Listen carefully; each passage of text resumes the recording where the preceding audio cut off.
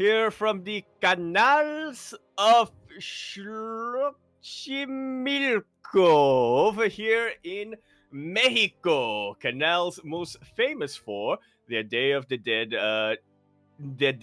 Dead associated event called the La Chihuacotle Leyenda de la Llorona, which is a spectacle based on the La Llorona urban legend, which runs from late October to mid-November. We are here today with, of course, the big 2-0 of the PondCast. I didn't think we'd make it this far, but here we are with number 20. I am, of course, your host, Yaku of Nizaku, and with me, as always, is El Toque Fresco de Piña que se dice que surgió de las brumas de Pandaria.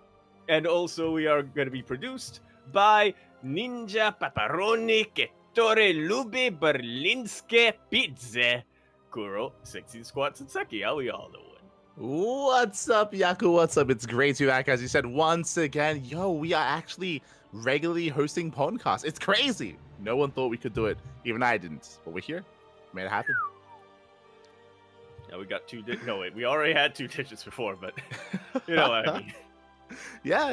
It's exciting to see to continue the podcast here. And oh boy, it's been a very, very intense, very busy week. As you can imagine, we had the announcement of the next patch, of course, the map pool, and many other announcements as well throughout the week. So there's a lot to dive into. Oh boy, this might be a long one. Yeah, I feel like we've had a couple of weeks where we were just waiting for updates, or we were kind of in a middle period, and then all of a sudden this week, everything all at once. Let's go. Pretty much. So there's a lot to go over. Something that is a little bit surprising, though, despite all the news that we've had this week. I believe, if I'm not mistaken, this time, despite the past couple of weeks or even the past month, no roster changes. Yeah, no roster changes announced yet. I feel like it's tradition at this point that we're going to get a last-minute announcement just as we start to wrap up the podcast, like a right then and there announcement. But we don't really have much of any roster changes going on. We instead, which is good because we have a lot of other things to cover. Exactly. One of the first things to jump into, of course, is we had a bit of a teaser here. We had an announcement on Twitter, a bit of a teaser from WTL regarding a bit of a partnership and potentially a collaboration between WTL and the Belgium offline event, the Belgium Gens Elite. Oh, sorry, Belgium Gens Elite. It's Bulgaria. Yes. Yeah. Bulgaria. Look, they're like next to each other. It's fine. Yeah, I saw this. It's fine. But yeah, for those of you who remember, this was the big offline event held in Bulgaria that was supported by, funnily enough, the Bulgarian Board of Tourism. And brought in a lot of viewers, brought in a lot of local viewers. I think a lot of people weren't really expecting that much, but also had pretty high viewership as well from outside the region watching the live stream. So yeah, it's exciting to see this, and it feels like it's a little out of nowhere. I mean, the Bellum, I'll just call it Bellum Gaming for now. The Bellum Gaming team did feel like something that came out of nowhere, but it does look like they're here to stay. So yeah, it seems like a logical next step here for them to potentially consolidate a couple of things with WTL, if this teaser is anything to go off of. Yeah. They said they're going to be announcing some more news. It's going to be like a reveal stream on the 2nd of November, so not too far away. It is going to be sometime next week or the week after. And I'm really curious to see what is revealed there. I'm curious if they're going to even have a little bit of transparency, how successful the initial event was, what they plan for in the future, what they plan to bring together. And I know that the WTL SC Boy, they were talking a lot about potentially an offline finals or an offline playoffs for WTL one year or one season, and I know they've been wanting to do something like that. So the idea of them getting in talks with the Bellum Gens team might be related to that. Potentially the next season of WTL might have like a playoffs at the event. Yeah, we'll see. Fingers crossed. We'll see. I feel like that also makes a lot of sense. I remember back when WTL was still the gold something, the Gold Pro Team League or something along those lines. They did have an offline finals, but of course back then it was a lot easier because aside from I think Scarlet and Nurture or potentially a couple of other people not from the region, all of the players competing were either from Korea or from China. So it was a lot easier and a lot cheaper to get everybody in. Nowadays with WTL, it's a little bit harder, but with I think how a lot more kind of EU heavy a lot of the the high rated teams are, then potentially having an offline playoffs in Bulgaria might be a lot easier. Yeah, and it's just really cool to get some news like this, especially because we are in the off season, right? And like the future of StarCraft is, a little bit shrouded in mystery here when it comes to the next season of EPT, when it comes to the next season of WTL. So this is kind of teasing or confirming that next season to come here of potentially World Team League and of course another offline event as well. So yeah, definitely exciting news to come on the 2nd of November. Yes, stay tuned for that just after Halloween. Oh, no. We'll get our spooks out of the way, and then we can have some good news. Exactly. There you go. Speaking of other good news as well, we have the return of something very special, very near and dear to our hearts here on the CranKy Ducklings, the return of Olima League. Indeed. The return of the original format of Olimo League. For some of you who may not have been around that long, Olimo League was, of course, a weekly event. It was one of the longest running weekly events, at least focused in the kind of Asia and Korea region, starting towards the end of Heart of Swarm, and a good part of Legacy of the Void as well. It was a whole lot of fun. It was open signups. It's actually a format that we based our own tournaments off of initially. It's where we had the random seeding, the losers pick idea, the lower bracket stuff. Really, we owe a lot of our own stuff to Olimo League, or a lot of how we kind of evolved to Olimo League and to Olimo League as well. And so yeah, this is just really cool to hear that we're getting it back, and very much in the very same format. It did evolve a little bit after a while. I think in 2019 or something along those lines, it changed from being a weekly sign-up thing to being more of an invitational, but yeah, so at the time, if I remember correctly, they did kind of change to that invitational format because at the time things were getting a little bit stale. The same players were playing week after week after week, so they did decide to kind of shake things up a little bit to kind of garner a little bit more interest in Olima League. Of course, back then they had the most successful Patreon as well. I think still today the most successful Patreon for a grassroots crowd-funded tournament. I believe they are not bringing that back, which is why I find it a little bit interesting here. Basically, they are sponsored now by Chiswick.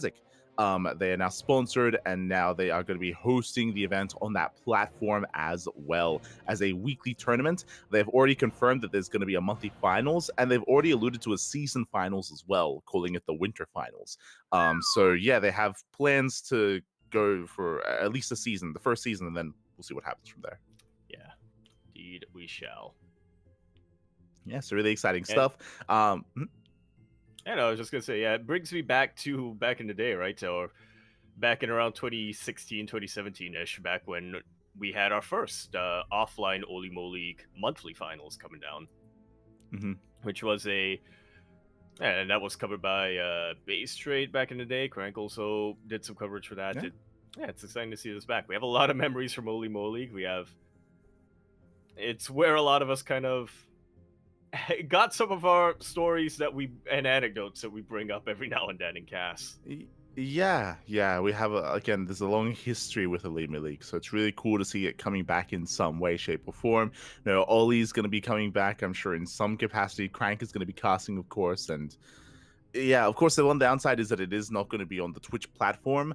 But I believe, potentially VODs are going to be available elsewhere as well after the fact. So there's definitely a lot of content going to be available there.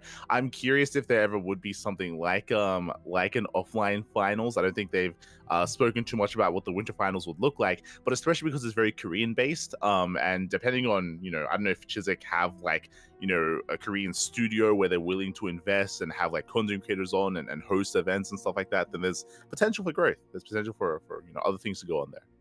Yeah. For sure. So very exciting stuff here for the return of Alima League. So, Uh, and this means we have to sign up for it. True. Do have to sign up.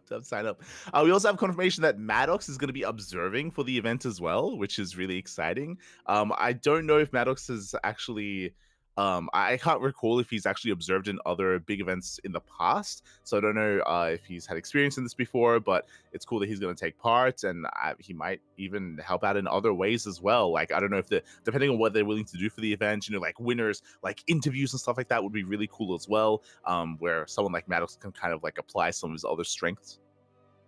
Yeah. I was gonna say, I mean, it seems like they may not need a translator, so observer seems like a natural step for him, Mhm. or a natural True. role for him to take up on. Mhm. Yeah, definitely. So exciting things to come with Alima League. Again, I'm sure there's maybe even newer viewers or newer fans of StarCraft that are maybe a little bit unfamiliar with Alima League, especially for those that joined during the COVID era of StarCraft, since Alima League was more of I guess, an older school kind of event. So now that's coming back in some way.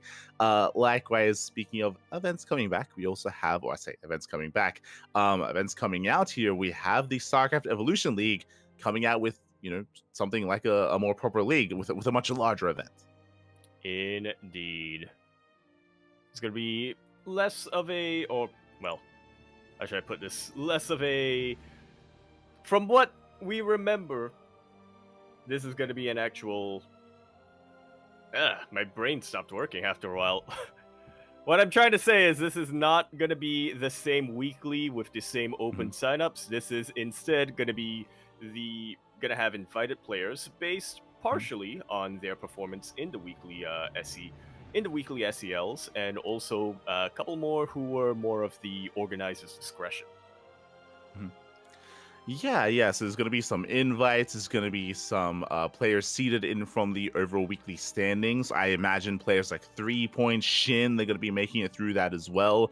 A lot of players have been a little bit more dominant when it comes to their performance in SEL. And there's also going to be a qualifier as well. We can already say that we will be casting the qualifiers.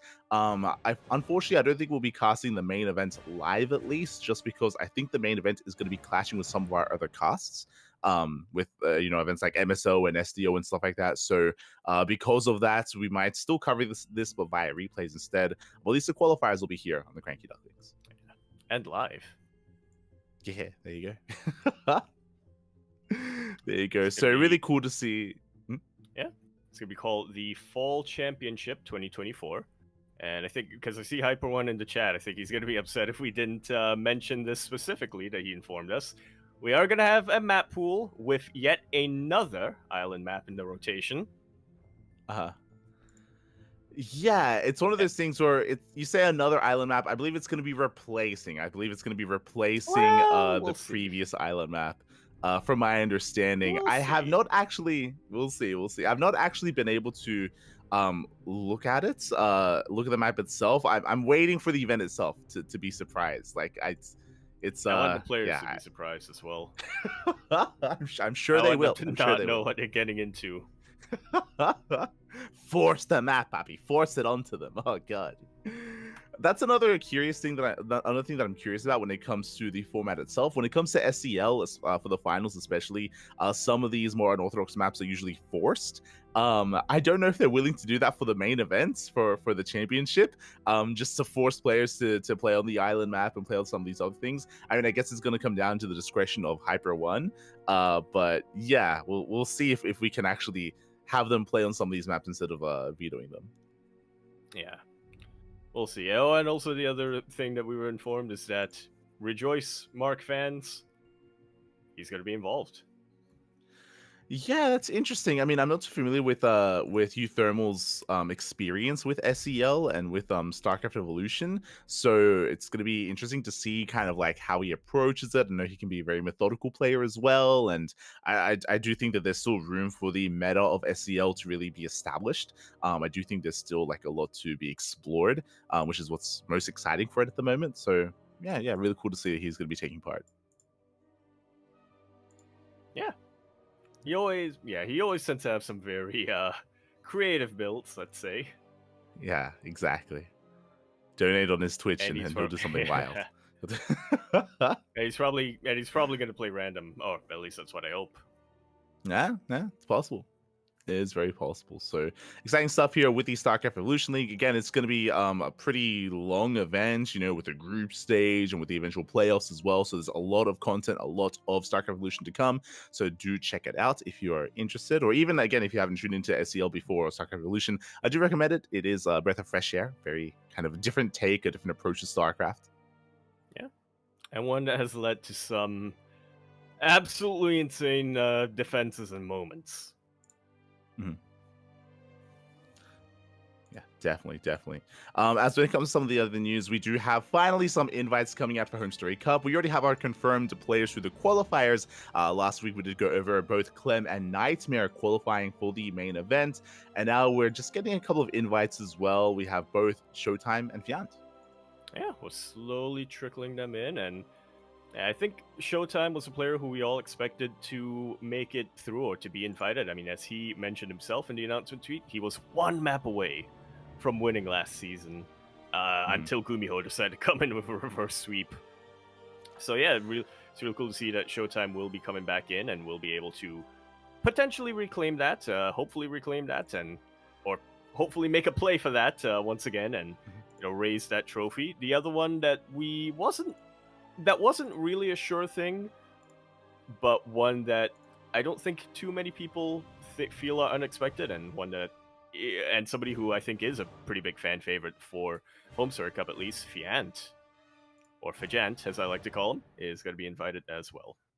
Yeah, Fiant is going to be there. So again, Fiant, he's an up-and-coming European Zerg player. So really cool to see that he has another kind of avenue to showcase himself on the big stage in front of a larger audience as well, especially on Take TV. So really cool to see that Fiant is going to be being involved as well.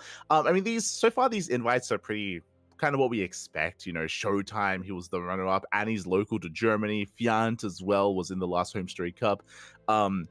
The question becomes: are we actually going to get some invites outside of Europe? That's the real question. We'll get one or two. Well, I guess it also depends on who is on who's actually accepts the invites as well. I mean, November coming up, there might be. I can think of a few reasons why. Or this is going to be at the end of November, early December, so I imagine there are probably some holidays going on in. I'm pretty sure there's some kind of holiday going on in Korea at that time, in the Americas as well. We'll see. Yeah, we spoke about it last week. If you remember, Gumiho, he came second in both qualifiers, so that's who I'm talking about specifically. So Take TV, if Gumiho is not invited, we're going to have a problem. Gumiho, he better be in those invites. He better be flown over to Home Story Cup. It'll be a shame. You were about to say to take house. Yes, specifically. Let him sleep in your house. Yes. You're worried about prices and accommodation? Just let him sleep in your bed. It's fine. Yeah. Don't worry about it. Or at least a bathtub. No. So that's what I'm at least hoping for, is that they do manage to invite Gumiho, but we'll see, just because of his performance in the previous Home Story Cup and in the qualifiers as well. Yeah, I'm hoping we get Gumiho and Showtime seeded into the same group. I hope that they both make it out of their group, and then they face again in the finals. True. There you go. That's good. That's gonna be the dream. Yeah, I guess, as you kind of alluded to, I don't know if Take TV are willing to invite too many Koreans, but if they do, Gumiho better be one of them there. As we do have another event around the corner. Like 2 or 3. I mean, I don't know how large this Home Story Cup is supposed to be, so depends on the size, because obviously Home Story Cup does fluctuate a little bit. Sometimes it's a smaller kind of major event with only about like sub 20 players. Sometimes it's a larger premier tournament with like 30 plus. So we'll see. All right. We shall see. This weekend is going to be Epic LAN. We've had quite a lot of Epic LANs throughout the years now. It's going to be Epic LAN number 43. Oh boy. That's a lot of Epic LANs. It is. It is a lot of Epic LANs, and we were actually notified last week as well. I remember Eva being lamenting a little bit here about Sparkling Tuna Cup. He won't be able to play in our online weeklies this weekend because he's going to be here at Epic LAN. Indeed, he is. Epic LAN, for the uninitiated, is the I would almost say monthly, but it's more like a regular kind of LAN event going on in the UK. And as you can imagine, it invites. There's going to be a lot of UK players coming down there. It's not StarCraft exclusive, but I do think that the StarCraft 2 segment of it, or the StarCraft 2 scene for Epic LAN, has been very passionate, has been coming down and really bringing a lot of love and bringing a lot of passion for the game and really representing the scene pretty well there. This time, while it is, as we mentioned, it is a UK-based event, it is not exclusive to UK players, and we've had a couple of other people from not the UK, but who happen to be in the region at the time, signing up and playing. This time, we have a couple of big fish from outside of Britain. I'm, of course, talking most notably about Gerald and Patty Mac. Yeah, it looks like Gerald we have from Poland, some. Patty Mac from America. Yeah, we have some traveling players here. Geralt is going to be flying over, Patty Mac as well. I do know that Eva has been practicing really hard and working on his ZVP. I know that it was announced previously that Geralt was going to be taking part here, so I would even say that Geralt is going to be the heavy favorite to win the entire tournament. So we'll see if anyone can bring him down. I'm sure it's going to be some intense competition. Likewise, I know that Patty Mac has also been improving recently as well, and that he took some time off. That is true, especially because he went to China for some studies, of course, and he took a break from the game. But he's also been streaming a lot recently, and he has been improving. Yeah, absolutely.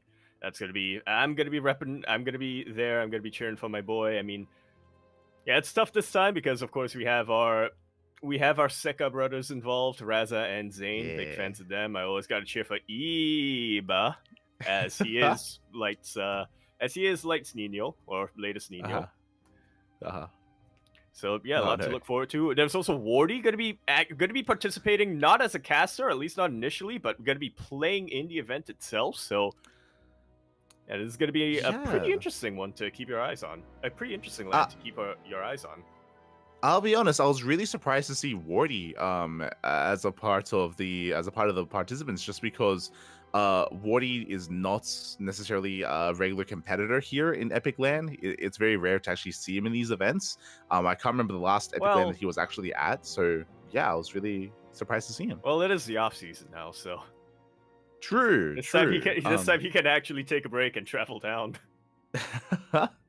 But I do think it's really healthy. It's really healthy for the scene. Yeah. Wardy, he's a big part of the UK region, just because how much he streams and how much he casts, and it always is kind of weird to have an event in the UK like Epic LAN and not have him casting. Yeah, I think without a doubt, if you were to ask about the UK scene, if you were to ask about people in the scene, I think the first name, unfortunately, isn't going to be Eba, isn't going to be Raza or anything like that. It's instead Wardy, because like you said, he streams a hell of a lot. He is that big name. He is one of the absolute top casters out there right now. So yeah, for him to participate more in kind of the more grassroots and kind of more regional events is going to be very healthy for the scene. Yeah, I mean, I wouldn't mind if people even look into it, because this might even be his first Epic LAN. I'll be honest. I mean, as a participant, possibly. I vaguely remember him being at one, like in 2017 or 2018. I'm not sure if he cast at that time, but he was there. Maybe in the selfies were taken. Yeah, maybe in the early years, because I'm scrolling back. I'm back to Epic LAN 30 at this point. I'm going through every single one, and I don't see him in any of these yet. So yeah, it might be his first one, or maybe his first one in many years at this point. So yeah, it is exciting to see that he's finally like taking part in some way with like the local community. Yeah, it's a really neat trend that I think we've had in these past couple of weeks of big name personalities, players, whether they're players or casters or content creators, just really getting involved in a lot more grassroots organizing. Also, I just found it. Okay, so the last Epic LAN that Wardy was at was Epic LAN 29. That was back in 2020. That was 4 years ago. That was just before the COVID ones. Yeah. Over 4 years ago. Oh my god. So yeah, best of luck, and I hope they all make fond memories together. It's always exciting whenever there's a local LAN for the community to come together and to interact and to enjoy StarCraft together. Yeah. And it's fun. I almost feel like Epic Land. I mean, it's not quite the same, but there's a very similar vibe at Epic Land to Home Story Cup in the way that everybody gets absolutely blasted. I'm sure. I'm sure. I'm sure. Oh my god. Uh, So definitely look forward to it during the weekend. If we ever can, we most likely, give them a raid as well after we finish casting some of our tournaments, as we're usually oh busy over the man, weekend. So yeah. we'll I be there in the remember chat. last year's Epic Land. We were covering first the Polish land, where we Uh-huh. saw, was it Christian? No, it was a Spirit who beat Elaser for the very first time in the finals, and then we raided, and then Iba took the crown at Epic Land for the very first time. Shortly Yeah, after that, it was an yeah, exciting night. yeah. For sure, for sure. So do check it out.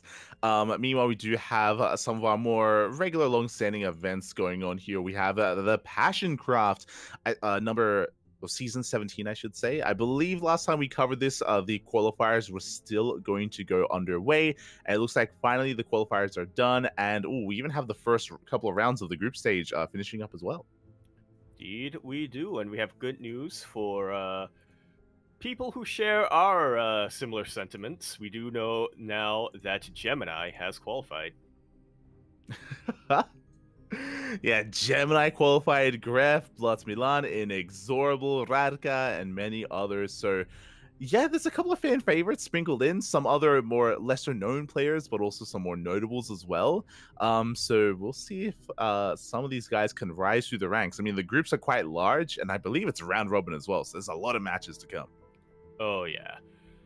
It's estimated to take about 2 weeks, give or take, or 2 additional weeks to get done with the group stage, and then we have to go through the seeding, and then we have the playoffs after that. So yeah, it's a huge group stage, a lot of participants coming in here. So I'm really glad that Passion Craft was able to kind of accommodate for that, and I believe a lot of these are going to be, at least in the group stage, I believe a lot of these are just scheduled amongst the players themselves. So yeah, really cool to see, and I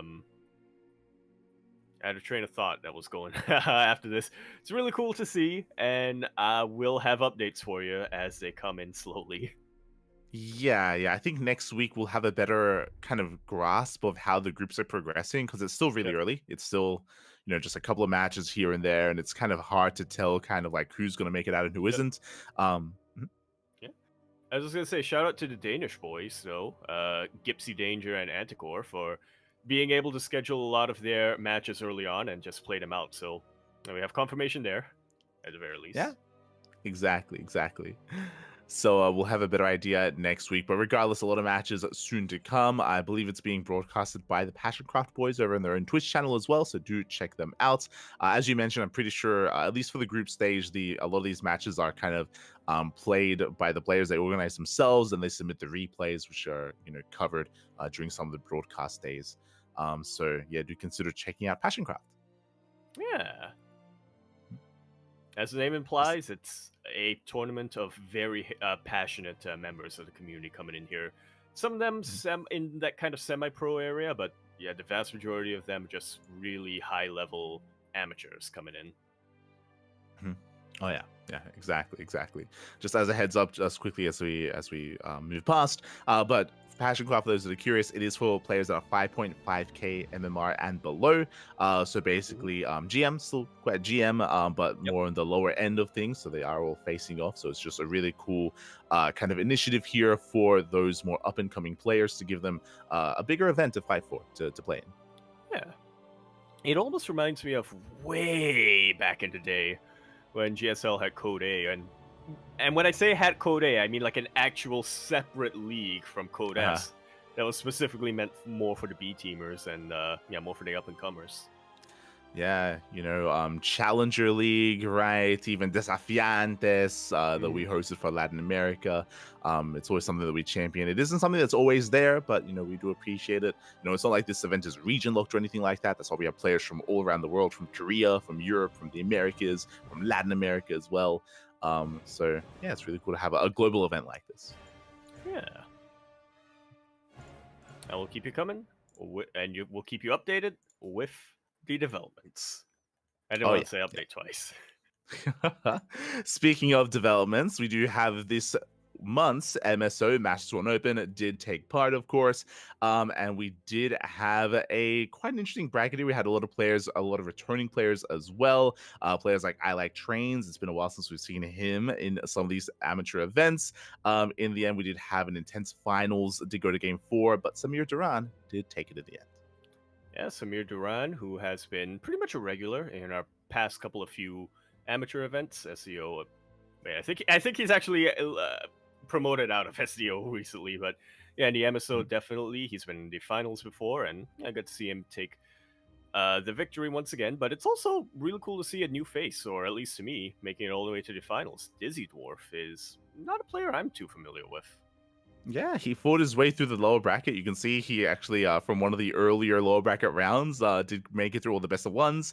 So it was not an easy performance, not an easy run there for Dizzy Dwarf. Even getting revenge and having and taking down Chance in the rematch as well in that TVZ. So really cool to see that. I hope we see more of Dizzy Dwarf in the future as well. Again, this is a monthly tournament for those that are 4.7k MMR and below.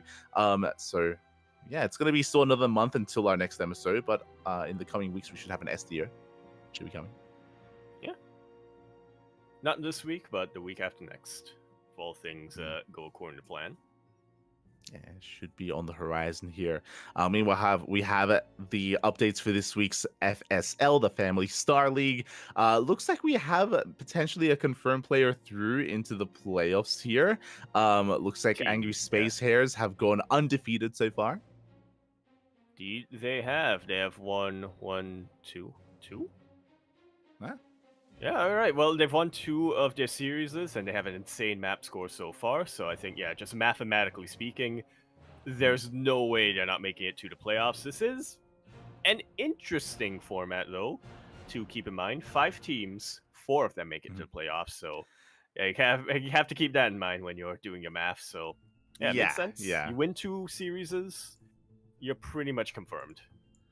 Yeah, it is a little bit awkward that of the 5 teams, only 1 won't make it, so it's a little bit brutal in that sense. But best of luck to all the other teams. I think there's still potential for comebacks as well, hopefully for Cheesy Nachos, as they have not taken a series yet, but they have taken maps. So best of luck when it comes to that. Meanwhile, just some other matches ongoing. It is cool to see that apparently KJ he's actually playing in the league as well. He's playing for Cheesy Nachos. Yeah. He played in the 2v2 with Nachos. Okay. 2v2 partner, yeah. Do you think they formed the team name? Is that the Nachos? Is KJ the cheese? Around them? Oh, KJ's the cheese and Nachos is the nachos. Exactly. Maybe. It's possible. Yeah. So, yeah, we do have those updates. Yeah. Still more weeks to come, though. It looks like there's 10 weeks of the round robin stage in total. Yeah. So, quite a lot to come, but yeah, I think we can already form a couple of predictions based on how things have gone so far. Oh, yeah. Definitely, again, do check out the Psystorm YouTube channel for all the VODs. All the VODs are there.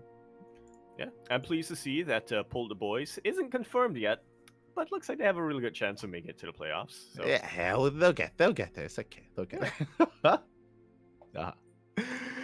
Meanwhile, we did have this week's Platinum Hyper Cup number 10. Again, for each Platinum Hyper Cup, it is usually a different theme, whether it's like some crazy FFA or maybe like a team league format.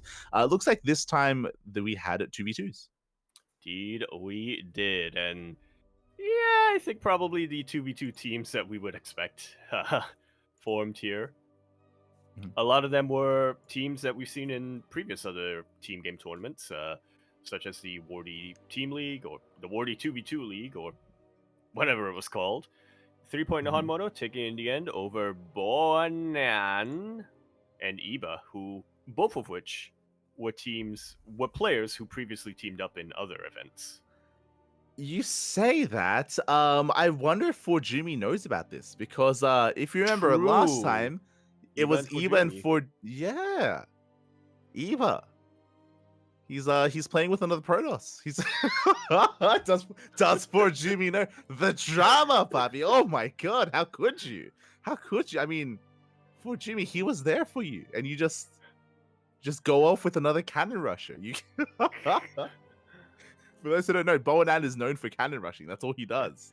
And I think that was the plan from Iba from the very start. I think that's why Iba sat down with Forjumi, had a one-to-one, a heart-to-heart, and said, "Okay, look, I know we do well in team games, but we're up against Hanmono in 3-point, so I need somebody who can cheese the hell out of them." And apparently, Forjumi was not that person. You know, apparently Iba, he said, "You're not meeting. Yeah, he has too many. You're not meeting my needs, or something." Yeah. Too many God. sports or something. Yeah. Jesus, trouble in paradise. Oh God. So congratulations to 3-point and Hanmono. Interesting that Iba did find another player there to play with and to compete with. Look, so, Iba's got a deep pool. He's got a deep network of Protoss players he can pull out at any point. You know? True. For Jimmy, you thought you were special. Nah, you're just like every other Protoss. There's a full-on Rolodex. Oh no. Feels bad, man. Feels bad. So we'll see which Protoss player Iba plays with next time, the next 2v2 tournament. Shaking my head. As congratulations to 3-point and Hanmono, as they will take it in the end. Iba is an anime protagonist with just Oh God. Oh no. And I gotta finish anime that high sentence. school drama. And I gotta finish that sentence. The weeps know what I'm talking about. They know. As up next, we do have our OSC events of the week. We do have the OSC Elite Rising Star number 12. I feel like this is an event that's been happening for a very long time. I feel like since the return of the PondCast, we've been having like some slow updates to this tournament. Finally, it comes to an end. Yeah, finally we are able to crown a champion, a runner-up, and others in the mix as well. We were just talking about him. Forjumi did not win the Elite Rising Star, but he did come in second place after being defeated by Young Yakov. We've been talking about Young Yakov every single week, I feel like, in these past couple of podcasts, and there's a reason why. He is absolutely one of the top up-and-comers, and I think he's kind of proven it here in OSC Elite Rising Star. Yeah, this is also why it was very odd when we heard that Young Yakov left his team. If you remember when he left the Fight of Heroes, it's like, but I feel like he's peaking right now, right? It's like Young Yakov is doing this really is the well last in these guy tournaments. You want to let go of. Yeah, so it was a little bit interesting that had occurred, but Young Yakov, as you mentioned, he's going to be the champion. I'm curious, kind of the timeline of some of these events and some of these tournaments. For Jumi making it all the way to the finals, but slipping towards the end there, did it have to do with Iba? Was that the day that Iba told him that he found another Protoss player? Did that hit home? Is it Iba's fault? I would assume so. Or did this occur and Iba watched, and then he said to him, "Oh no, really, I'm disappointed." Yeah, Iba, he's like, "Sorry, I can only play with the Rising Star, and you're no longer that person anymore." Oh my God. Yeah. But also, I don't want to play. But also, I don't want to play with another Zerg player. So he's like, "But I'm the runner-up." And he's like, "Yes, and that is why." That's why I must go with the cannon rusher Bowen. Oh no. So congratulations to Young Yakov. Again, we were theorizing that, he would be one of the favorite players when we saw the upper semifinals. Despite that, he went all the way to the ace match against Nikic. If you recall, we have been hyping up Nikic recently as well. He's been improving a lot over the past couple of months. And Nikic, he almost made it to the finals. If you look at those matches, he went to the ace match against Young Yakov. He also went to the ace match against Forjumi. Absolutely. That third place is very well deserved, but I do think that if just a couple of things happened differently, if he woke up a little bit differently or maybe had more caffeine or something, I don't know. I don't know what Nikic's routine is in the morning, but on any different day, there's a very real possibility that Nikic would have become the OSC Elite Rising Star. Oh, yeah. Yeah. there is a big chance of that happening. So even though Nikic, even though he got third place here, hope he's able to take from this, learn from this, and hopefully we can see him more in the future. Congratulations, Young Yakov. Shout out to Forjumi, of course, as well, for making it all the way to the rematch. He did fall to the only player that Forjumi lost to in this tournament was Young Yakov in the upper bracket and the finals as well. But regardless, still a good performance from him, and I'm sure we'll be seeing more of all of these players in the coming weeks and in the coming months. Yeah, Eva. Still a good. It was still a good performance for Jumi. Yeah, he still did well. Okay, we appreciate Forjumi, Eva, even if you don't. No. I. Oof. So, speaking of Forjumi, heading over to OSC King of the Hill number 188. Yep. This weekly was covered by Steadfast, and look at this, the number one player of the week, Forjumi. Oh my god. That betrayal, it fueled him. That heartache, it fueled him. That is, no. I mean, I think we normally expect Forjumi to be a player to have a little bit of a longer streak, but we usually expect that streak to last like 3-4 games or something. Not the case this week, as Forjumi took 9 games, 9 maps in a row, against players who are pretty difficult. I mean, Mixu was his first opponent that he faced, and he followed that up with GG Machine, Shameless, who I think in the past couple of weeks we've been mentioning has been looking absolutely terrifying in PvP. Forjumi beat him, then he beat Miomaika, then he beat Quanta, then Night Phoenix, then Rostock, then Nicoract, who has been getting a lot better in TVP as well, and then the final boss ahead of him. I would say the absolute favorite, aside from Björn at the start, to be the OSC King of the Hill. Forjumi beat Geralt right at the end. Yeah, very impressive performance here by Forjumi, as you mentioned. Nicoract, Geralt, very, very top players in the European region. Shameless as well, another rising star in the European region as well. So, yeah, really impressive stuff here by Forjumi. I also don't want to gloss over it, but the event started with Nightmare versus Björn. Björn got knocked out immediately by Nightmare in that best of 1. Very impressive. We have seen Nightmare, who has been popping off as of late. Yeah. A bit of a grudge match between the two of them. Yeah, they have been having a bit of a rivalry as of late. Nightmare went on a bit of a win streak, but look at who stopped Nightmare's win streak. A bit of an unlikely hero here. I can already see the Ling Flood. I can. I know that. Yep. I know that Demi. He's known for his mutas, but specifically in ZVP, he's very fond of a very certain Ling Flood all in. So it's possible that occurred, but he was the one to stop Nightmare. Crazy. Yeah. Always nice to see Demi show.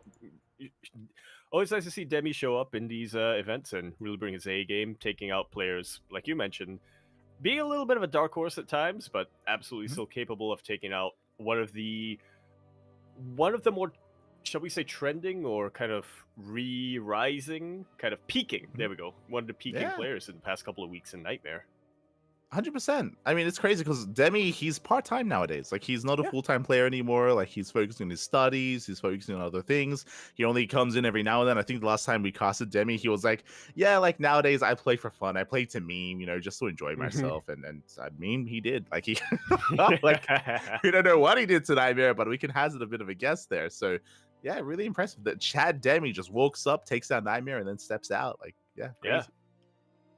Steps in, takes a break from studying to step in, takes out the favorite player, steps out immediately after, refuses to elaborate. What a Chad. He did what Björn could not.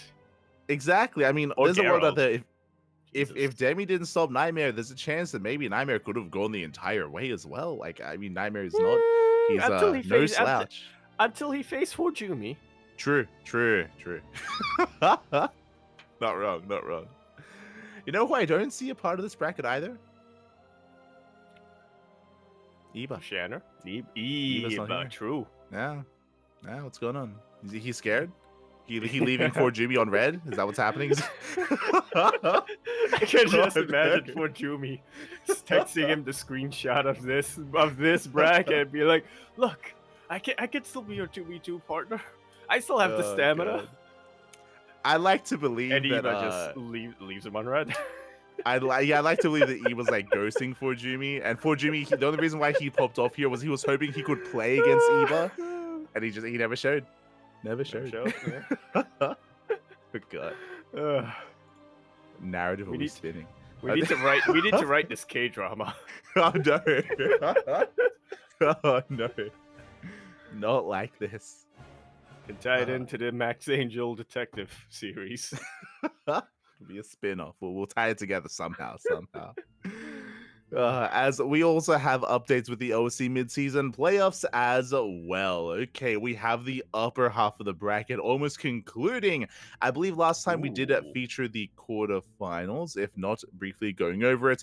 We have Max Pax taking down Shin 2-0, Nightmare took down Christiana 2-0, Beyond took down Geralt, Mana took down Chem. Again, I do believe we already had those updates last week, but now we have the upper semifinals also wrapping up. Yeah, I believe the one I'm trying to remember. I want to say Björn versus Mana last week. We already had that update, or it was either that or we predicted that Björn would take the W over Mana, so that's why it feels like we had that update, but we do have confirmation now. Max Pax, I would say I'm still pretty impressed with this result. I think most people coming into this may have looked at a potential Max Pax Nightmare matchup and would have said that Max Pax was favorite, and I don't disagree, but going 3-0 against Nightmare is no easy feat. So, yeah, despite being the predicted outcome, it's still, I would say, pretty impressive here from Max Pax. Now he is facing Björn. Yeah, I mean, Max Pax, I think I will still go as far as say that he has the best PvP in the world currently. Like, Max Pax, he's a beast in that matchup. Yeah, I think we can no longer dispute it. I I think I can no longer clutch on to the old, but Nightmare, he used to take out Zest and Trap back in 2021. I don't think I can do. I don't think that I can really hold on to that anymore. Yeah, I think Max Pax absolutely in addition to being potentially the best Protoss player in the world. I mean, as long as he doesn't play in offline events, that's still going to be disputed. But at least in the online world, the best performing Protoss player, and when it comes to PvP, also happens to be the very best. So yeah, so really impressive there. I mean, we will be having a best of 5 between Max Pax and Björn. They have been going back and forth in recent times. We have actually seen Björn defeat Max Pax. We've seen Max Pax defeat Björn. So I do think that's going to be a very intense series. I'm hoping it is not a 3-0 in either direction. It is going to be a best of 5. But best of luck to the caster that does cover that. As a reminder, the community has come together and we've been kind of like handing off and kind of rotating casters throughout the course of this event. Yes. We never hand the reins back to somebody who has already casted. So, you know what that means. Who's next? And that's the question. Who is still yet to come? Scrolling down in the lower half or in the lower brackets. I'm rooting for an Nancy Azilus comeback. It's possible. True. We have some other updates. It looks like, oh my god, some big results coming in here. So DNS, he popped off. I don't think we saw these results last time, by the way. I think the lower bracket has been progressing quite a lot. Yeah. DNS, he took down Spirit, went all the way to the ace match, and he took down Nickract as well. Damn. That PVT is absolutely on point here. I mean, taking out Nickract 3-1, that's pretty impressive. But taking out Spirit, period, arguably the best player in Poland, and without a doubt the best Terran player in Poland. I would say top 2 or top 3 Terran player EU in general.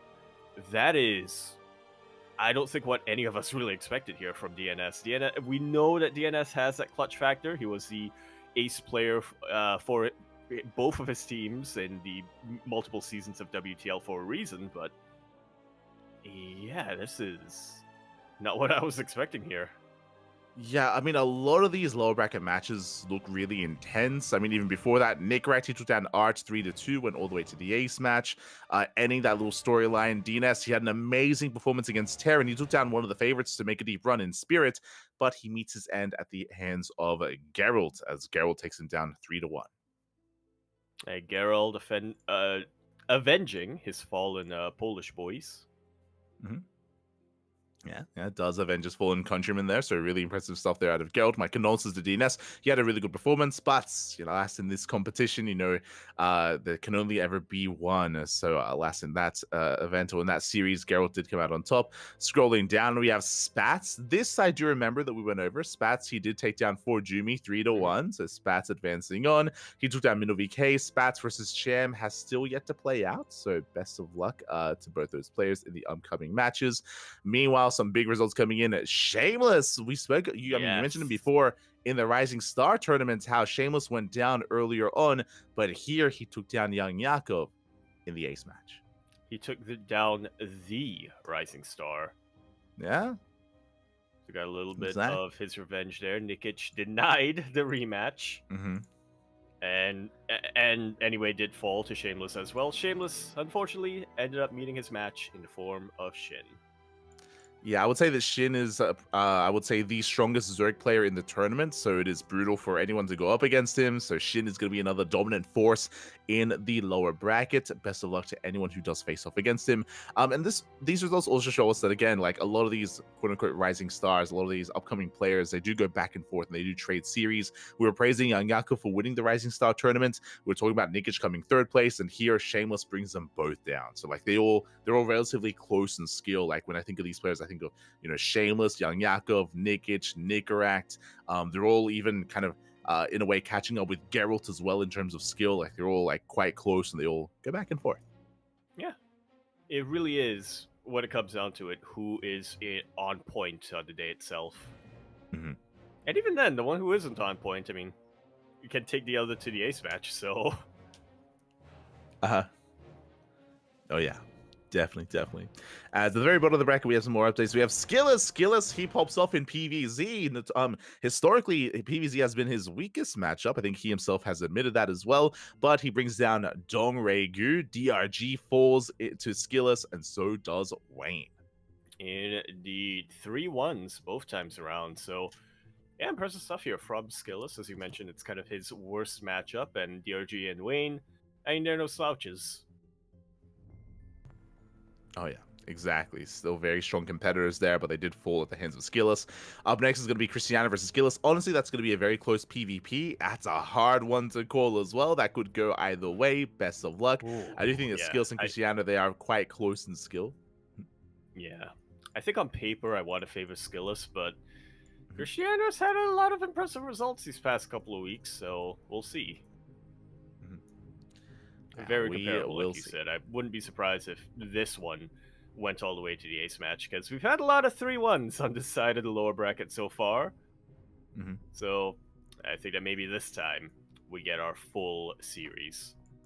Oh yeah, exactly. There's still a lot more to come here, so keep an eye out on OSC. I'm sure they will be announcing who the next caster is to wrap up the lower brackets and to wrap up Max Pax versus Beyond as well. We can see that the event is slowly coming to an end. Maybe 2 more weeks or maybe 3 at most, and we will be crowning our Ultimate Season Playoffs champion. Yeah, and then we can finally be done with this bracket. we can. And then we start the next mid-season play. We start the next mid-season in the beginning of the season. Exactly. We start the start of the season playoffs. Oh, no. So best of luck to all these players. Again, when it comes to the event itself, I mean, Shin is still going to be a viable threat. Nightmare is still in there. Geralt, Skillus, Christiana. Even though we have Max and Beyond as the top 2 currently, they can definitely be threatened by some of these other big names here. Trying to catch up behind them. Yeah, we've seen it happen in the past, and I wouldn't be surprised if we see it again here. Definitely, as we can now enter some of our regional events as well. Our regional events are show matches. Up first, we have the Infilet League number 2, week 2. Yes, and as a reminder, this is the Polish team league where we have one pro player captaining each teams that had, for the most part, amateurs and semi-pros filling the rest of the ranks. The team names, if you require a refresher, are Armati Trzeciny, which is the soccer club. We have Burj Bramkirj, which is another soccer club. We have Kowalsk Krabi, which is the penguin crabs, and then we have Obronchtitilu, which is the Titu, which is the defending champions. Yeah, there you go. So it is just kind of like a fun team league that has been taking place. So we do have the second week's results coming in and some really interesting results as well. I'm always excited to see how well Geralt and Christiana do. As a reminder, because they're so good, they have to off race. So Geralt is off racing as Terran, Christiana is off racing as Zerg, and they've actually been trying to join forces here. They actually played a 2v2 against Mishu and Rodzin, but last they did end up dropping their series, both the individual and the 2v2 series as well. So yeah, we have them kind of dropping their series here this week. Yeah, I'm sensing a pattern so far in the 2v2s we've seen. Terran Protoss beats Terran Zerg. That's pretty good. It's pretty good.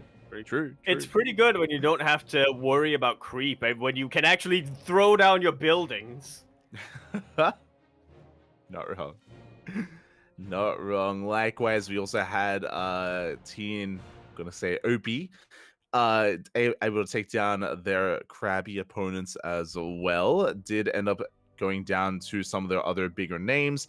I mean, they have Art and Bappy on their teams. So they have some heavy hitters playing their main races, so they're able to kind of carry it and lead their team to victory there. There's still another week left when it comes to the round robin stage before the playoffs. So there's still more info left to come.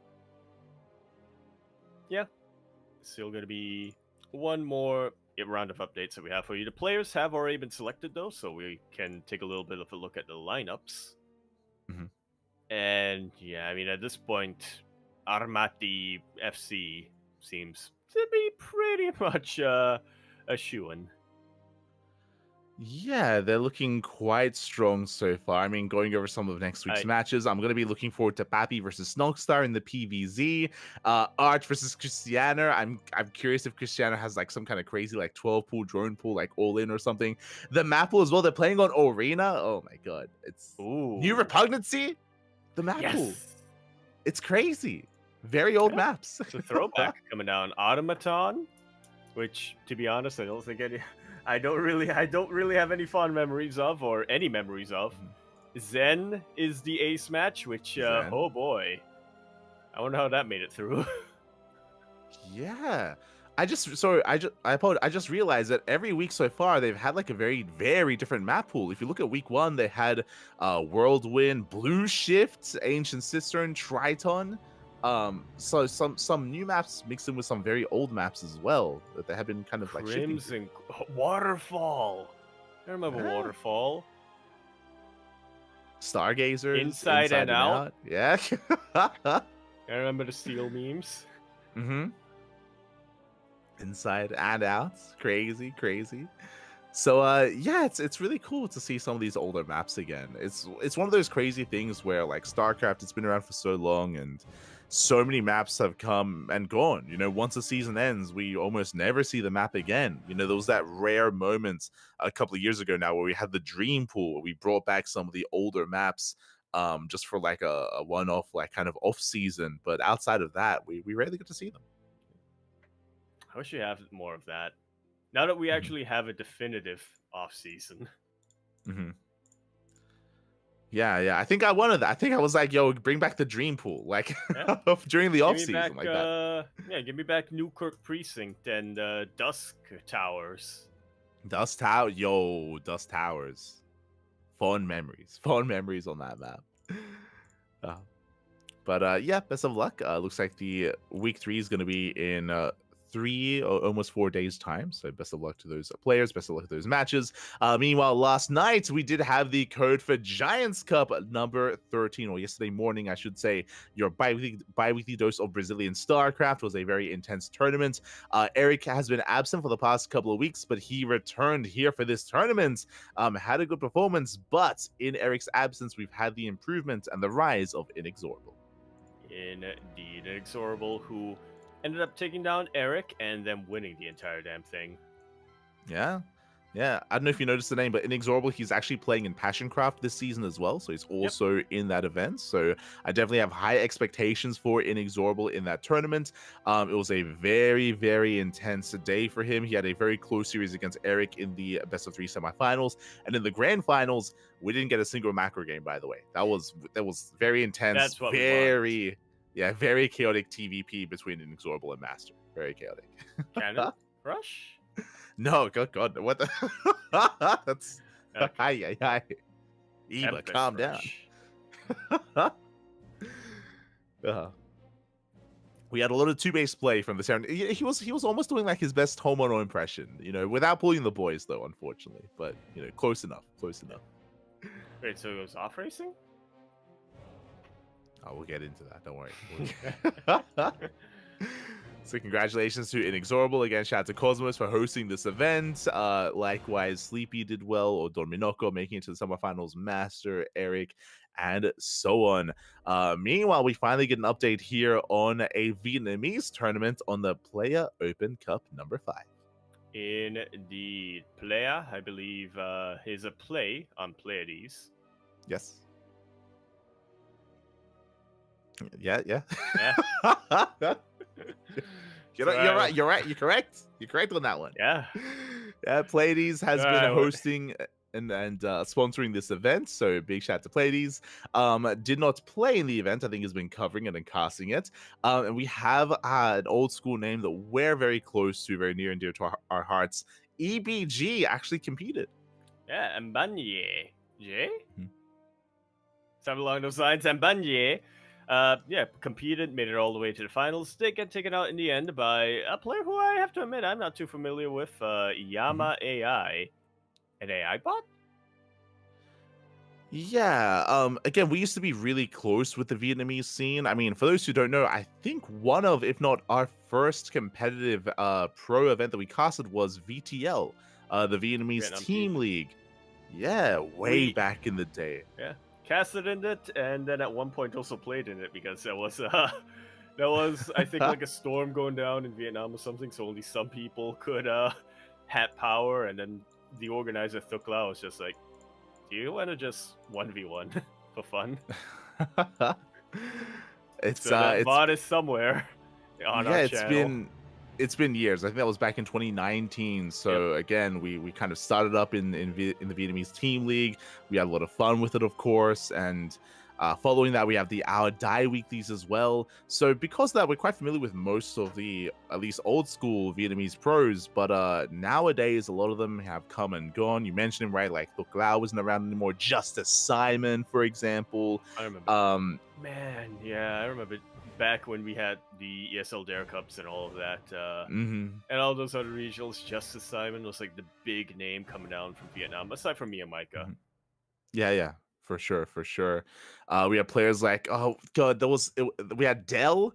I remember that. I remember Dell, and we were like, is he an Alienware? Does he use an Alienware? We'd keep doing that whenever we introduced him. I think it was Gaming Dell. I think that was his Gaming his Dell. ID. There we go. Yeah, so we just called him Alienware, or I called him Alienware because You did. Oh my god, and many others as well. It's I'd have to like go over. God, I'm trying to think. We had like, I think there was a player called like RPG AAT or something.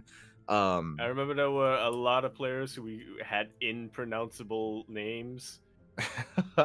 I remember there was Lam Jui and Jackie, who at one point were different people, but until they were the same people. True. Until they were the same, and then they were different again. Yeah. But what I was getting at, of course, is Yama AI, as you mentioned, is a new face, is a new name. I'm very unfamiliar with him, so yeah, interesting to see him kind of rise during during our absence from the Vietnamese scene, and yeah, cool to see that he was able to win it in the end. We'll definitely be keeping our eye on him as a player, and we'll see how far he can go, how much he can improve. Definitely has my attention.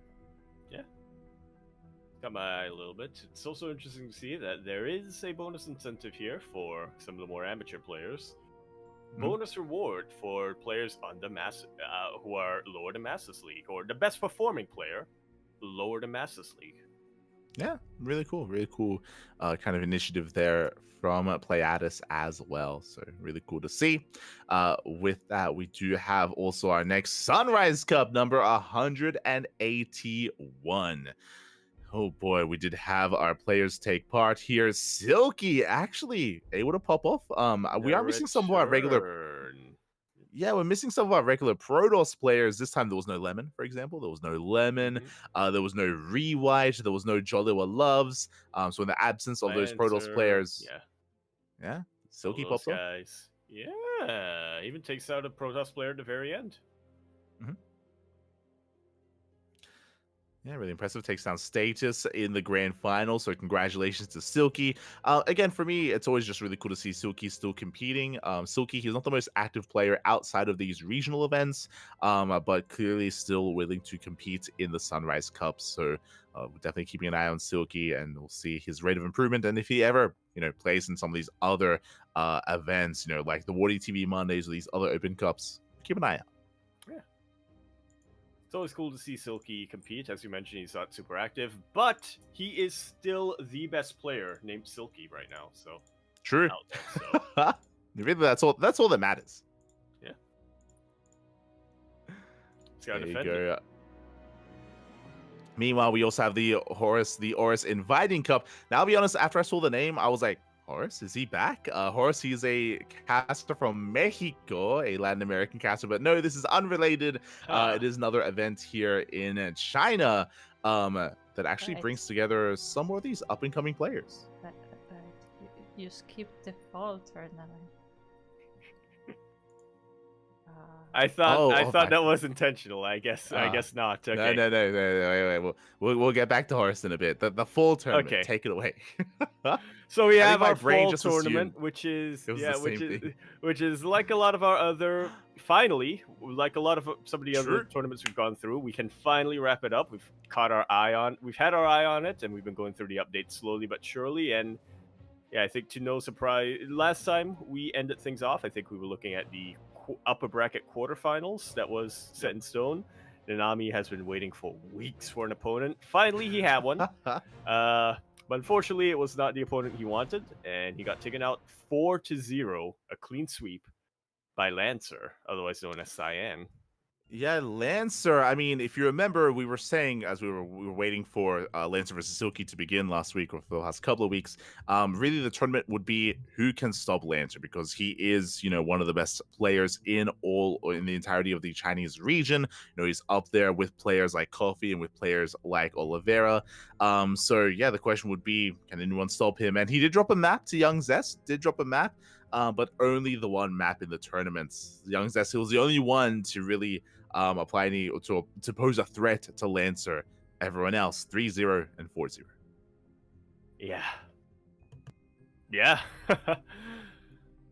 You're like 3-0, 4-0. I was like, yeah, I mean, technically there was only 1-4-0, but that's all you really need in a tournament like this. Oh yeah, so very dominant performance here out of Lancer. Again, he will take it in the end. As you mentioned, this event has been a long time coming, so finally it concludes. It comes to an end.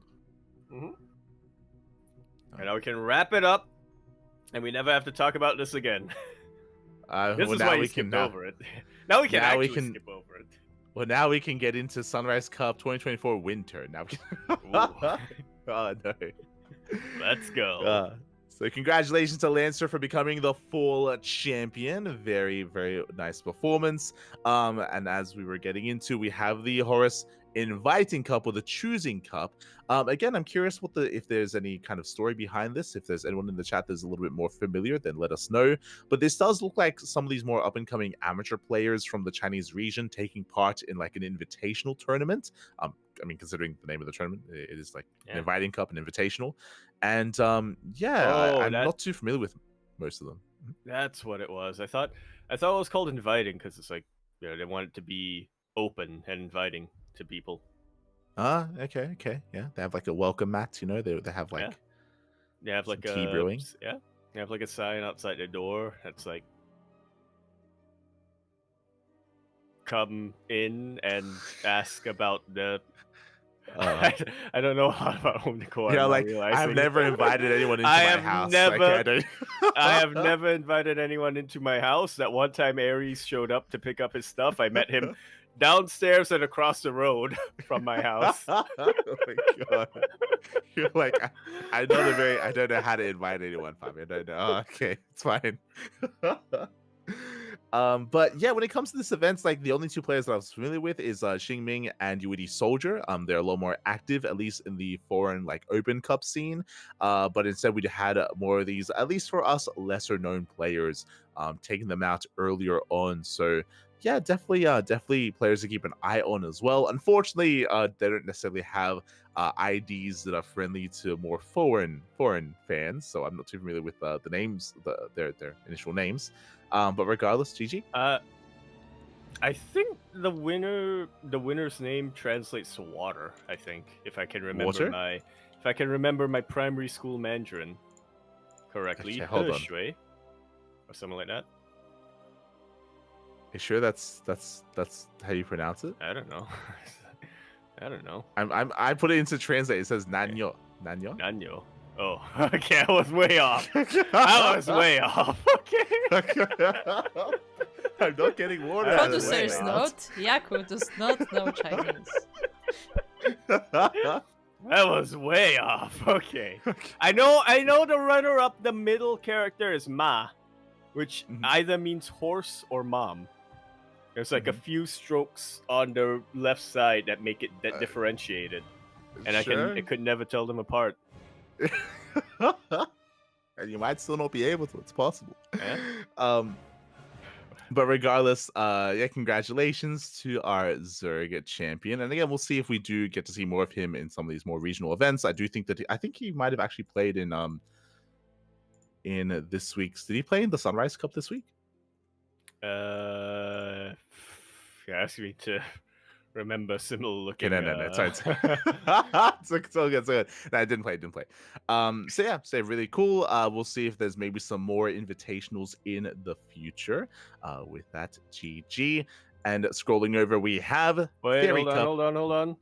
I'm about to have an update. I was way off on the other one. Okay. Apparently translates to Tsukino Shika, or Sushika, which means deer. I see. Which is kind of like a horse, if you think about it. It's an animal. It's got 4 legs. You know, it's fine. It's fine. Same thing. But up next, we do have Fairy Cup number 10. Indeed. Which has not concluded yet. Yeah, hasn't concluded yet here, but again, this is more of a kind of like an in-house tournament where they do provide for their own players here. We have some of these more unknowns, but also UD Soldier Shameless stepping in as well. I'm going to be pinning Shameless as the favorite to win the entire tournament, but we'll see if players like Psycho, UD Soldier, and Daydreamer can pose a threat to him. Well, you have to remember that Psycho has extra motivation here, as he is the sponsor. He needs to win so that he can keep most of his money. True, he is the sponsor. Oh my god. It's like watching Homeowner play against Hyper One. It's so best of luck to Psycho. Best of luck. We'll see if he can hold on to his money and save some resources here this upcoming week. Meanwhile, we have the Little League Cup number 26 as actually going to be a best of 7 show match, an off-race show match. Ooh, okay. Yeah, the Luli Cup. I mean, we've gone over a couple of these in the past. The last time, aside from the big Luli Cup, the last one that we talked about was Oliveira versus Dark. And Oliveira, for obvious reasons, he's a pretty big mainstay coming into these tournaments. This time, however, it was up against Hero, and it was a PVT, but not the PVT that we were expecting. Yeah, I think what I really love about this best of 7, it went to the ace match. So like the off race of Oliveira and Hero are apparently quite comparable in skill. So I wish that I watched this event. I definitely look forward to seeing the VODs here. They're going to be on Bilibili. But yeah, really exciting to see that it went all the way to the ace match. I am concerned though that it wouldn't surprise me if like a lot of these games were just cheese and like really short games, like Proxy Marauder or like Proxy Void Ray and stuff like that. Like both players just being the game on animals Ghost against each other. River the game on Ghost River, I have to imagine Oliveira threw a proxy gateway right in the middle of the map and be like, how does it feel, hero? That's usually how it goes when players off race. They usually play what they hate to play against. So it could have been a short one, despite the fact that it went to the ace match. So yeah, really exciting. In the end, Oliveira did take it. More of a fun show match off racing like this. This is also one of those things where I wish we got more of that. I mean, I say that if you remember recently, we had like the off race between Clem and Raynor, where they played Terran and Zerg, the opposite. So yeah, it's kind of a fun thing to have here in the off season. Yeah. It's very nice to see. It looks like the off races are comparable, but of course, Protoss took it in the end, so I'll let you come to your own conclusions. I'm stirring the pot before we get into the big news at the end. So I'll let you come up to your own conclusions. Oh no! I have to say as well, on the graphic, a big improvement. They actually, it's still a little bit of an outdated picture for Hero. That's still his Dragon Phoenix Gaming jersey with WBG photoshopped in. I'm not sure if you noticed that, but at least it's not from way back from his Kesva days. Yeah, at least not it's even within Photoshop. 5 years. It's MS Paint. It's MS At Painted. least... You know what? This is a perfect graphic. I approve it. You're like, actually, I love this. This is amazing. As an MS Paint connoisseur, I love it. Jesus, it's I'm just, looking at it now. They literally just painted over. They Dragon did. Phoenix Gaming. They It's did. Incredible. They I love it. they just patched WBG on the shirt. On top of that, they did not crop him well at all. You can see that he's not properly blending into the background whatsoever. I don't know who made this. Well, it's because it's meant to symbolize that Hero, he's not fully comfortable with Terran. Okay. He hasn't fully blended. He hasn't fully merged. It looks, Yaku, it looks like you made this. It looks like you made this graphic. That's high praise. The way that it's been cropped, it looks like someone took a pair of scissors and they like right at the top, Hero. Right at the top as well. You can see his hair kind of cut off. Yeah, they just went crazy with scissors and cut him out, like paste him on the Marine. Like, what's going on? Like, what happened here? I approve. Work smart, not hard. This, my God, good like, enough. Kuro, are you seeing this? Better than Kuro, good enough. It's good enough. Are you seeing this? And when you have a time limit, you have to go for good enough. Graphic design is my passion.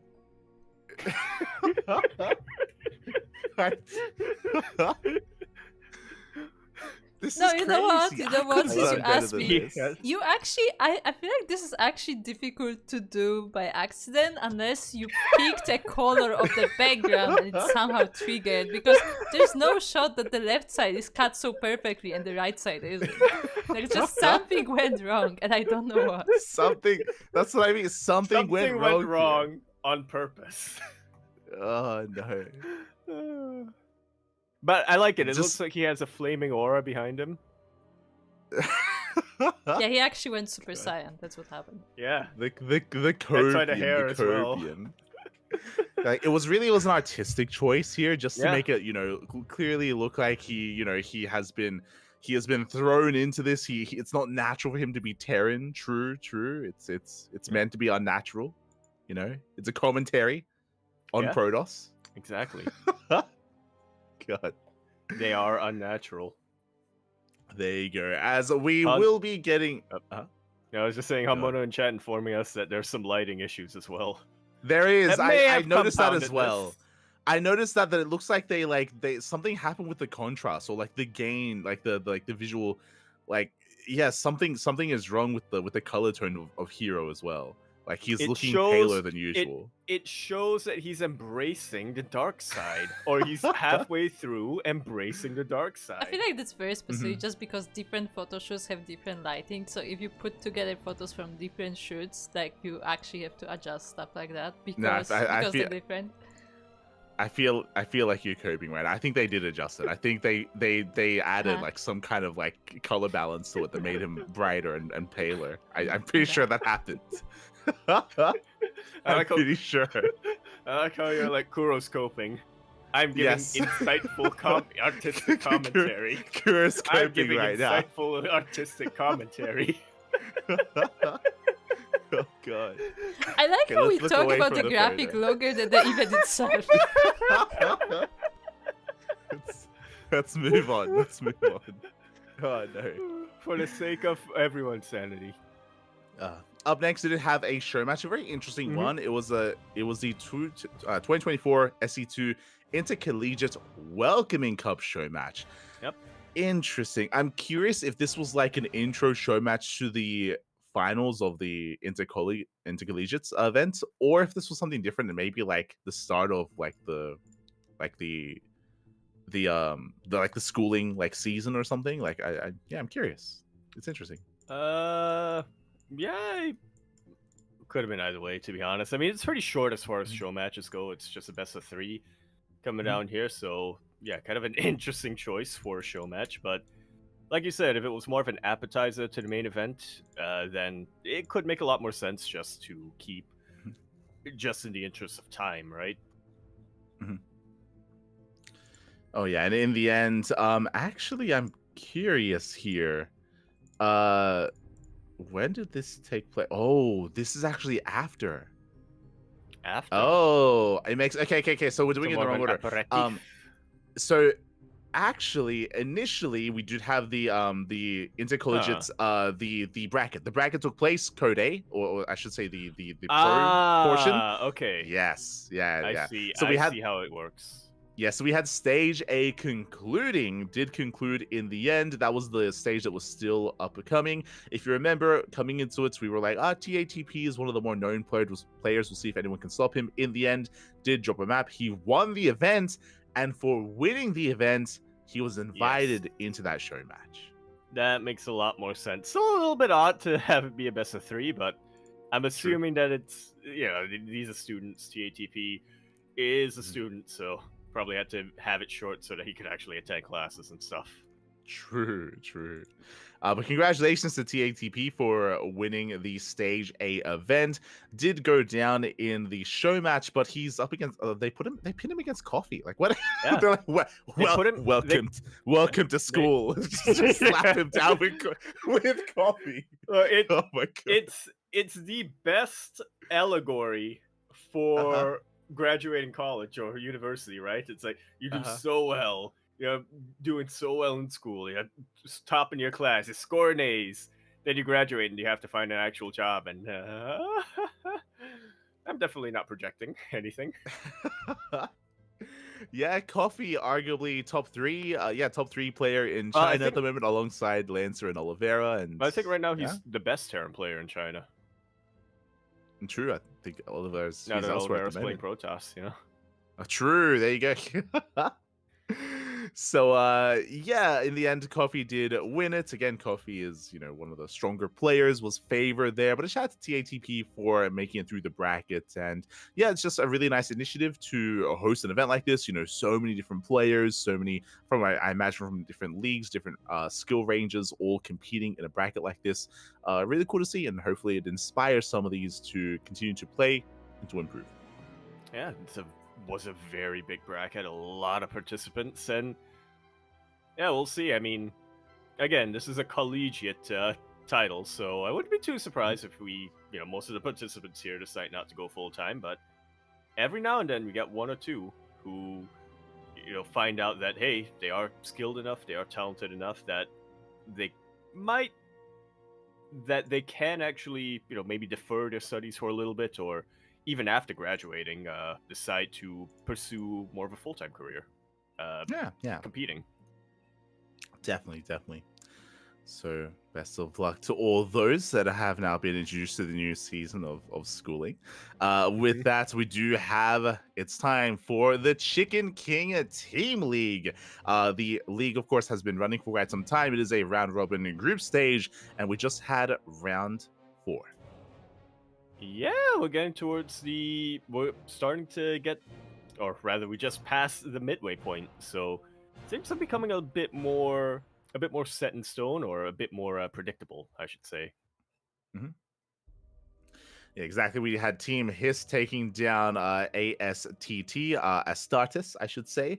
Again, Astartes more of an amateur team. There's some bigger names on Hiss like Oriana, Kingslayer, and TATP, all players that we have casted in the past, so they do take it in the end.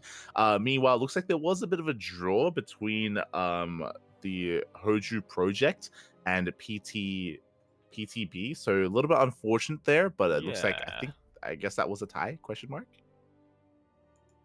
Yeah, it looks like I guess both teams couldn't get their players in time, so and because it was both teams, they both just had to take both of them had to just take the penalty there, so that's gonna be a nightmare for the seeding.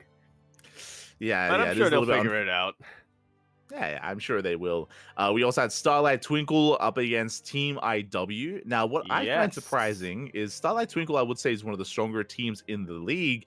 IW, they are actually the lowest ranked team in the round robin stage so far, but they went all the way to the ace match. Absolutely. You were mentioning about how Astorian or ASTT were more of an amateur team going up against Team Hiss, and so predictably, that went about how you'd expect. Not in the case of IW and SLT. Very, very close names. I mean, if you look at the players who played, none of the players on IW have main space pages, so they are a bit more obscure compared to the players on SLT, who we've casted on this channel and have been featured quite prominently from that Chinese scene, Jolly Well Love, Singming, Triple H. So the fact that IW could really take them all the way to the ace match, the fact that one of the players took out Triple H, that, if they keep this up, there's a very good possibility of them advancing to the playoffs. Yeah, really impressive stuff there from IW, despite being, the underdogs in the league. To force SLT to the ace match does bode well. Well for them. Meanwhile, scrolling down, we had PCEC up against Little Fairy. Little Fairy is another one of those bigger teams, and they will take it in the end. Little Fairy currently on that number one spot. They have that number one seed. As I mentioned before, a big reason for that is also that Starlight Twinkle had to forfeit earlier. So because of that, Little Fairy are ranked higher than Starlight Twinkle in the round robin stage so far. And still plenty more rounds to come, though. Still at least 3 more weeks.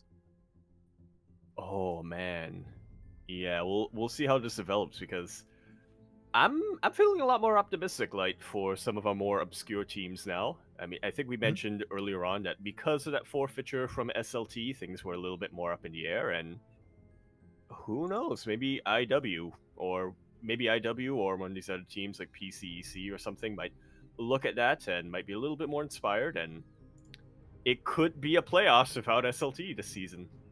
We'll see. Yeah, it's possible. So best of luck with the remaining teams here in the round robin stage. So best of luck in the upcoming weeks.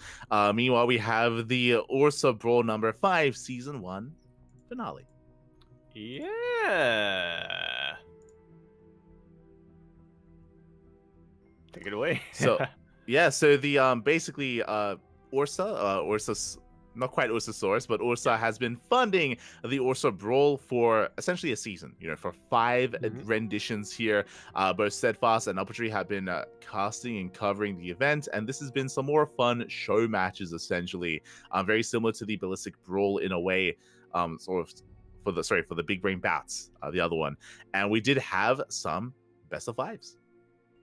Indeed, we did. We had quite a few best of 5s, funnily enough. We had our one-on-one show matches, which were Foxer versus Pig and Estrella versus Forjumi. I suppose it's no real surprise here that Foxer did take out Pig and Estrella did take out Forjumi. I'm a little surprised they were clean sweeps both sides, but and they are the favorite players for a reason. And then we also had a little bit of a, shall we say, was it a 4?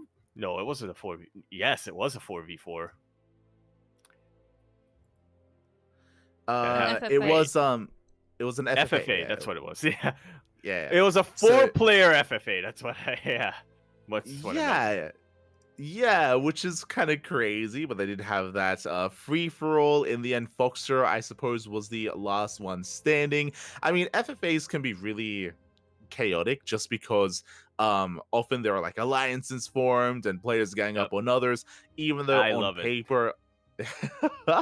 Even though on paper Estrella is the best player amongst all four of them, that is true because everyone knows that.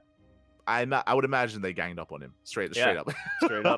Straight up took him out, and then Foxer went up to Pig and was like, "Okay, anti-Protoss pact, let's do it." True. And then they took out Forjumi immediately. Here's what I imagine happened: Foxer and Pig, at the very start, DM'd each other and was like, "Okay, we need to form an anti-Protoss pact. We don't attack each other until the Protoss players are dealt with." And they were like, "Okay, but let's also temporarily invite Forjumi into the pact to take out Estrella, and then we'll backstab him." Oh, no. So I imagine happened.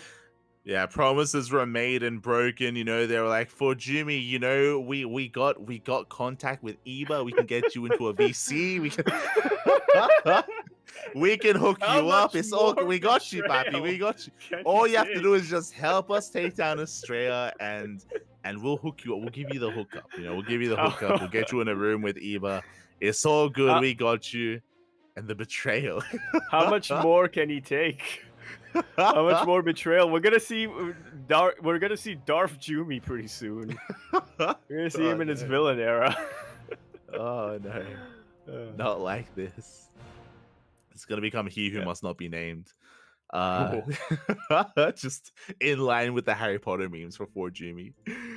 So with that, congratulations to Foxer is gonna be, I guess, the final season Orsa Brawl champion. Yeah. And be taking it here. Gonna be able to keep that name on his mantle for quite a while. As Salmono is informing us, apparently the FFA lasted over 100 minutes. No, yeah, Yako, I just want to point out, you keep saying Honmono, it's Hyper One. They're the same. Are you certain? Are you certain? Do we have proof of that? Do we really have proof of that? I'll be honest, I haven't been keeping up with chat, so I've just been taking Yaku at his word. I didn't notice I've been doing that. God damn it. I didn't know. I didn't notice I've been. No. I should say that. That's on purpose because I know for the fact they're the same person. Look, what Yaku's saying here is that he just wants to see Hyper One in a maid outfit. Okay, we need to make that happen once again. We need to make it happen. Oh no. But yeah, with that, congratulations to Foxer here. That's the end of at least the first season of the Orsa Brawl. Yeah, hopefully we'll be seeing a lot more FFAs. Since we're on this topic, I just want to once again bring up my anecdote of how I survived all the way to the very end during the Ducklings FFA by PMing Crank at the very start and being like, "Yo, let's team up." And then I was betrayed at the end. I did literally nothing. But I was protected until the very end, until I got betrayed by Crank. Oh no, the trauma. You're like, I know how Forjumi feels. Oh no, we're there for you, Forjumi. We're there for you. As we are going to be heading over to some of our final show matches here, we have the Super Sevens once again. Super Sevens 15 was a best of 7 between Solar and Trap.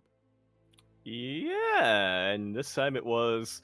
I feel like we don't see this too often in the Supers show matches. I feel like it's always super one-sided, or we go all the way to the 8th match, and this time, not really. It was a 4-2. Solar taking it in the end here, which once again proves that Solar is...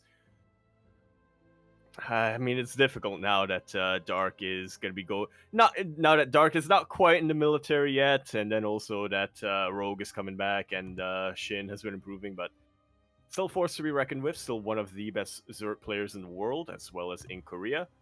May not be super definitive about being the #1 Zerg player in Korea anymore, but still top 2, top 3 is still very, very, very impressive. Yeah, I mean, Solar, he's an amazing player. We spoke about this a couple of weeks ago, but it is really important for Solar to get results like this because he is teamless, right? He is currently teamless. He was not re-signed by Vitality. So Solar keeping up, staying motivated, and having these results is that much more important for him. Takes down Trap 4-2, very impressive. And I do wish Solar the best of luck in the coming weeks as well when it comes to his performances and his journey looking for a new team. Yeah. We need to just present this bracket to everyone, to every team owner out there now. Mm-hmm. There you go. Meanwhile, we did have another Super Sevens event. Not quite Super Sevens, but another Super event. It is the Super StarCraft Global number 6, where global players were invited. Looks like Estrella was, but Estrella was unavailable, so he was replaced by another player. He was replaced by Mana instead. The replacement man himself. Oh my god! Yeah. You love to see it.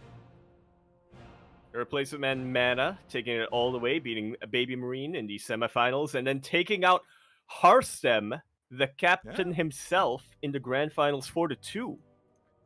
Two elderly Protoss players duking it out, and Mana taking it in the end.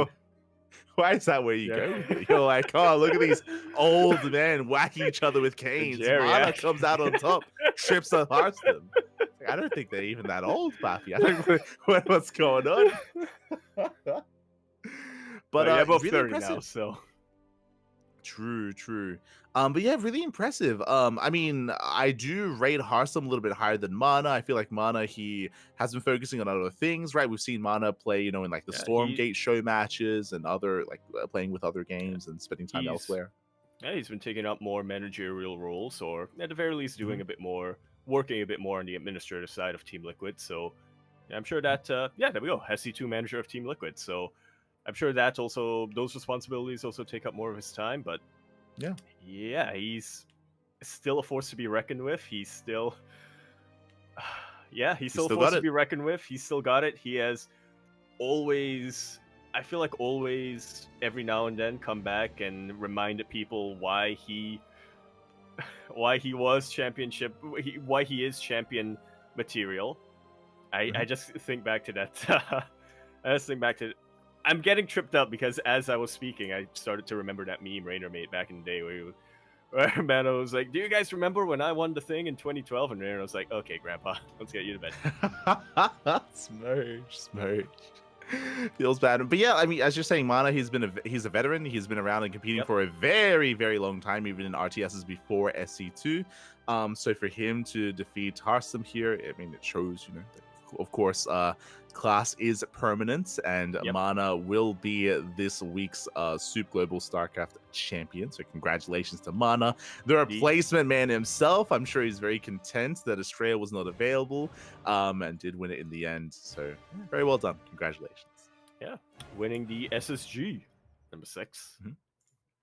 It's a bit of an awkward name for abbreviation for a tournament, but we'll take it. It's fine. Meanwhile, we have the final show match here of the week. We do have the Basilisk Big Brain Bounce number 72. Yes. And we did have, quite a showing here. Indeed, we did. And I mean, we were mentioning a couple of times in the past how it seems like the Basilisk Big Brain Bouts usually have a little bit of a theme, but they do keep it a bit ambiguous as well. This time, though, no. Right from the beginning, right from the announcement, they said, Basilisk Big Brain Bouts Finish Zerg edition. So obviously Cyril was in here for the main event, but we also had Mixu, Zhuge and Code Bear featured here, representing the Finnish Zerg players. Yeah, we had Code Bar taking down J 3-2, went all the way to the ace match. I do think they're quite similar in skill. Did go the way of Code Bar. I mean, shout out to Code Bar. He is a streamer, does stream very often on his own Twitch channel. We had Zhuge Liang up against Kokot. I'm not too familiar with our French Protoss player here, so I'm very impressed. I mean, they don't even have a main space page, so very impressive that they took down Zhuge Liang at 3-2, went all the way to the ace match. And then we had Battle B taking down Mixu 3-1 as well. I have a quick question. Did I refer to Coat Bar as Coat Bear earlier? You did. I think I did. You did, yeah. My apologies. It's Coat Bar. It's all good. I realize it, but yeah, pretty good showing for the pretty good showing overall for both the Finnish Zerg players and the non-Finnish Zerg players. I mean, in the end, the non-Finnish Zergs, specifically the German Terran in Battle B and the French Protoss in Kukut, did take out their opponents, but Kobar was able to take out his Canadian Zerg opponent in J, and Zhuge Liang also made it all the way to the ace match. So, pretty strong stuff indeed, which is why it should come as no surprise that when we come to the main event, the granddaddy of the Finnish Zerg players. Honestly, didn't quite wipe the floor with his opponent. He did win it in the end. It was a 3-1, but important to keep note, the one map that Showtime won, they played their main races. They did play their main races. Yaku brings that up because in game one, they actually off-raced. Cyril played Protoss and Showtime played Zerg. As we mentioned before, it's been happening a little bit more recently, this like nice off-racing here between some of these big competitors during the off-season, so it's really fun to see that they did start off with that as well. Cyril flexing his Protoss. This also marked the return of Cyril. Cyril, after WTL, went on a break. He went on a vacation. I say vacation, still focusing on his military service, of course. But he took a break from StarCraft. That ended recently, back. I believe. What was it? It's supposed to end this week, if I remember correctly. But yeah, did his military after WTL. Just finished up basic training and all that, and yeah, I wouldn't be. On the one hand, I wouldn't blame him if he wanted to take a little bit of a break after that and wanted to just, rest for a while and sleep in his own bed for a while. But knowing Cyril, he's probably gonna, first off, go to the golf course, and while at the golf course, find a PC to just get back on that grind.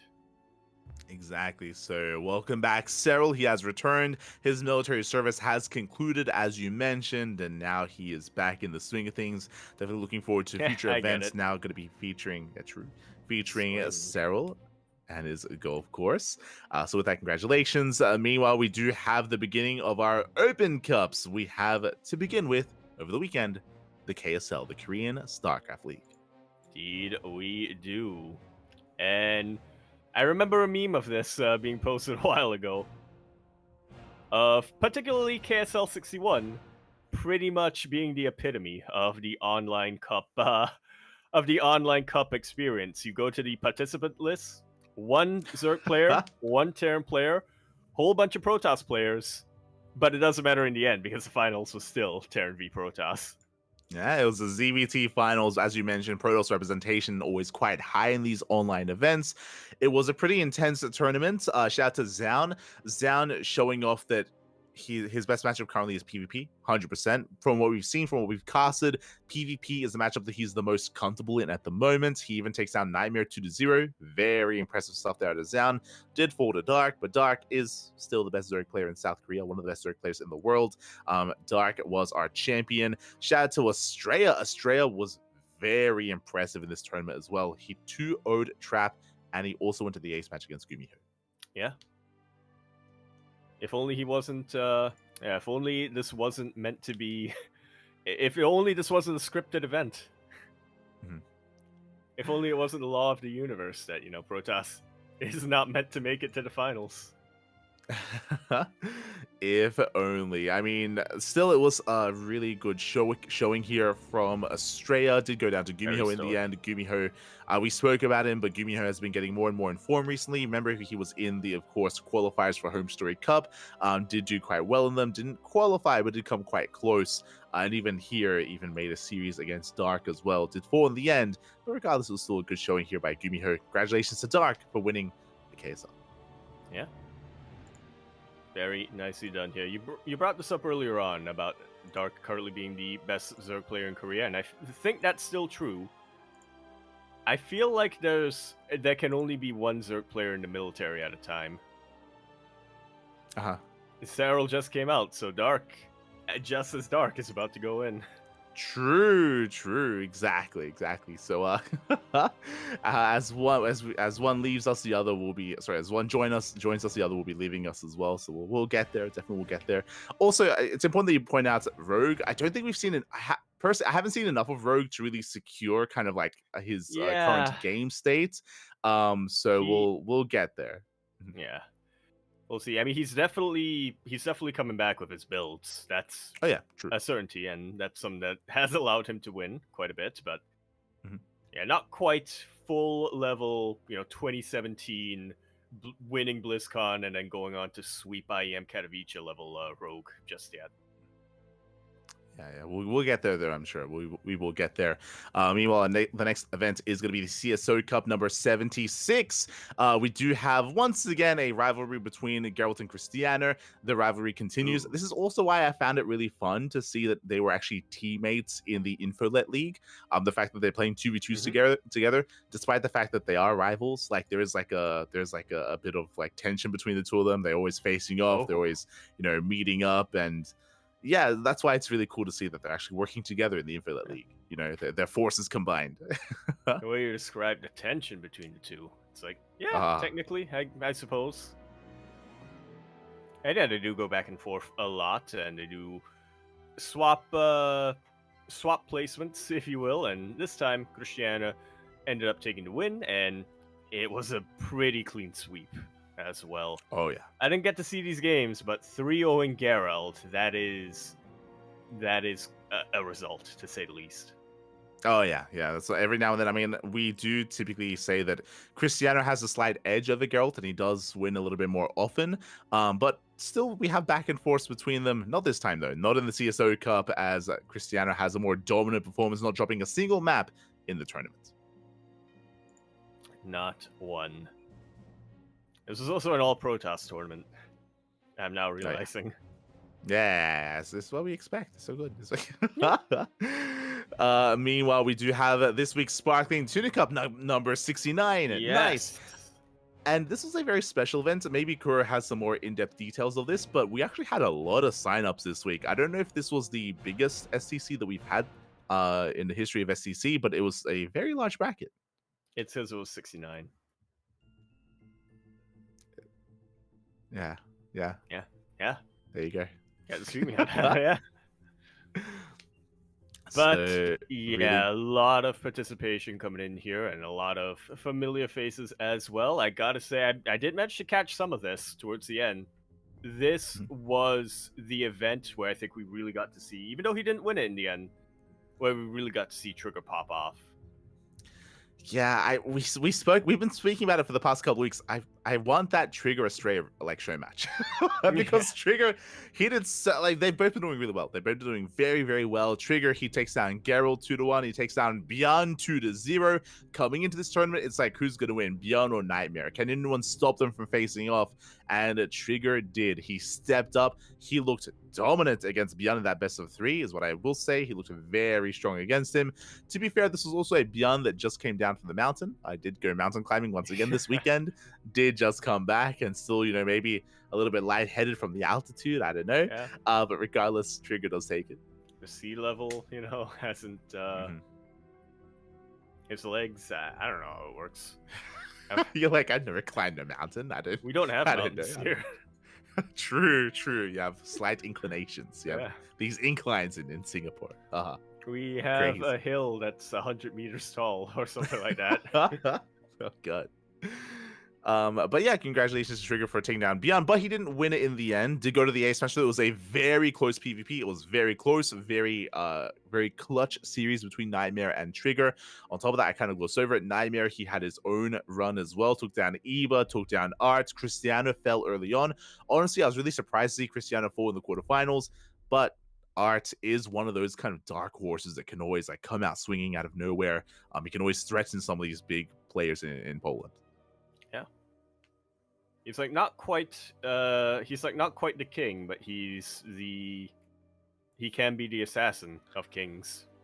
Yeah, Art, he's not as not quite consistent. the Witcher, but yeah, he's not as active, unfortunately. We don't see Art as often as Cristiano and Geralt anymore, but every now and then he shows up, and he shows up looking really good and really strong. So did take down Cristiano, forced Nightmare. Nightmare was this week's Tuna champion. Indeed, I believe his second or third Tuna Cup win.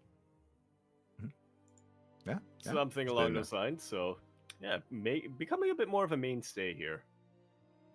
Oh yeah. Very impressive stuff there by Nightmare. Meanwhile, we have our Wardy TV Monday. Very, very intense tournament here. I mean, we saw Trigger take down Beyond earlier. Here we have Max. He takes down Beyond 2-1. Beyond took down Estrella. If I recall correctly, I think we were covering those series. We were casting Beyond into Estrella, into Max, into the lower semifinals. and some really close matches here. The finals was a little bit more of a clean sweep. Yeah. They played on Dynasty because, of course, they did.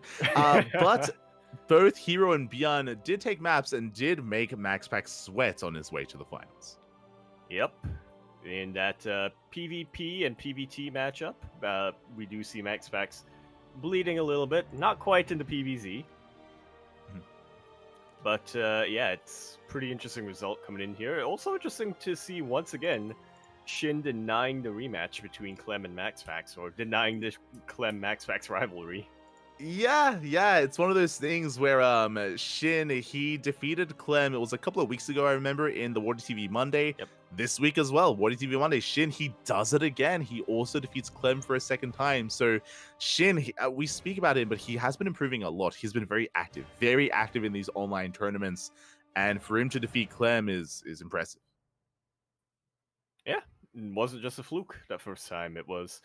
It seems like it's something that looks to be pretty consistent, and of all the players to beat Clem, especially of all the Zerg players, I mean, Shin is definitely fits the profile, right? If we look at the players who have been, or at least the Zerg players who have been beating Clem lately, Raynor and Rogue, you got to be very tricky. You got to come in with timings that Clem doesn't quite anticipate, and you got to keep him on his toes.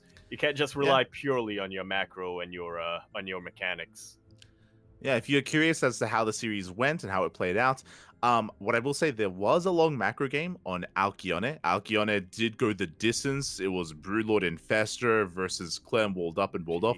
But what I will say is that getting there, Shin was very aggressive, and Shin, he was just constantly in Clem's face. He was just constantly killing the 4th base, killing the 5th base, denying the economy. So even though Clem was taking a more defensive position on that map, he never built up a bank, and he was never able to really max out. And Shin, he had full map control, took all the bases, droned up, got into Broodlords, of course, and was able to out-trade Clem over time and kind of starve him out, and eventually overall was a very intense game on Alcyone. On Amphion, as you can imagine, one of the more unorthodox maps, Shin went for a roach all-in. So Amphion was more decisive by Shin, but that's also why I wanted to bring up that on Alcyone it was more of a macro game. So Shin, able to show off in both kind of settings. Yeah.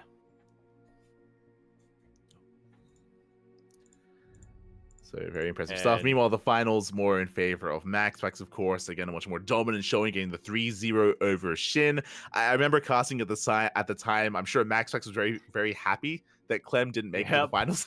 I'm sure he was like, phew, okay. I get to avoid him. So shout out to Shin for making that happen. Yeah. Unfortunately, wasn't quite able to keep Clem at bay for too long, as we move now to the Kalaris Steadfast Roddy Cup, the KFC. And we did have that Clem MaxPax rematch, that Clem MaxPax rivalry, and that was pretty decisively in favor of Clem. I would not be surprised if MaxPax, who was in Kier's DMs, he was like, you just needed one more game, man. What's going on? God damn it. So, unlike the Wardy TV Monday, as you mentioned, MaxPax, he was unable to avoid Clem. Clem gets the 3-0. Again, Clem, he has been looking very dominant as of late. Did drop a map to Cure. We speak about it. Clem, his weakest matchup seems to be, or at least historically, has been TVT, and Cure is able to pose a threat to him. But Clem is this week's champion. Indeed. On top of that, MaxPax, he took down Bjorn 2-0. Bjorn took down Skillus 2-1, went to the Ace match. So some really interesting results kind of leading into the finals as well. But yeah, overall, Clem is our champion once again.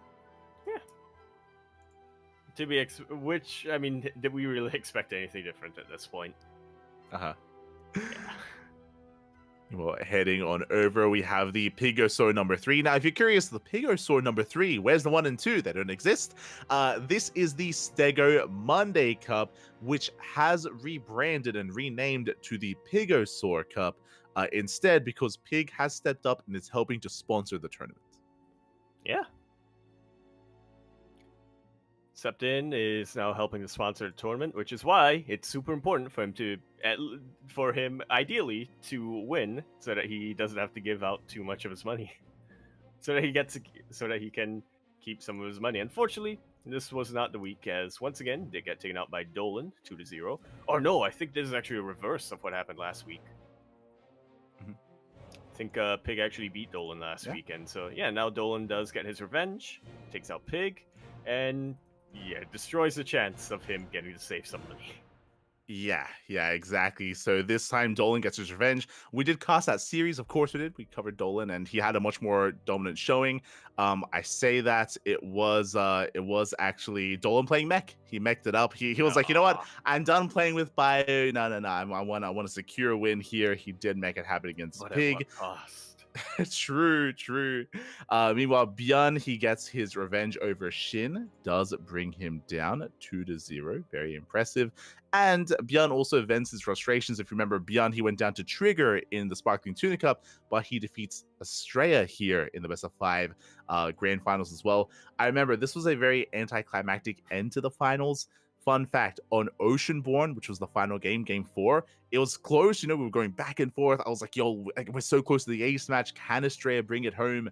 On Oceanborn, Estrella went Gate Expand into a third Nexus.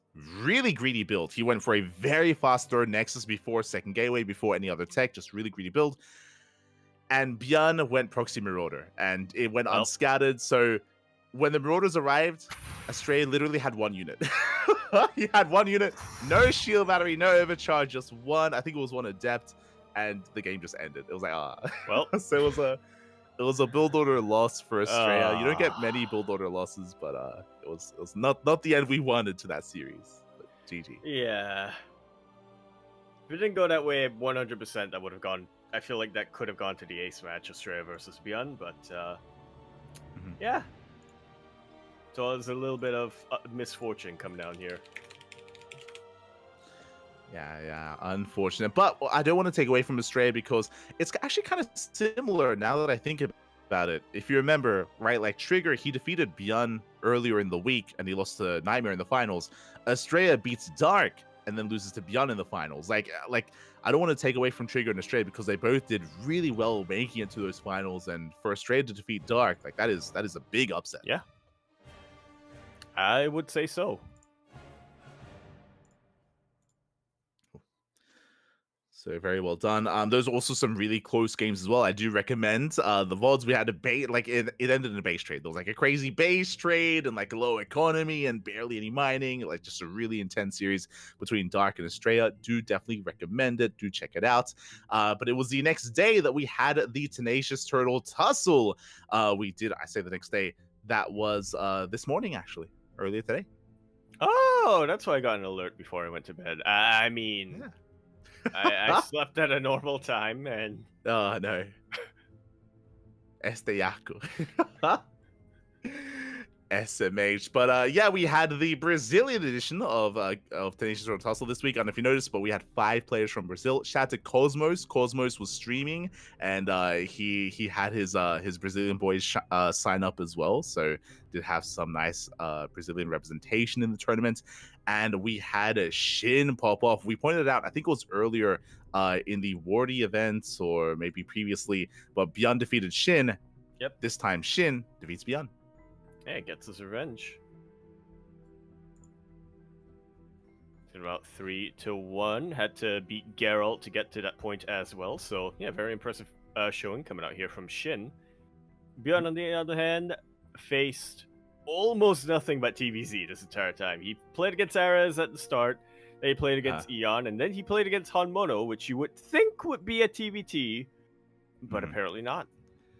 Yeah, Hanmono, he 12 pulled drone pulled. It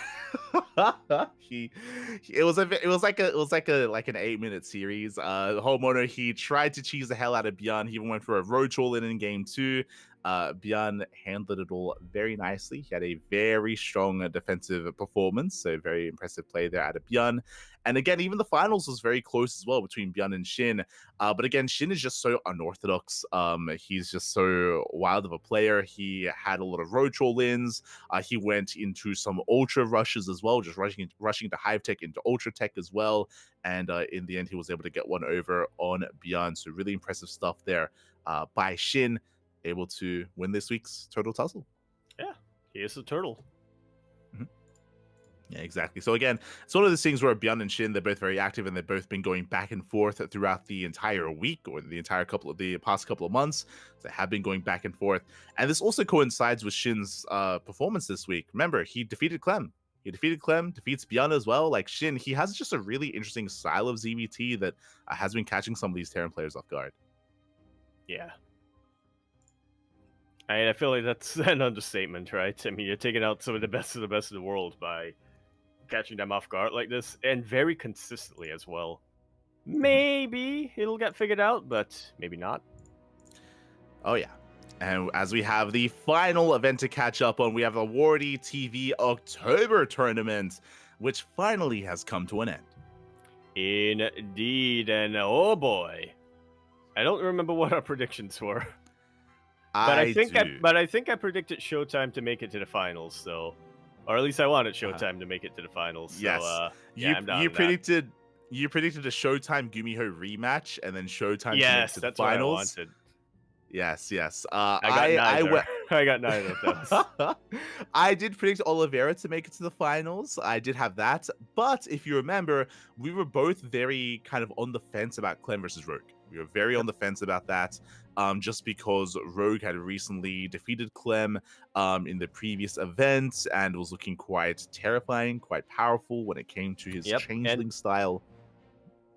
Yeah, I think I remember we were saying, like, oh, this is not enough time for Clem to formulate a kind of counter to this. It's, I think it's going to be closer this time. I think Rogue will still take it, but it's going to be a 3-2 or something along those lines. But no, Clem, he was angry after he last faced Rogue. So I guess he's been studying those replays. He's been looking a lot more into Rogue's play, and oh yeah, he came into this with a vengeance. Let me tell you. Oh yeah. And if you remember, we both did agree that if Clem beats Rogue, he just wins the whole thing. And that's that's what happened. Clem, he beat Rogue, and then he just blazed his way through the tournament. I don't want to gloss over it, but a big upset occurred. I think we both agreed that Max Pax would have made it to the semis, and we could have seen like a Max Pax Clem rematch. But Shin, I would say with an upset. Remember, this is a rematch because Shin, he played against Max Pax earlier in the Wardy TV Monday. He got 3-0'd in that best of 5 finals, but here Shin popped off. Yeah, a very close series, went all the way to the ace match, and Shin, I mean, I guess he took another look at his games, and he was just able to take the victory in the end here. Did fall to Clem at the end, and unfortunately for Shin, I feel like unfortunately for Shin, I feel like he was kind of caught in between the crossfire of Clem's preparation against Rogue, but there's actually another grudge match or rematch as Shin, he beat Clem in the Wardy TV Monday, and now Clem got his revenge on Shin, made it all the way to finals, and unfortunately Oliveira was not quite able to get his revenge on Clem from the Bulgaria Cup. But Clem was angry. He was motivated to win this, and oh boy, he won this. I feel like Oliveira was the one caught in the crossfires. I think like he did nothing wrong. Like Clem is coming in pissed off and angry. He gets into the finals. He's like, I'm gonna destroy you, Zerg scum. And Oliveira's like, I'm not even a Zerg player. He's like, and just Clem goes crazy. So GG, congratulations to Clem. It does take it in the end. As you mentioned, both Shin and Rogue have defeated him as of late, but here in this more prestigious event of Wardy TV October, Clem, he gets his revenge, a much more dominant showing, wins the entire tournament. Congratulations. Again, crazy upset as well for Shin. Considering that Max Pax, because he doesn't play in offline events, he does hyperfixate on these online tournaments. Like Max Pax, he brings his A game every single time, whether it's an online weekly or online invitational online tournament like this. So for Shin to defeat him is impressive. But I also noticed something. When it comes to Max Pax versus Shin, I wasn't quite able to catch the matches, but I do notice that in the map order, one map is suspiciously missing. It's coincidence? No Dynasty and he wins? Look, I just want to say he played on Dynasty against Max Pax in the Wardy TV Monday. Just saying, and he lost. You know, just I don't know. I don't know if that's a coincidence. Probably not. Shaking my head. So congratulations to Shin for bringing down a very, very big name in just the scene in general in StarCraft, and of course for Clem for reprising his role as the best player in the world. Yep, proving it once again in Not quite in all 3 matchups, but close enough. It proves it in the matchups that matter. There you go. There you go. So congratulations to Clem. Shout out to Oliveira as well. We kind of glossed over it, but he was able to bring down Gumiho and Showtime. Both of them went to the ace match. They looked like really, really close series. And I mean, as you mentioned yourself, like you wanted to see the Gumiho Showtime rematch, and it very much so could have happened. Like they were both very close, and we could have even seen a Showtime in the finals as well. Just really close matches overall. Yeah, I think we were both talking about it, and we were both saying that Oliveira versus Gumiho is probably the most difficult one to predict, and this is why. They're both so comparable when it comes to skill level, and they both have very unique approaches to the TBT matchup. But in the end, yeah, it really does come down to who is more in form at the day itself, and in the end, it looks like it was Oliveira. Oh, yeah. And then it was Oliveira, at least for this day, as you mentioned. So congratulations to our top players here of the tournament. And now the Wardy TV October has concluded. Whether there's one in November, yet to be determined. We'll keep an eye out for the announcements from Wardy. And that will conclude our tournament's wrap-up here of the week. But not the show, where it usually would end, as, oh boy, we got more news for you that we decided to keep till the very end.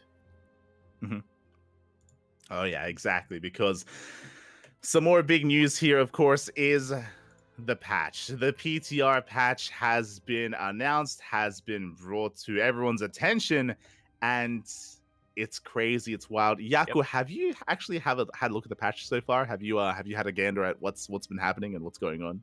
I did, and I immediately did the Thanos meme when I saw the change in the mothership.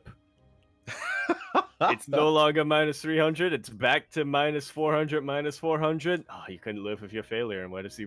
And so you came back. I like that. I'm shaking my head. I like that that's your takeaway. I'm like, yo, what are your thoughts on the patch? You're like, mate, mothership, minus 400, let's go. Minus 400, minus 400. Once again, we're back. We're back. I mean, I don't think I really have anything too unique. I mean, too unique outside of what most people have been saying. I will say that aside from that, I'm unironically pretty excited about the Sensor Tower change. I am a huge advocate for smaller ranges or smaller radiuses for Sensor Towers. I think it leads to much more dynamic and much more active playstyles from the side of Terran when we don't just have free vision on the minimap everywhere. So I'm excited for that. I'm hoping that we can get some more active TVT again and some of the other matchups. Yeah. And that's, I think, the only thing that I think that hasn't been echoed by anyone else, because most of my thoughts on every other change are pretty much in line with what everyone else is saying. We'll get into it here, because as you've mentioned, everyone has added their stated their opinions here on the patch. There's a lot of talk about it at the moment. The StarCraft community is definitely a buzz of opinion and news going over it. Yeah, I have to say, I feel like normally when it comes to balance patches, I, much like most people, kind of have knee-jerk reactions and think, what? How is this a thing? And then a lot of the time, a couple of months in the future, after the patch gets tweaked a little bit and goes live, and I'm still a little bit like, how could this have gone through? We see pro matches and other things that are going down, which are like, okay, so maybe that wasn't quite the case. Maybe I was just maybe it was a little bit too much doom posting at the start, but I feel like with just how unanimous everyone has been with this patch, it may be that initial jerk reaction may have something to it. We'll see. So from the top here, Yak, would you like to take us into some of the thoughts and some of the goals from the Balance Council? We'll be going over the entirety of the patch changes. We'll go over the initial goals first, then we can discuss it, and then we'll go through each change individually from there. So speak to us. Well, what's happening with the Balance Council? Well, goal number 1 is to nerf defensive and specifically camping playstyles for all races, both in the early and the late game, specifically in higher levels of play. That's something that I would say is a bit of a long time coming, but I would say it's a little bit of a long time coming. I do think that camping and kind of turtle playstyles aren't as prominent as they were a year or 2 years ago, but if you ask me, it's still a bit of a problem. As a viewer and as a player, I'm not a big fan of watching or playing those styles, and I'm sure most people would prefer something a little bit more active, something that involves a lot more from the side of Terran drop play, from the side of Zerg run-bys, and from the side of Protoss, more hit and run, not necessarily hit and runs, but more movement on the map. So that's the first goal, and one that I'm glad that they are at least trying to address. Yeah. I think everyone would probably echo these sentiments. I don't think people necessarily enjoy playing this turtle style. Maybe there's like a couple of They don't enjoy a couple of playing exceptions it, they here don't and enjoy there. playing against it. It's Yeah, and they don't really enjoy watching it either. Like as a spectator, like I do enjoy a lot of StarCraft. Don't get me wrong, but these more intense back and forths are usually what we prefer to see and what we really enjoy in StarCraft. So it makes sense here that they're addressing it, but it does feel like a pretty big issue, a pretty big issue to tackle. So we'll see how they do decide to tackle it, how they do decide to address it.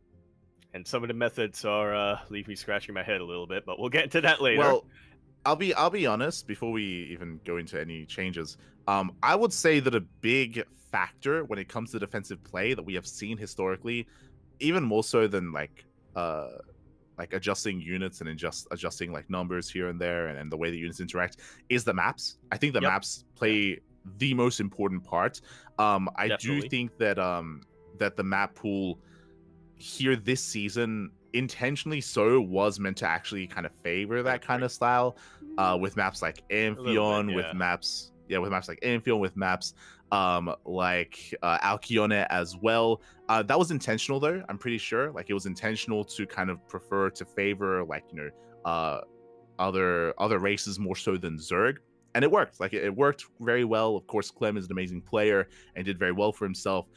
But that's also why it's important to go over the map pool after this as well. But we'll get there. But I do think that they come hand in hand when it comes to like balancing the game and balancing the StarCraft.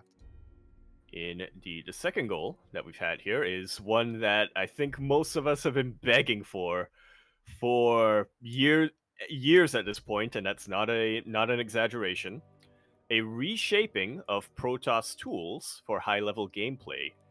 Still, the belief here is that there's still too much of a major gap between how Protoss plays and feels on the highest level compared to in some of the lower levels, and it's the aim here is to make Protoss more efficient, in their words, at the higher levels against Terran and Zerg, while also keeping it pretty much the same on the lower levels, or ideally the same on the lower levels.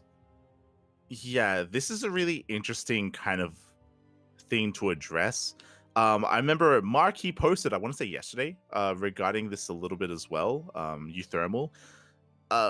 What they're referring to, and something important to bear in mind as well when they're talking about lower level and lower league, we speak about it all the time when it comes to online tournaments, is that you have like the best players in the world, right? You have like your like S tier players, your Showtime, your MaxPax, your Hero, your Clem, your Dark, your Solar, and there's this sentiment here that we do want to try to assist some of these top Protoss players to have better performances in tournaments, but at the same time, the reality is that the just below them, the A tier players, I'm referring to, maybe like players between like top 30 to top 10, which is still the best of the best. But just underneath them, that's where you have a sea of Protoss. You have Forjumi, you have Cristiano, you have Geralt, you have Shameless, you have like there's just so much representation there, and there's this balancing act where they want to help out Protoss, but they also don't necessarily want to make it they don't want to open the floodgates. Exactly. They don't want to open the floodgates here, especially because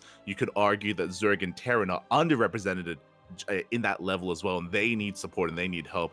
And if you buff those Protoss players, then the Protoss and then the Zerg and Terran that are there, they get hurt even more, and that's something that they don't want to do. So it's a really hard thing to balance, and I don't envy them trying to like approach that like perceived problem. Yeah.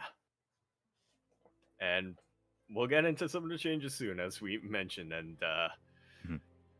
again, a little bit of head scratchers, but they also have a third goal, a tertiary goal, which is to provide more playstyle alternatives for certain matchups. So it's not always going to be tank pushes. It's not always going to be turtle mech. It's not always going to be Lingbane into ultras or whatnot. So yeah, it's I think what we've come pretty accustomed to when it comes to balance patches of units getting adjusted a little bit to try to make them a bit more fun, a little bit more effective, and yeah, just try to nudge players into saying like, hey, there's this unit that exists that's only built every now and then. You know, maybe you might want to make it produce it a little bit more now. I feel like they've had this goal before, where it's like, you know, we they've kind of want to always had this goal. Yeah. I'm I'm pretty sure. Yeah, I was gonna say I'm pretty sure that pioneered the cyclone change, and we know what happened there. So it is an ambitious goal, and it's really difficult to address. Right, is making mech more viable. Again, that's that. I feel like that's kind of what it's approaching. Not completely, obviously, as you mentioned, there are different play styles as well in some of these other races that can be addressed. So, yeah, I feel like that's more of like a vague, general kind of goal. I feel like the other two are a little bit more focused.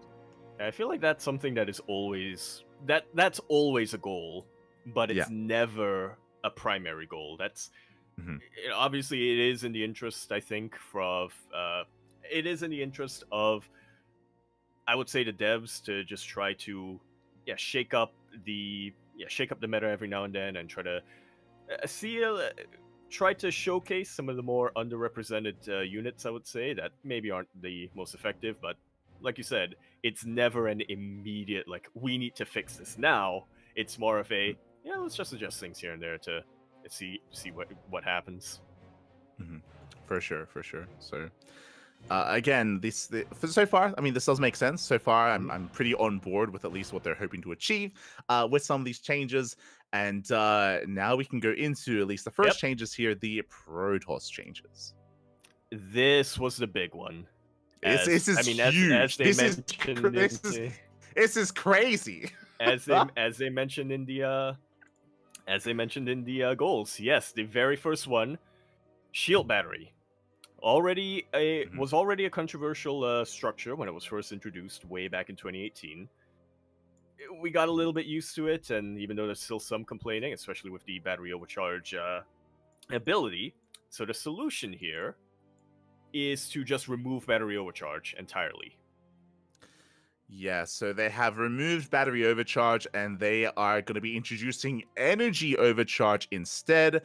Energy overcharge costs 50 energy, recharges 100 energy of the targeted allied unit or structure within a maximum range of 8. And very quickly, the developer comments, while being one of the most important tools in Protoss defense, Shield Battery Overcharge is also one of the most frustrating abilities to play against. It's overall more efficient at the lower level of play, unlike other defensive techniques like Transfuse or Mass Repair. Instead of this ability, there is a new tool which can help empower Protoss support units like Sentry, Oracle, or High Templar during defense. The ability can still be used to restore Shield and Battery energy as well, but it is expected to perform much weaker in this scenario than Shield Battery Overcharge. Indeed, and as compensation, the shield battery itself, since battery overcharge is getting removed, the stats and the health specifically is going to be buffed slightly from 150 shields and 150 health to 200 shields and 200 health. Okay, so first things first here with the shield battery overcharge. Now, what's interesting is so once again, we are trying to reevaluate and readjust Protoss for what is this, the 5th time? Remember, initially it was the Mothership Core. Well, we had the Nexus overcharge. Oh, okay. I was gonna say I think like the 5th time since the Balance Council, and maybe like the 50th time in the history of StarCraft 2. I mean, in StarCraft 2, Protoss has always kind of been a bit of a problem here when it comes to balancing. The reason for this is because Protoss units are very powerful, of course. They're very powerful. They're very efficient individually. That's why Protoss armies are usually smaller. But because of that, they also need some kind of defensive support in the early game because they have so few units to work with. Initially, we had Nexus Overcharge with the Mothership Core. Then we had Pylon Overcharge. Then we had the introduction of the Shield Battery, as you mentioned. Then the Shield Battery Overcharge. And again, it's something that clearly not everyone is happy with, and clearly people have been trying to work around it or fix it over the years, over the history of StarCraft, and this is kind of like the new kind of version of that. Yeah, And I will say this is a very big change. I think this is the one that sparked the most alarm bells when the PTR was first announced. But at the same time, just based on what little I've been able to glean, it might not actually be the worst. Now, here's the thing. It might not actually be the worst change coming out here because, first of all, I do think that the energy overcharge change does encourage a little bit more, what's the word I should use here? Activity, I suppose, or more, yeah. It's a more active form of defense, right? It's a more active form of defense. It's not set it and forget it. It's more of, okay, what do I want to empower right now? Do I want more force fields so I buff my sentries? Or, in the later stages of the game, if there's, say, a whole bunch of Lingbane or Terran Bio coming at me, maybe I can empower maybe I can overcharge a High Templar, and throw down a bunch of storms. It's basically what Kader and their amulet should have been.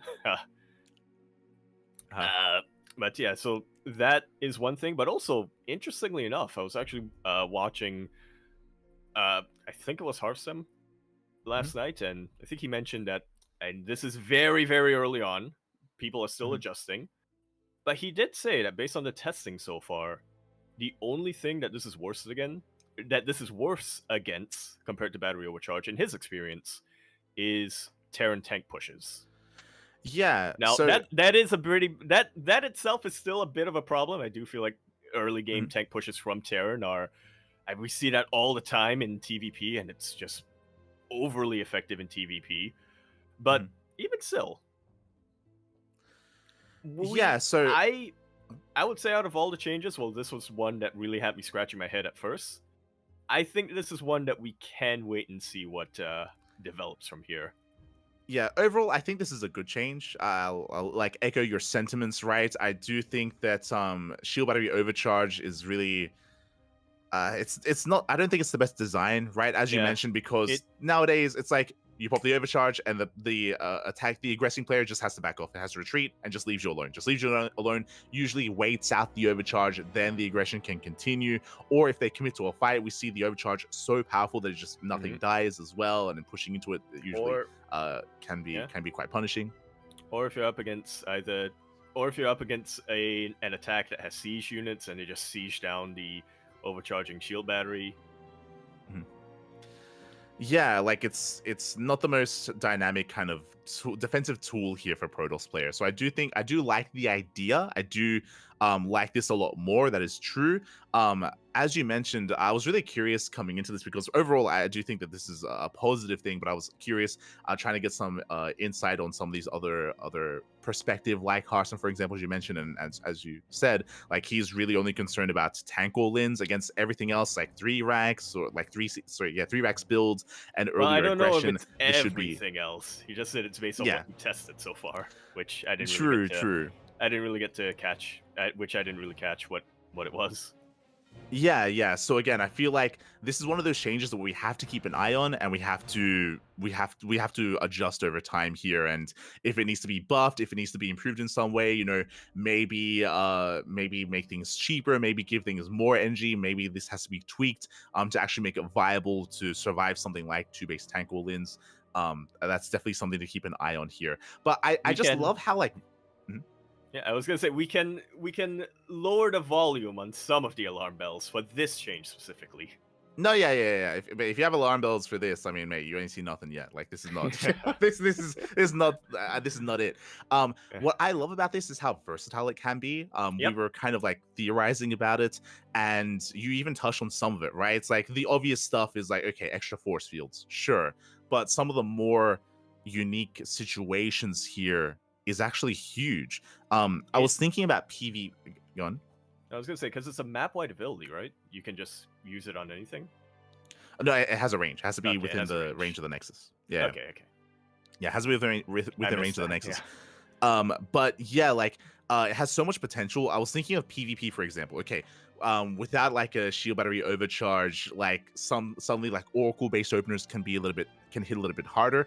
I was seeing some Protoss players discuss how in PvP, if you go for a Stargate opener, if you go Oracle first, you can actually use this is applicable to all matchups. Actually, you can use this energy overcharge to just max out the Oracle energy straight away and then move out, and then you have more DPS potential to harass early on, to kill drones, to kill probes, to kill SCVs. So this is actually like a buff to something like Oracle harass and Oracle and Stargate openers.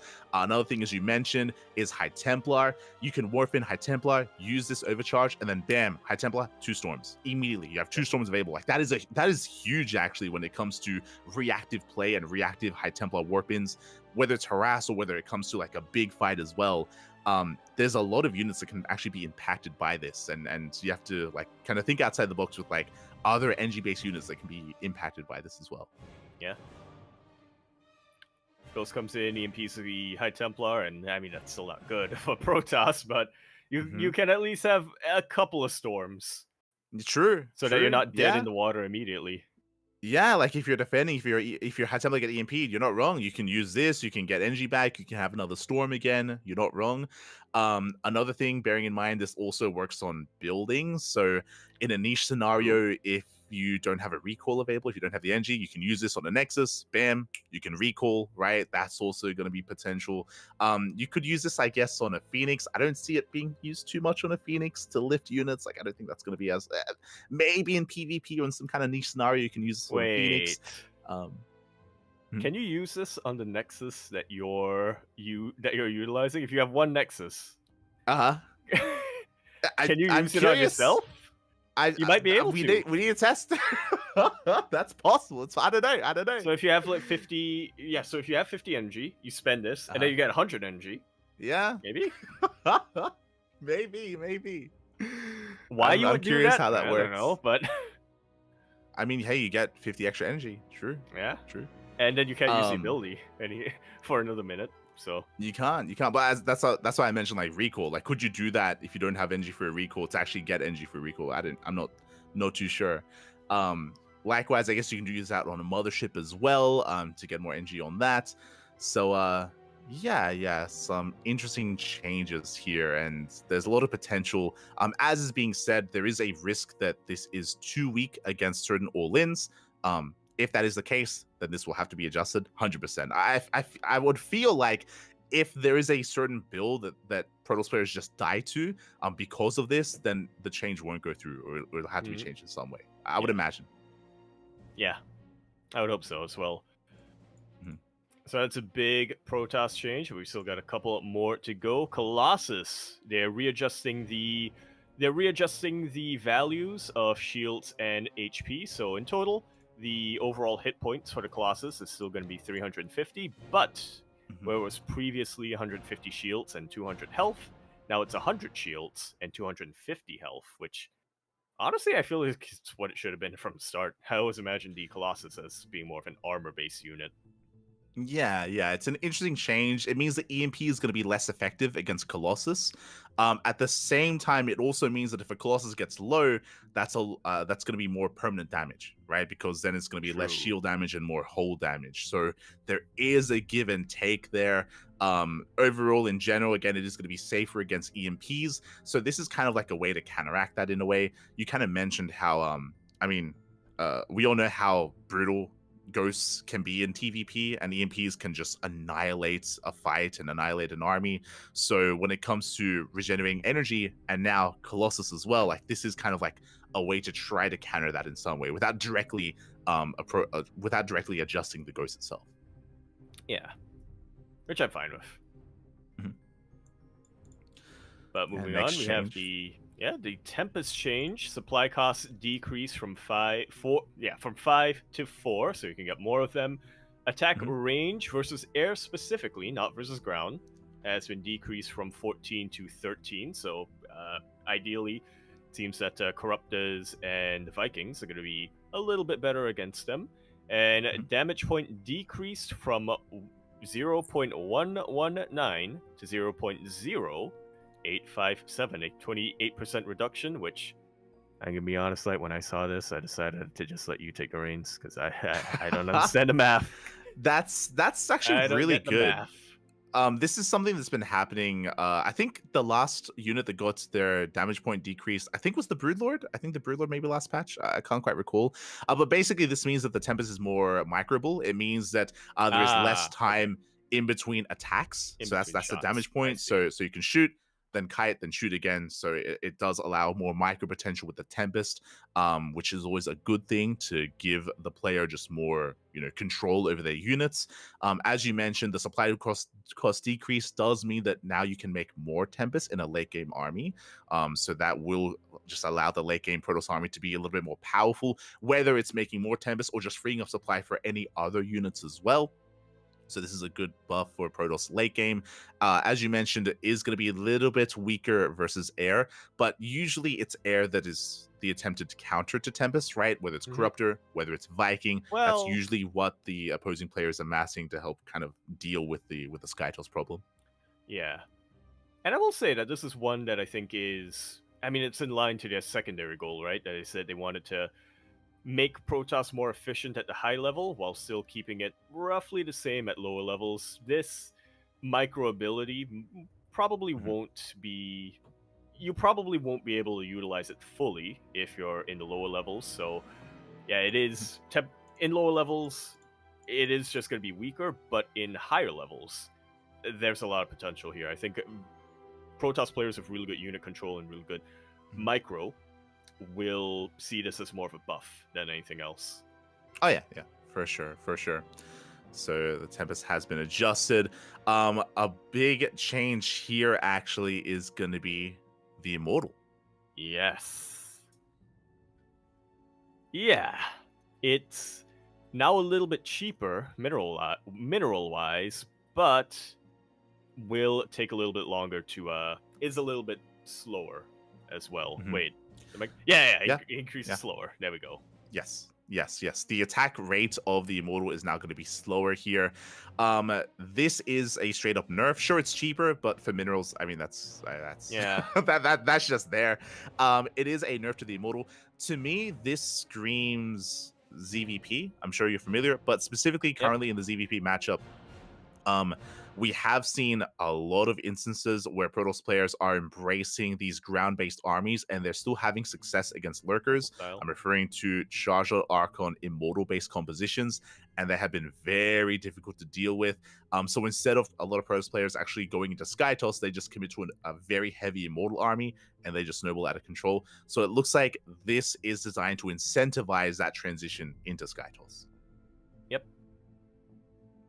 Which we'll see how this works, and we'll see if that ends up coming into fruition. Like you said, the Immortals are just now straight up less effective against late game Zerg, so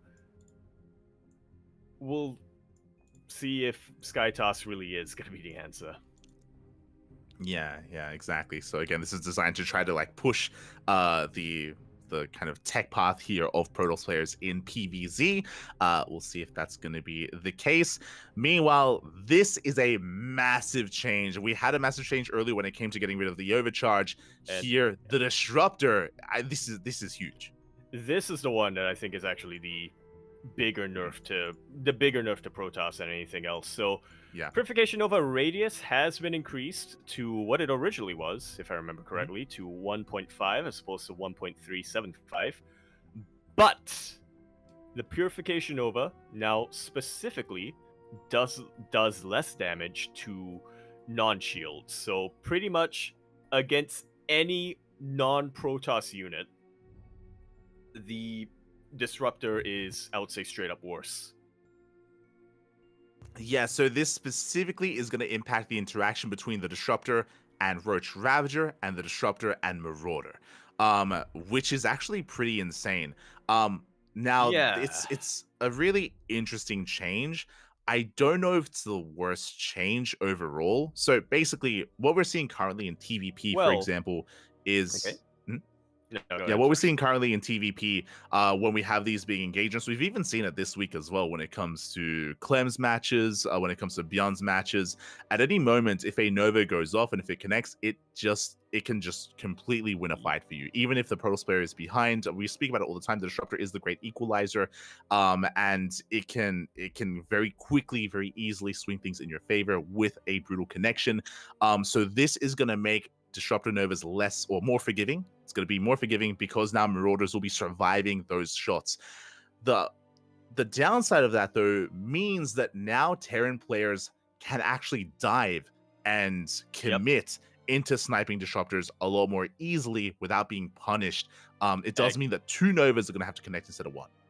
Exactly. I was going to say, I do feel like this, like you said, may not be the worst change, but is also the most questionable change, I would say, because I don't think anybody was really complaining too much about the Disruptor, aside from, like, yeah, the Disruptor being able to completely swing things in the favor of the Protoss player if they're even if they're behind. That is an issue, but I feel like that's just something that we've kind of accepted at this point. It's you have to be active and you have to pay attention when your Protoss opponent has Disruptors. We kind of accept that the Protoss player equalizing with a really good Purification overhit is the punishment for not paying attention, and is kind of it's a big if, right? That you were saying, if the Protoss player is able to nail one good connection, that's something that doesn't happen consistently, even at the, especially I would say, at the highest level. Yeah, because if you remember, this was addressed, was it like 2 patches ago? If you remember, there was a patch maybe last year where the Disruptor, they increased the supply. If you remember, they increased the Disruptor supply because Mass Disruptor was an issue. I remember that was in the Gressvan map pool. Yes. So that is something that they addressed, and they because I remember, like, you'd have max going up to like 12 plus disrupt. It was insane just how many disruptors, and he would just bully Clem. Like, Clem would have a like, Terran players were having a really hard time just getting bullied by mass disruptor. Liberators were not cutting it at the time either. This was also during the Neo Humanity map pool as well, I do recall. Yep. So this was this issue was addressed, and that's why the disruptors supply was increased to lower the amount of disruptors that Protoss players would have. Exactly. The rationale behind that, or the idea behind that, was to make it so that you get fewer disruptors, but disruptors are still, but they would still be very effective. They would still, landing a Purification over would still be very rewarding. It's just that you had fewer chances, or you had fewer, you just had fewer chances of actually landing that Purification over. Yeah, exactly. So this change feels pretty intense. When it came to, because I was really curious to hear some of the Protoss players' perspective on this. I think most Protoss players, from my understanding, they're okay with this if this change also coincided with a revert of that supply change.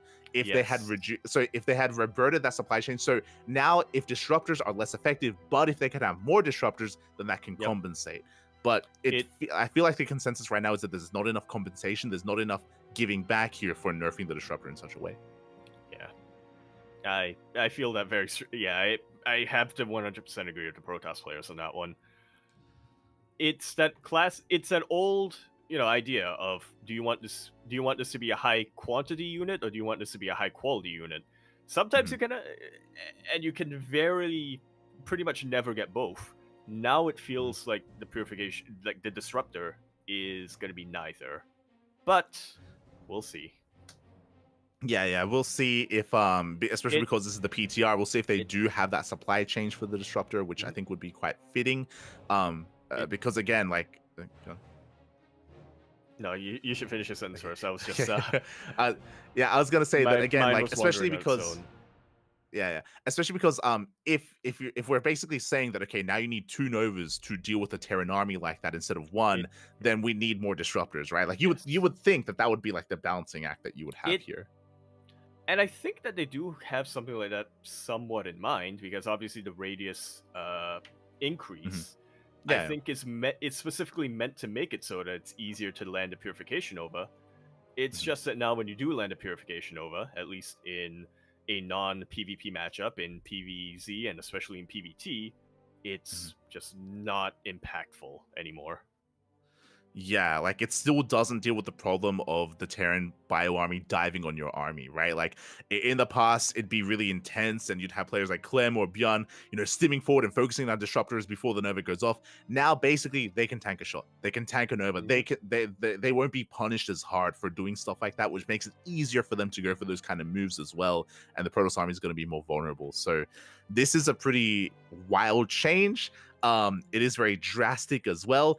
I know that we've been talking a lot about TVP. On the flip side of things, this also will affect PVZ, specifically against Roach Ravager armies. Roach Ravager can have a very hard time against disruptors. This will make it a lot easier. I don't know if that's necessary though. Yeah, lurkers as well.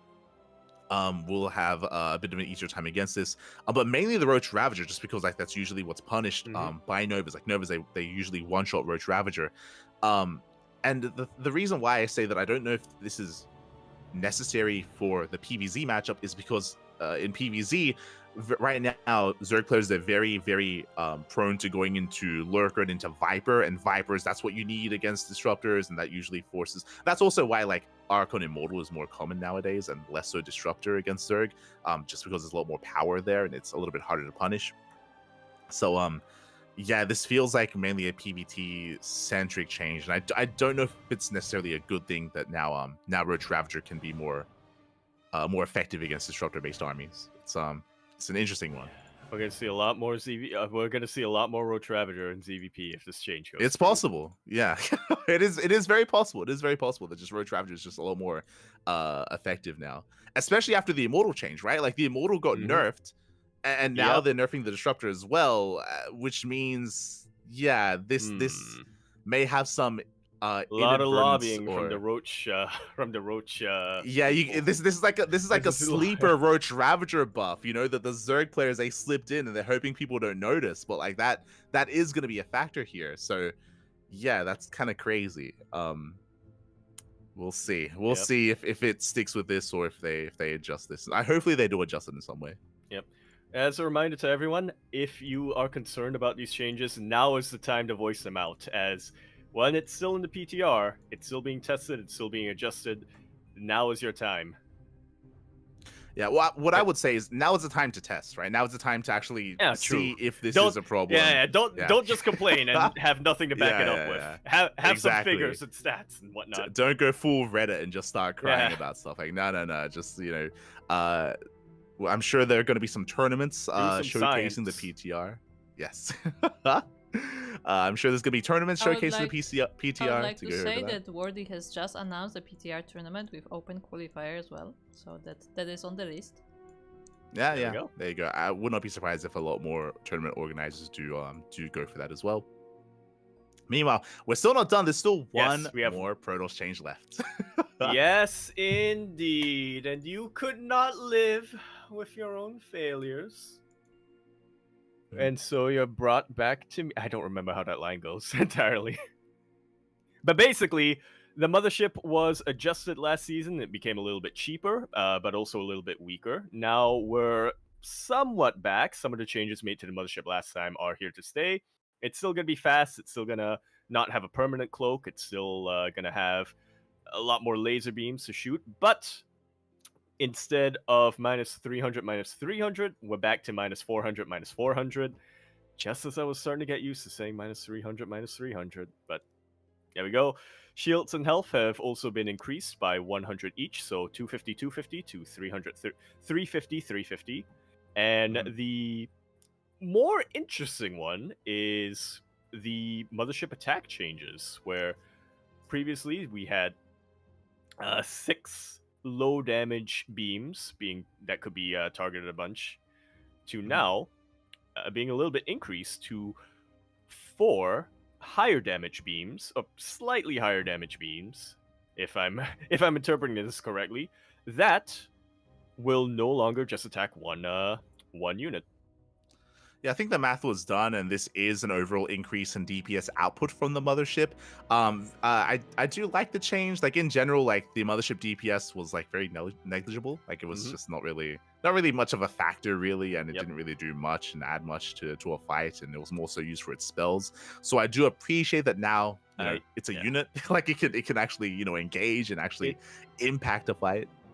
Yeah, this is also a lot more useful when it comes to actually like you mentioned, the damage was negligible, and the mothership attack itself is probably not going to be what wins you an engagement, but now it's actually useful for cleaning up after an engagement, assuming you keep your mothership alive. For sure. On top of that, its health has increased, its shields has increased. That is going to be quite important when it comes to sniping. Usually the mothership is the target to go for Viper abductions, or even for Vikings as well in late game TVP. Like, the mothership is the target. So the fact that now it's a little bit tankier, or quite a bit more tankier actually, will give Protoss a little bit more longevity, or just more sustain here in that kind of late game scenario. So that is going to be another late game buff for Protoss alongside the Tempest change that was stated earlier. Yeah. I'm getting the sense that a lot of the Protoss changes are meant to encourage Sky Toss.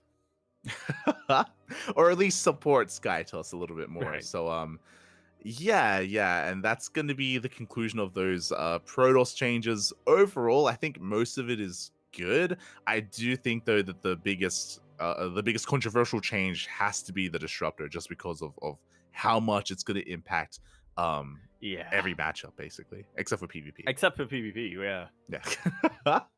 Which is left the same. True.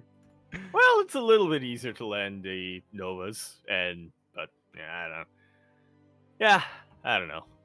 We'll see how that goes, but let's not forget, we have 2 more races to cover. We do have 2 more races here. We're getting into the Terran changes. A pretty interesting change, actually. We are now allowing not just the bunker, but the turret and the center tower also to salvage. Indeed, although the salvage process will be cancelled if you take damage, so that is something I suppose you have to keep in mind. I'm not sure how impactful that's really going to be, because you can just mass repair. Aside from if you're doing like a bunker rush or anything like that, you can just repair, and then once the threat has been eliminated, then you can salvage in peace. But yeah, I would say, once again, we'll see how this goes. I know that there is a lot of concern coming down about the potential of Terran just building up too high of a bank in the early game by building a bunch of sensor towers and then having a lot more of them by salvaging. So, but at the same time, I do think that if the goal of the patch is to discourage more of the turtle styles, then we might see something like this. There's a concern that this is going to be more of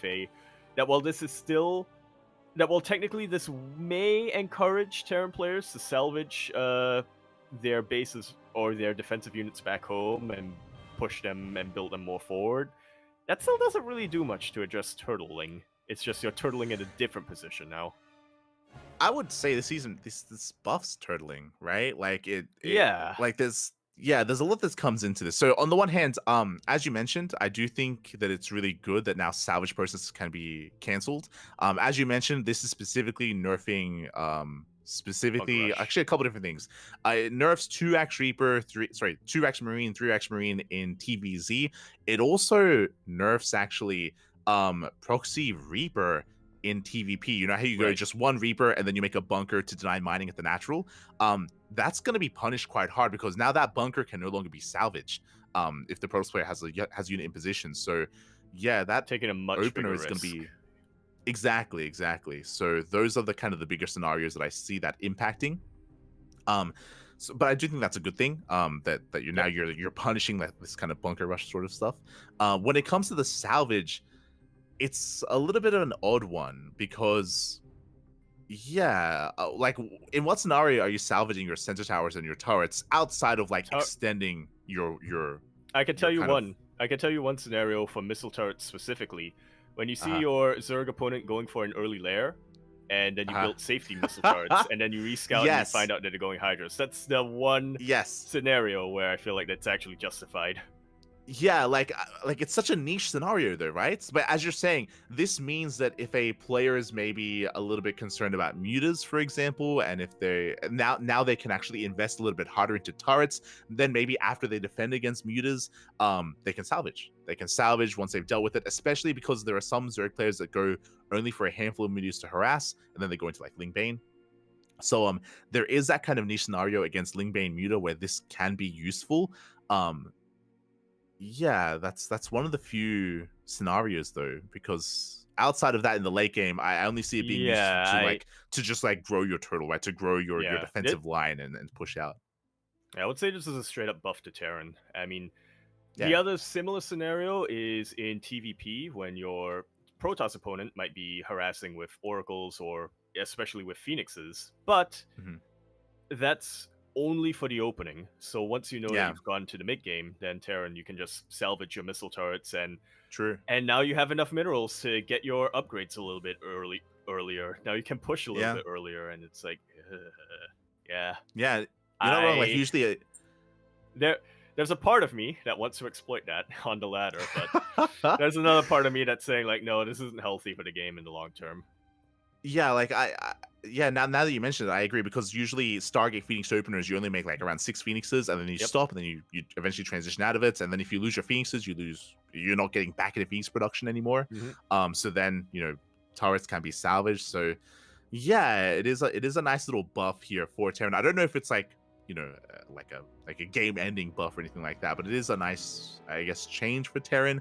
It's just a really weird change, just because, as you mentioned, it's just really niche utility, right? Like in that scenario, against like a Stargate opener, or against perceived Spire Mutaplay, or in the late game Turtle style, like those are kind of like the 3 scenarios where you would use it.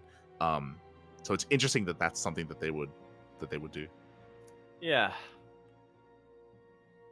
It's kind of like a change out of left field. It's a pretty cool change, but yeah. We'll see how this goes, and hopefully there's a way to make this balance, because I actually do kind of like the idea of this. I feel like that may just be my own Terran bias speaking, and just my own frustrations of scouting early layers, assuming that they're throwing down a safety turret, and then finding out that it's actually a rush into infestors or a Hydra based build. But I would like to see some players be able to utilize this. It's just it doesn't seem like if there's a way to. It seems very difficult to balance it right now, so it might just be better to not go through with it. Yeah, we'll see. I mean, like, there was a big situation. We were actually casting Beyond earlier today, if you recall, in the TVP, and TVZ even. Yeah, in the Nature Turtle Tussle, and we were in the late game in like a 100 versus 100 supply, like one base mining versus one base mining, just really clutch situation. And I was thinking at the time, I even mentioned, I was like, if Beyond could salvage all these turrets that he's got over here on the right hand side, he could actually be in a really good position. Like, if he could salvage everything, like that'd be insane. So yeah, it's gonna be a crazy change here. But again, like it's really only gonna be impactful, or only gonna be seen like in certain situations. Hopefully we get to see those situations, in the upcoming PTR tournaments, just so we can like observe and get a sense of how broken it is, or if it's even broken. Yeah, for sure. The other changes: Planetary Fortress armor decreased from 3 to 2. This did not have a developer comment. This is the most straightforward change. This did not need any justification. I think I think nobody is going to be mad at this change either. Yeah, for sure. I do like this change as well. This does coincide with their goal about turtling styles and trying to punish that turtle style. This means that Ling run-bys, Marine counterattacks, we see that in TVT, especially like this Marine's heavy style from Byun, and also Zealot run-bys as well, will be more impactful here at sniping bases. Yep. So I feel like we've all been there, where we've brought the Planetary Fortress down to red health. It's burning up, but then it survives long enough to take out your army, and then the mass repair comes in. So yeah, this is a welcome change, I would say. Yeah, for sure. The other changes. The Sensor Tower change, as we were talking about earlier on, it's not a complete nerf, as it is a lot cheaper to build now, especially taking into account the gas, the decreased gas costs. But it is less effective when it comes to covering the map. So, 35% area size reduction. I would have to see this on the menu app itself to really be definitive. But from my estimation, it would cover maybe a sixth of the map if my math is correct. So. Yeah, once again, I do think that this is something that will encourage a lot more active playstyles from Terran, because when you can't just... I mean, as a developer comment say right here, the combination of Planetary Fortress and Sensor Towers were just way too powerful for camping in the late game. So these changes are to make it so that Sensor Towers are going to be weaker against basic units like Lings, Marine Zealots when it comes to drop play and harass, but still going to be useful in the earliest stage of the game to keep an eye out for something like a timing attack. Yeah, so this is overall a nerf, and it's a good thing. A welcome nerf. Yep. Yes, exactly. Just like the Planetary Fortress change, just kind of a big part of how a Terran player can be very defensive and very turtley is them being able to keep up with your army rotations. If they know where you are, then they can just rotate with you, they can keep up, and they can just, deflect you time and time again. So affecting or reducing that vision is going to be a good thing, especially considering that Terran also have scans as well. It's not like this is the only way that they can get eyes on your army. They have scans, and usually in that kind of game state, they've got a lot of CCs and orbitals as well for those scans. And also, I would like to point out that, as you were mentioning, scans is a huge ability for Terran, but also a more efficient way of getting map vision when you can't just blanket the entire minimap with sensor towers is drop play, is just being more active on the map to get a sense of where your opponent's armies are at. And that, when the initial nerf to sensor towers came, I think about a year ago, that led to some of the most dynamic and active playstyles from Terran I think we've seen in a very long time. So encouraging even more of that, I would say, is very welcome, especially in the TVT matchup. I know we're talking a lot about like TVP and TVZ, but in TVT especially, I think this will lead to a lot more exciting games. For sure. This is, I think we welcome these past couple of changes here for Terran. Up next is going to be the Orbital Command. Yes. This is a really interesting change. Yes. And I gotta tell you, I'm not satisfied with the with the explanation that we have here in the developer comments, because I feel like this is, on the one hand, it might not be applicable to camping specifically, because I do feel like when you're using the Orbital Command's new ability, Extra Supplies, which both increases the health of the supply depot to 500 and also gives it an instant repair to full health. This is just buffing defensive play for Terran. It is. I don't think this is buffing late game defensive play. Yeah, but it's still out of left field. Yes, this is very similar to like the turret salvage update. This is very similar in the sense that it's very niche. It's very, because how is this really gonna help a Terran like against like a Ling Flood? Not really against a Bane Bust. Oh, maybe against I think Bane Bust Bust would be too instant. Oh well, actually, yeah. Because now the health is also increased. Now Zerg has to build more Banelings. Exactly. So like preemptively. So not necessarily to repair, but more so to bolster the HP of a depot, so more Banelings going to be required. So I do think that specifically against like Ling Floods and Bane Busts, this is going to be impactful. But I think that's like the only scenario, or maybe like Proxy Zealot, like Proxy like 2 or 3 gate. Yeah, I'm just gonna say it. I think this is a very misguided change, and one that is not something that I think this is a very misguided, looking at the developer comments, because they're saying that Extra Supplies was rarely utilized in the high level because it was seen as more as an emergency use in case of supply block, and I feel like that's what it should be. One of the very first things that you're taught when you're learning Terran, or one of the very first things that anybody would tell you in a Terran guide, is never rely on using Extra Supplies, because mules and scans are just that much more useful to you. Only use it in case of an emergency, and just get good at your macro. Essentially, it's just, this is the idea earlier on, or the idea behind Extra Supplies is, don't use it, just get good at macroing. Just get good at keeping up with your idle workers and building more supply depots. This is just I mean, well, I don't think there's many like negative implications with this change. It's like a nice like side benefit of cooling down to supply. Now it just insta heals a depot and gives it more HP. I don't know. So we'll see because I think you're like alluding to. I don't like the idea of Extra Supplies being something that is actually useful. I see. It may be more the old school elitism coming out from me, but okay. Yeah, I don't know. I feel like it does mess a little bit with. I wouldn't necessarily say the flow, but it does mess with it messes with everything that we're supposed to be doing as Terran players. It becomes more of a crutch as you it becomes more of a crutch as you kind of advance through and get better at the game. For sure. I mean, I don't think this change is necessarily saying, oh, you should do this more instead of making well, depots, they're saying sort that of you thing, should right? do Like, well, they're saying that they're trying to encourage this more.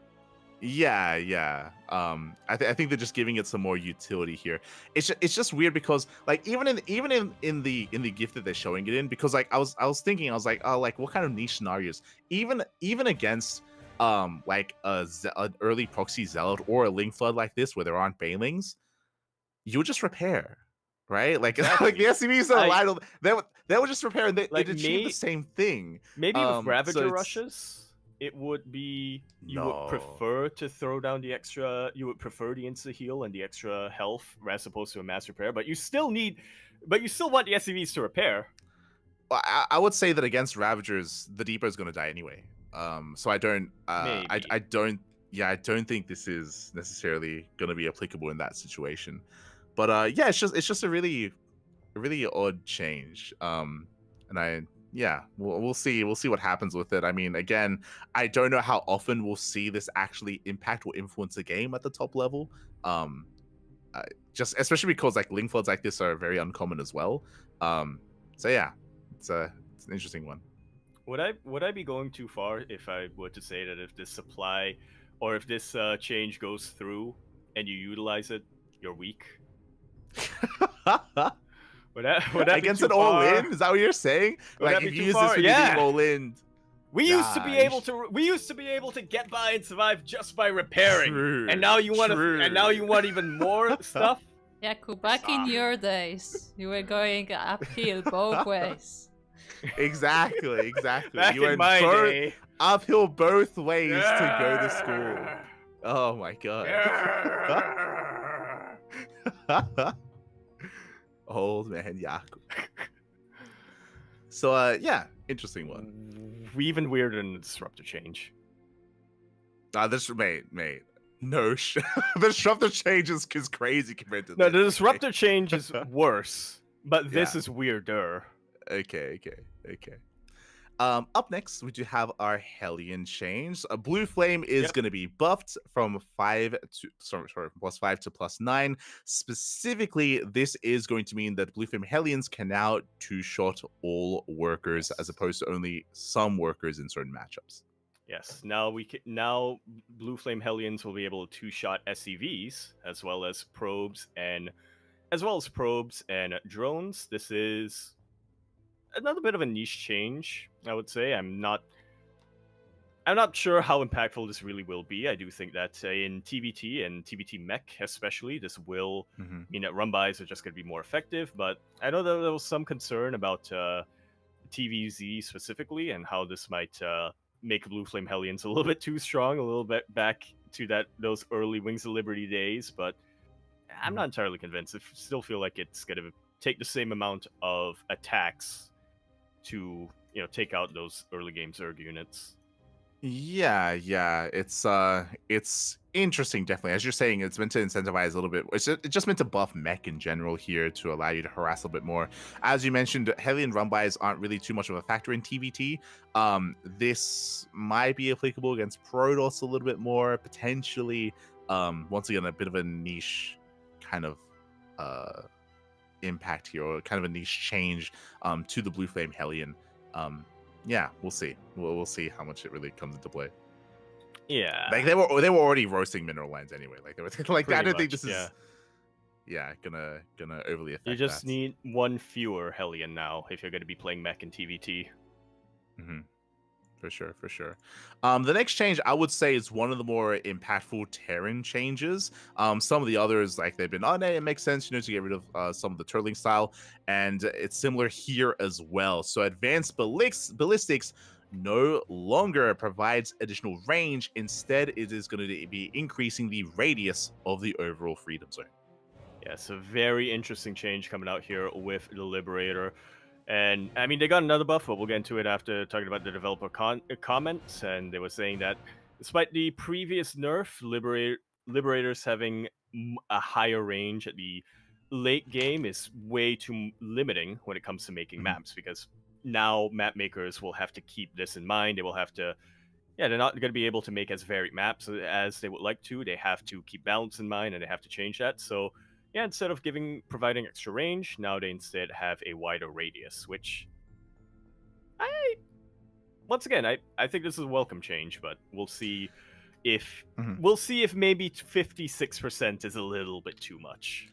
Yeah, in general, the idea of now the Liberator is more vulnerable than before, I think is a good thing. I do think that Liberator range was a little bit obnoxious at times, especially depending on the map, right? There would be, yes, there'd be very often moments where the Liberator would siege up and a Spore wouldn't be able to deal with it, a Queen wouldn't be able to deal with it, and it would just be so punishing, especially in the late game as well. So yeah, changing that and now making it more vulnerable to to either Queen defense, Hydra defense, defense in general here, I think is a good thing. Not just when it comes to harassing, but also when it comes to defending as well. We speak about the defensive wall, the defensive setup of Terran players. Liberators are also part of that as well, and having them closer to the wall and closer to the front line, I think is overall a good thing. Yep. And I can definitely think of a couple of scenarios where this change kind of balances each other out, or it just kind of washes, like it's less of a nerf and more of a I guess it's not intended to be a nerf anyway. But basically what I'm trying to get at is, right now there are still a couple of maps where you could still make up for the lack of range with that radius increase by just staying on the edge of dead space or of dead air. But that's the old map, and I mean, like the council is saying here, they're making this change in the hopes that future maps are going to be a bit more varied and will be won't have to keep that limitation in mind. The other change that's coming through here with Liberators is one that I feel like should have been here when this ability was first introduced, or when this upgrade was first introduced, I should say. Smart Servos, the one where the upgrade that allows Terran mech units that have more than one form to change their forms quicker, will now apply to Liberators as well. Previously, it only applied to Hellions and Hellbats, Thors, and Vikings. Yeah, this is actually going to be kind of crazy. Liberators, basically, they're going to have a lot more micro potential when it comes to unsieging, resieging, and repositioning as well. So now there's going to be a little bit more intensity when it comes to dealing with Liberator harass, and also, of course, when it comes to Liberator movement with the main army as well. And that's in line with the range nerf. It's no longer set and then forget it. It's set it, keep your eye on it, and make sure it doesn't die. Yeah. So you can definitely argue that this is a good thing because it does give the Liberator more micro potential, and likewise, it will also require more micro as well defensively to deal with the Liberator as well. So yeah, it is going to be a little more of an intense unit when it comes to harassing, when it comes to being a unit in general active on the map. Overall, I think tentatively, I would say that this is a good change. We'll have to see. We'll see. As you mentioned before, the increased range might be the increased radius might be too much. It might be too large. Yeah. I think this is a good direction. It's just we have to keep our eyes on the numbers. Yes. I think numbers can be definitely tweaked here for both aspects, right? When it comes to how quickly it can unsiege and resiege, and also when it comes to the overall radius as well. So overall, I agree. It's a good direction. Yeah. And finally, for the Terran changes, we do have a little bit of a rework for the Thor. Explosive payload, otherwise known as splash damage mode, will have increased damage, previously going from 6 plus an additional 6 versus light units to now 8 overall, and an additional 4 bonus to light units. The radius has also been increased slightly. Well, I say slightly. It's increased quite significantly, but instead of having a full-on effect, it does kind of weaken out or taper out at the edges. Also, the range has been decreased. Yes, the range was decreased. This is all applicable specifically to the explosive payload mode, not to the high impact one. Bear that in mind. This is a very weird change. I'll be honest, this feels like a Clem buff specifically. I was gonna mention. I don't know if you know what I'm referring to, but basically what this does is that this makes the Thor even more of a hard counter to Muta in TVZ. Yep. They're Now showing Thor's going void to be doing rays here in the GIF, but we they're trying to all know what specifically Clem has been struggling with in TVZ. Mm-hmm. Like as you're saying, the GIF is a bait because you're never seeing Mass Void Ray against Terran like this. Like this is never seen. Like what are they showing right now? The very few times you see it is only in the early game or very situationally is specifically for something like a Mass Void Ray rush or something like that. You never see it at this point of the game where Terran not only has four Thors, 4 Thors, and has already made it across the map. Yeah. So don't pay attention to the GIF.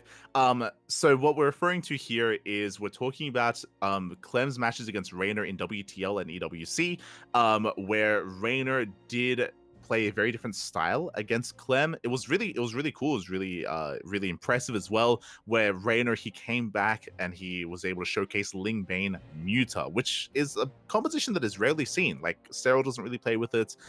Dark doesn't really play with it either. So it was something that that at least I felt like maybe Clem was a little bit less experienced with playing against, just because it is such a niche play style. And Raynor did actually defeat Clem, and there's a reason why Team Liquid ended up dropping in WTL, because Raynor was able to bring it to Clem and able to take him out alongside him. And that's something that Clem has been struggling with. That is the only instance that I've actually seen Mutas impactful against Terran is Raynor versus Clem, and this change feels very directed to that, which is why it's kind of weird. Like because I don't know any other explanation other than like Clem versus Raynor, right? I mean, it's also potentially a little bit telling that well, we'll see, because here's the thing. They did adjust the numbers slightly to, in theory, make it so that the Thor is a little bit less effective versus light units like the Mutalisk or like Phoenixes or something like that. But realistically, those are units that have very low health to begin with. This adjustment, I don't think changes anything against those units, aside from just now making it a little bit easier making it more difficult to magic box. You now have to be a lot more. You now have to keep your. You now have to spread out your Mutalisks a lot. Yeah, that's what I was gonna say. Is that this is a radius buff. This change specifically punishes magic boxing. Now magic boxing, you're gonna take even more damage with Mutas, which is crazy because magic boxing is supposed to be the counter to the Thor, because the Thor does so much splash damage, and that's what you do to take advantage of it. And now you can't even do that. That's why I'm saying this feels very specific to the interaction between the Thor and the Muta, which is crazy because again, this isn't an issue anywhere else. It isn't, but now that you're bringing it up about magic boxing being the counter to the Thor, I can kind of see where they're coming from more of a design perspective, and less of a balance perspective and more of a design perspective, because obviously originally the Thor was designed as a counter to the Muta, and then later down the line, players figured out that, hey, wait a minute, there's this one trick that we can utilize that makes it so that we can still play Mutas against Thors. Obviously, not Thors in high numbers, but we can still utilize these Mutas. So, yeah, this kind of brings things more in line with the original vision of the Thor Mutalisk interaction. But it's like you said, you rarely see that nowadays anyway. So yeah, exactly. That's what's so odd about the change. Like it just looks really hyper specific. It looks really hyper specific as a change, and it feels like it's only applicable in certain instances as well. As you mentioned, right? Like it could be the case that design wise, maybe they don't like the idea of a Muta's magic boxing and they want to get rid of it, or I guess they get rid of it, punish it even more, and be like, Thors, they should just shut it down. But then what you're saying is that they want to disincentivize Ling Bane Muta, and it's already a rare thing to begin with, and I feel like it's one of those beloved interactions. Like Ling Bane Muta against Bio is pretty historic in SC2, so the idea of trying to shut it down here feels kind of weird. Really does. I think it's the way that I would put it. Yeah.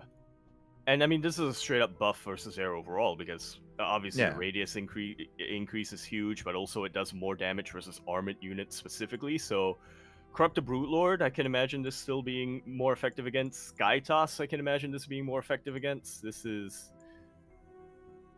Again, I'm not sure who was asking for this change. Yeah, this is the biggest.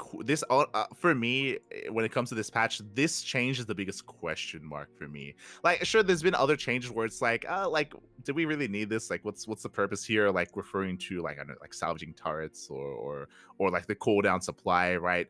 But like this, I feel like is like targeting something more specific here intentionally. So, which is I'm curious like what the thought process was, because I feel like the developer comment leaves much to be desired. I don't think it really gives enough explanation. They're saying like, oh, like it's to give the Thor more of just buff it in general and just give it more varied utility in an army. And I guess the other impact that this would have, I think, is going to be against interceptors in like Skytos, Protoss versus Terran. Sense. Yeah, that is going to be the other. Yeah. Which is why I don't know why they're showing Void Race. Yeah, you can just like, completely shut down carriers now. As Terran, you can send out 1 or 2 volleys against the interceptors, and then you don't even have to switch into high impact payload to take out the carriers anymore. To be fair, in late game TVP, Protoss players have been leaning more away from carrier and more into heavy Tempest play, but this is just going to push that even further. Now, like I feel like carriers are going to be a little bit less like valuable here for late game PvT anyway. It's just an odd change. Yeah, we'll see how it goes through. I mean, we'll have to see the games themselves, but I'm hoping with the changes to the Tempest, if the scenario does go through and we do see more Tempest versus Thors, then I'm hoping that at least the micro ability of the Tempest might be able to make up for this Thor buff, especially since the Thor attack range is going to get nerfed. But we'll see. We'll see if that's something that will only impact the high level, or if that's going to be something that I mean, I'll be honest. I think TVP will be fine versus this, just because if you remember, the Tempest range was nerfed specifically versus air, not ground. So I think Tempest is still going to be fine against Thors. Like and you can kite a little bit easier with the Tempest too. For sure. So this despite the fact that I can definitely see this impacting like the carrier unit interaction, I do think this is still more focused on muta play, which is interesting. I don't want to be too cynical, but it almost feels like whoever suggested this change saw those matches, didn't like what they saw, and they want to like influence that. But I'll say that the one hyper specific scenario for me will be in TVT, because I'm absolutely awful at keeping up with my Stargate production. So, I can build 1 or 2 Thors and just shut down your Vikings. Yes, that's the other one as well. Like, if the Vikings stray too close in TVT for air control, then Thors are going to be more valuable. 100%. That is true. That is another thing that it will help. But with that, we'll see. We'll see how this goes through. Again, for the Terran changes overall, I feel like aside from the extra supplies, which I really don't like, but I'm obligated to be not super emotional about things when I get on here. I'm obligated to look at things more from a brain and objective perspective. We'll wait and see how that goes, even though design-wise I really don't like it. And also the salvage is a little bit of a question mark to me. I feel like most of these changes are in a step in the right direction, but the numbers need to be scrutinized a little bit better. I'll tend to agree. I think overall it's a positive thing. My biggest issue is still the Thor change. I'm still a little bit perplexed as to the reasoning as to why they would want to implement this change and why they would want to disincentivize mutas like that. But we'll see what does happen as we get into the Zerg changes. Indeed, which honestly are probably the least true divisive. The least divisive and the least like they didn't go for any major swings here when it came to Zerg, or any major reworks, with one exception. But even then, it's we'll get there. Yeah. I mean, initially it doesn't look too crazy. It's like, okay, so it looks like I was just gonna say, it looks like they nerfed a couple of things and then they buffed a couple of things. So overall, it looks like it looks like not much has changed overall, but we'll see. It depends, of course, on the interactions. It's less so about looking the numbers on their own and more about seeing how looking at the interactions that they have. Yes. So this is still, I would say, an interesting change. So the queen has been increased. Its minerals are now from 150 to 175 minerals. Likewise, the hatchery has been decreased in cost from 300 to 275. These are interesting changes. I understand the logic behind it. Specifically, I believe that they do want to disincentivize mass queen in the early to mid game, which I do understand. Going for a heavy queen count can be a little bit obnoxious to play against. Definitely, there are definitely memes about make more queens early on and you're fine as Zerg. So that is specifically what it's designed to approach. What I find interesting here, because the hatchery is going to be cheaper, I do think that is going to influence hatch blocks in ZVP. It is still very common for Protoss players to hatch block, and this means that you can get the hatchery down a couple of seconds sooner, especially with 15-15s. So that may no longer be a factor anymore. It's very possible that we're not going to be seeing our natural naturals. Yeah. You have to pull one more probe, or you'll have to. I don't know. Yeah, I'm curious how it works out. I'm curious if Protoss players have to send out their worker earlier, if that even does get across the map in time, specifically with 15-15. So that is going to be definitely a change in ZVP.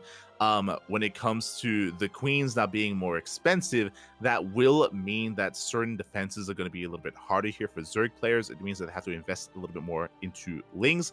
I do think that this will impact specifically gasless openers the most. I'm referring to Dark, even Rainer as well has been very fond of 15-15 gasless openers against Terran, where you skip Ling speed and you defend with purely Queen against Hellion Banshee. This does mean that you will have less queens, I do think. I do think you're going to have one or two less queens. So that may be enough to disincentivize gasless openers.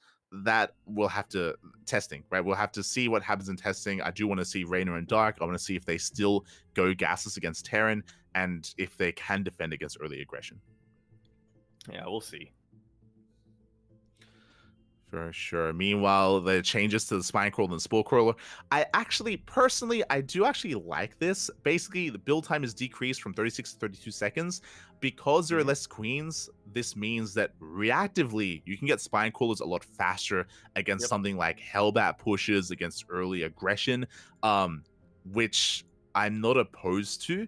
I think that this is... So that's kind of mainly the scenario where you're going to be seeing that is kind of more reactive play. 4 seconds doesn't sound like a lot, but that's actually quite a lot of time in StarCraft.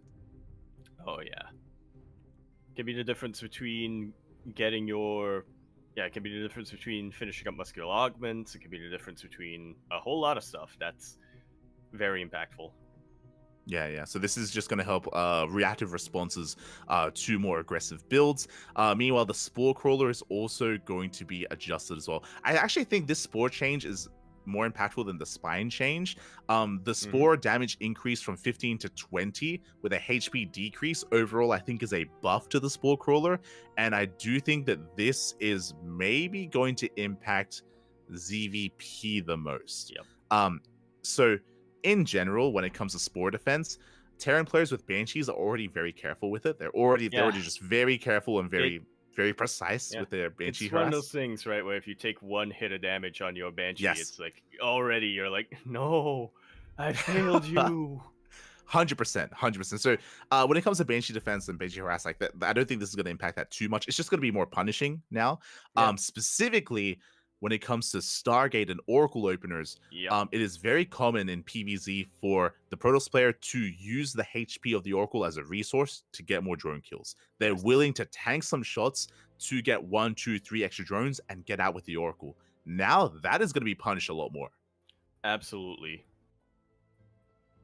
Trying to do math and think of how many shots an Oracle can take, but the answer is fewer, and it's even that one additional fewer shot, like you were mentioning, can be very impactful here. Oracles have a very short range, so you can't really afford to be too careful with them if you want to get those kills.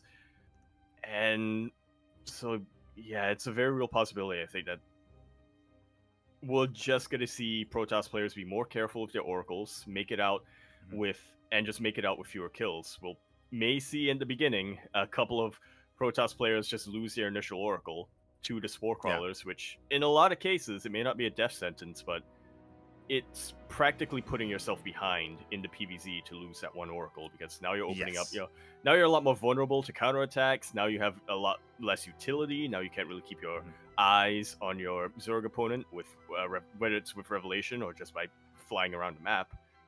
I'm not sure how I feel about this change for ZVP specifically.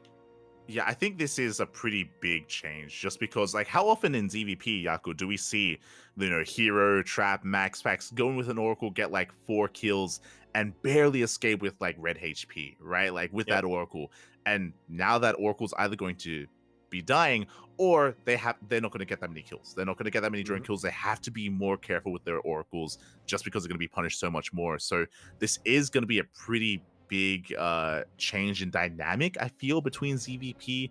Either Protoss players are going to get even better, that like this may just force them to be much more efficient and much more decisive, and maybe they can still try to keep up, or it may just deter some Oracle harass as well, and maybe they're just going to use it more for scouting and more for defending. I'm still on the fence as to whether this is a good thing or a bad thing, because we have seen Protoss players just kill Zergs. Like, I still remember like Max Pax killing Solar purely off of triple Oracle harass, where he just goes to town and just pulls Solar apart. Like, that's happened before, and I don't know if we want that to be a good thing or a bad thing. But this is going to be, specifically, I feel like mainly impactful in ZVP. Yeah. Well, we'll see. We'll look at a couple of games, and like you said, I'm very much on the fence about this, but I don't know. I don't think it's a good idea to at this stage of the game or at this stage of StarCraft 2's lifetime to remove or disincentivize openings from Protoss, because I do feel like that was something that is that's one of the things that Protoss has going for it, right? Is that it does have multiple options in the early game, or it does have a couple of options when it comes to openings, and if you make Protoss more predictable, I think they're going to be in a lot of trouble, because Protoss does rely quite a bit on keeping their opponents on their toes. Yeah, I don't think this change is going to be enough to deter Stargate openers. If you remember, there was a change to the Widowmine last patch, which almost completely killed Widowmine drop openers, right? Like, we rarely the first few weeks. Yeah, or even nowadays, we rarely see Widowmine drop builds as much as we used to. But I don't think that's gonna happen here. We could be wrong. I could be wrong. Which is why we'll see what happens in the PTR. We'll see if this is enough to just stop Oracle harass, and maybe Protoss players, instead of going triple Oracle, they just go double Oracle into faster Twilight Council. We'll see what happens. Yeah, we'll see. Meanwhile, we have our big change coming down to one Zerg unit in particular, the Hydralisk. They do have a little bit of a reduction when it comes to their movement speed on creep. It went from 5.11 to 4.83. But to make up for that, they now have a new ability. A Hive Tech level ability that you have to research, called Dash. Costs 100 minerals, 100 gas, and 64 seconds to research. And once you get it, you basically give your Hydras a little bit of they basically lunge forward slightly. It's they get a huge movement speed bonus, but it lasts less than a second. And it'll last on and off creep. So it lasts less than 1 second. Basically it's basically Blink, but for Hydras. It's like half a Blink for Hydras. You still can't pass through terrain with this, but yeah, of course. This is a weird one. Obviously, the best thing about this change is the amount of memes that were made because it's called Dash. Like, there's been a lot of discussions about the name of the ability, and I guarantee it here. True. I guarantee the name is going to change, right? If we change Hurricane Thrusters to Hurricane Engines, we're going to change Dash. Here's the thing. It's not even Dash yet on the PTR. Okay. On the PTR, it's called Frenzy. Oh, okay. Because it was inspired by the core. It's called Frenzy because it's inspired by the ability that Hydras can get. I think Kerrigan can get them in co-op, and it's also in the Heart of Swarm campaign. But in the campaign, it's basically Stim for Hydras, where it's both attack speed and movement speed. Yeah. Whereas in the PTR right now, it's just movement speed. Yeah, I don't like them using Frenzy just because, as you mentioned, Frenzy is a very different ability in it's a the campaign and in stuff. Yeah. So I imagine they should change it. But this is kind of weird. But Yeah, I don't like. Yeah, of course. When it comes to this ability, it's an interesting one. It's a pretty wild change, and it is a buff here to the Hydras. It does allow them to dash and avoid novas, for example. It's going to make it easier to avoid purification novas. It's going to be easier to punish drop play and dash under a prism, dash under a medevac. In general, the Hydra is going to get a lot more mobility than previously, which is a pretty big change. And my biggest concern here, two things. Specifically against Protoss, I just mentioned, it's a way to avoid novas. It's also a way to avoid storm as well. True, that is true. But it's kind of weird that we're getting two different nerfs to the Disruptor, because if you remember, Disruptors now they now no longer one-shot Roach Ravager, and now potentially they no longer hit Hydras either. So those are two different changes that are going to be negatively impacting how Disruptors work in PvZ. Yeah, it's good that you brought that up, because I was looking a lot more at the ZVP matchup. I feel like this isn't going to be too impactful in ZVT. I do feel like just... And what scenario are you going to be dashing in or dashing away? Like, maybe you might... just against drops. Maybe against drops, or every now and then, maybe against a Liberator, or as a panic button if you accidentally walk into tank range, but... Yeah, ZVP is going to be the big one, because there's just so much more to avoid in ZVP. You can dash away from storms, you can dash away from purification novas, and at the same time, you can also dash away and just try to waste a zealot charge or something like that, or try to bait zealots into another situation like that.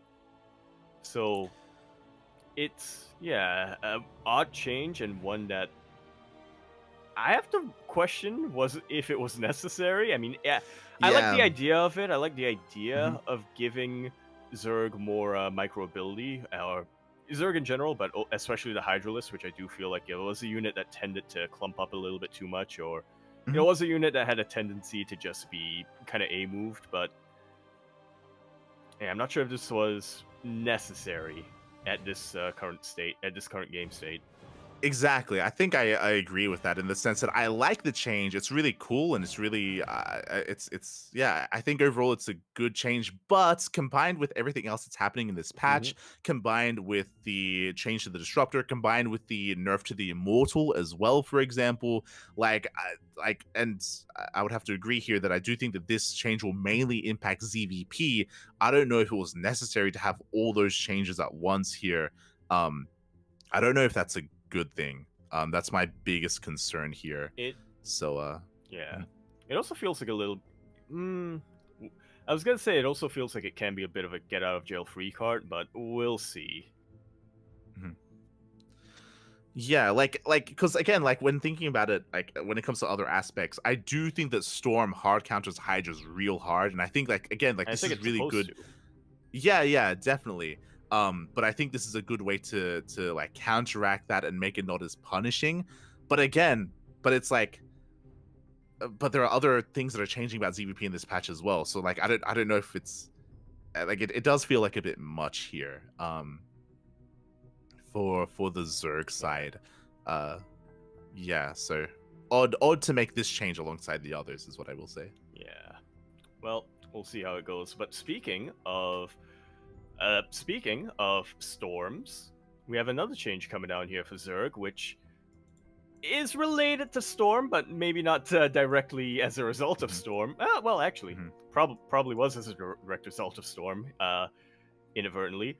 Infestors, the Microbial Shroud ability is now adjusted slightly. It's still, you throw down the Microbial Shroud, and Zerg units under the Shroud take less damage, specifically from air units, but Now it will stick to the units for about 3.6 seconds after Shroud has dissipated or after you have left the Microbial Shroud, which is pretty huge and one that, like you were saying, on its own, I do like a lot. I feel like a very big weakness of Microbial Shroud earlier on is that it was counteracted too hard, but what it was intended to do was kind of make it a little bit easier for Zerg to kind of go toe-to-toe with Skytoss specifically. I mean, it still impacts ZVT as well, but specifically it was meant to allow Zerg to fight against Skytoss. But the problem with that is that Microbial Shroud, since you had to be in the Shroud, and since that it had a small radius, it just became a target for Protoss players to throw down Storms or to throw Purification Novas. Now that you can actually micro away from Storms and Novas, but still go toe-to-toe with Skytoss, this feels like in a different patch, this would have been welcome. But right now, with the other changes going down, I'm not convinced. I would say that I think that this change should have been here from the beginning. Absolutely. Like Microbial Shroud it's like a nice idea, but as you mentioned, it's almost never used because it is so easy to punish. So the idea of Microbial Shroud sticking to units is good. I think this is really good. I think this should have been here from the beginning of the introduction. Exactly. It should have been here from the beginning of its introduction. So I think this is a good change. As you mentioned, now we also have dashing Hydras alongside this, and this is specifically designed to buff Hydra against Skytoss Microbial Shroud. I mean, it's meant to be allow for Hydras to be an answer to Skytoss units. So having them both in the same patch is kind of weird. Like I'm welcoming the Infestor change. I think it's good for the Microbial Shroud to act in this way. It's just again, I feel like it's kind of weird that this is also alongside dash as well, because it also means that okay, you can Microbial Shroud your Hydras and then it's 6 of them, and then you can dash forward as well, and then you can chase down Carrier. Like, it all sounds really cool and stuff, but like it's a lot at once, which is kind of crazy. Yeah, speaking of a lot of at once, and speaking of counters to High Templar and Disruptors, Ultralisk got a buff. It feels like a little bit more of a quality of life change. It's that now, previously, if Ultras were behind other Zerg units, they would just be stuck there unless they found a way around. Now they can go through allied units. They will push them away, and they will just get on the front line. So it is a bit of a quality of life change, but it is also one that does have legitimate balance implications as well. Yeah, I think similar to Microbial Shroud, I would say this should have been here from the beginning. And when you say from the beginning, you mean the beginning of the game, back in 2010. The beginning of time. Similar to like the Colossus, where the Colossus can walk over units to micro away. Here, Ultras, they can push through to get on top of an army. So now they're no longer kind of like stuck behind Lingbane or stuck behind Roaches. So I do think this is a really good change overall. They're showing this kind of weird dynamic with Roach Ultra, but like in general, for Ultras to push past like Lingbane and to get on top of an army, I think this is a good change overall, especially because Ultras are very niche units currently. There's a reason why I think last patch Ultras got buffed. Remember, they got smaller. They became smaller units, which made them a little bit more microable as well. This is adding on to that as well, allowing them to be more effective just because of how clunky they can be. I like how you mentioned that this is a weird dynamic because it's Roach Ultra. What I find weird about this GIF is that if you look at the end, the bio still wins. Usually when you see these things, it's the unit that's getting buffed will be the victor. Yeah. But here's just mass marauders killing everything. Oh, yeah, a couple of Marines over there. Yeah, it's a couple of Marines. But yeah, I do like this change as well. I think this is mainly going to... I was going to say mainly going to impact... No, yeah, I agree. I think it mainly impacts ZVT. Ultras are used against like late game Skytoss. That is true. But often Ultras don't really have this problem in late game against late game Skytoss, because usually your ground army is quite small. You don't have this kind usually your ground army is only Ultras. Yeah. Ultras and like Lynx, and like that's kind of it. Yeah. Just because you're so like Corruptor, Broodlord, Infestor, Viper heavy, right? So so yeah, I do think this mainly impacts this matchup, ZVT. And this is probably I would say a welcome change. Yep. I'm gonna be seething. As I'm unable to get my snipes off on the ladder, but like you said, I think this is probably a good thing and healthy You can for, still the get them competitive off. game. You'll be fine. You'll be fine. Yeah, it's probably good for the health of the competitive scene overall. Meanwhile, our final balance change that we have here is for the Brute Lord getting a bit of a buff. Health on Brutelings have been increased from 20 to 30. I believe this also is for Brutelings from Zerg buildings, but I mean, that's not that big of a deal. And also the weapon cooldown, so the time in between shooting the Brute Lords at enemies is slightly reduced from 0.57 to 0.46. Decreased by 0.11. Math. There you go. So in a way, it's kind of similar to the damage point change that we had with the Tempest, where now because the weapon cooldown is decreased, Broodlords are going to be a little bit more kiteable as well, so they can unload, they can back off, they can shoot once again. Yeah, and the Broodlord being buffed here, I do think this is mainly going to affect ZVT as well, specifically against like this more turtle style. We saw it earlier this week as well, where you have the Terran player who's got Mass Ghost, Lib, Tank. They've got their planetaries, and it has to be Broodlord Infestor that contests against it. I was curious what some Terran players were thinking of this, and from my understanding, they agreed that the Broodlord was a lot weaker nowadays after certain changes applied previously. So this is probably a good thing.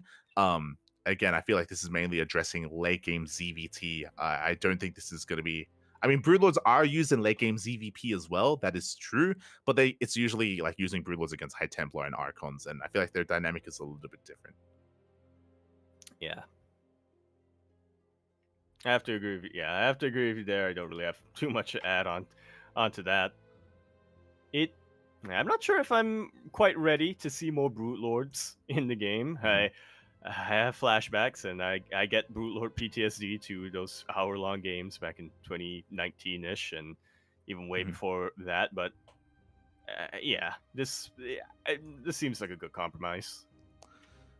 Yeah, and that's going to be the final Zerg change. I think overall, like, I'm pretty content with the Zerg changes. I'm still very tentative, like, even though I'm a Zerg player myself, and even though I do think the Hydra change is, like, it looks like a lot of fun. It looks like really, really good, really powerful. I'm concerned about its impact on the ZVP matchup the most here when it comes to the Zerg changes. Yeah. We'll see. And we will see. Likewise, we also have some general quality of life changes here. I remember I was watching some reactions to this, and there were so many people hyped for for the third change specifically. The second change. Fourth change mostly. Yes. It's crazy. It's insane. Yes. Go into it. Workers waiting for refinery, extractor, or an assimilator to finish no longer count as idle. Mate, biggest change of the pack. Huge. Like that's great. That's crazy. I love it. If you're if you're like me and you see the idle worker tab and you're immediately like, oh no, I need to send them back to mineral lines, or oh no, they should be building supply depots, and then you go back or you tap your camera to the idle workers and you see that they're actually just waiting for gas to finish so they can start mining gas, and they're like, well, that took me away from my build order for 1 second. You're gonna be very pleased with this. This should have been here from the start of the game. It should have. I was gonna say that. Like those units not being counted as idle, it should have been there from the beginning. The other one is CC, Nexus, and Hatchery. Now they auto rally to mineral lines as well. That's also a really nice quality of life change. Also something that probably should have been there from the beginning of the game. But it is nice that we're getting it now. Like it doesn't sound like a big deal, but these are actually for players, for people that play the game a lot. Like this is really nice. Well, I also like the first two changes, which are a bit more turn specific, but I like them specifically because they were in game heart. They were in mods, or they were in observer mods already, and now we're just bringing them into the main game itself. Scanner Suite now uses team color. Sensor Tower uses team color.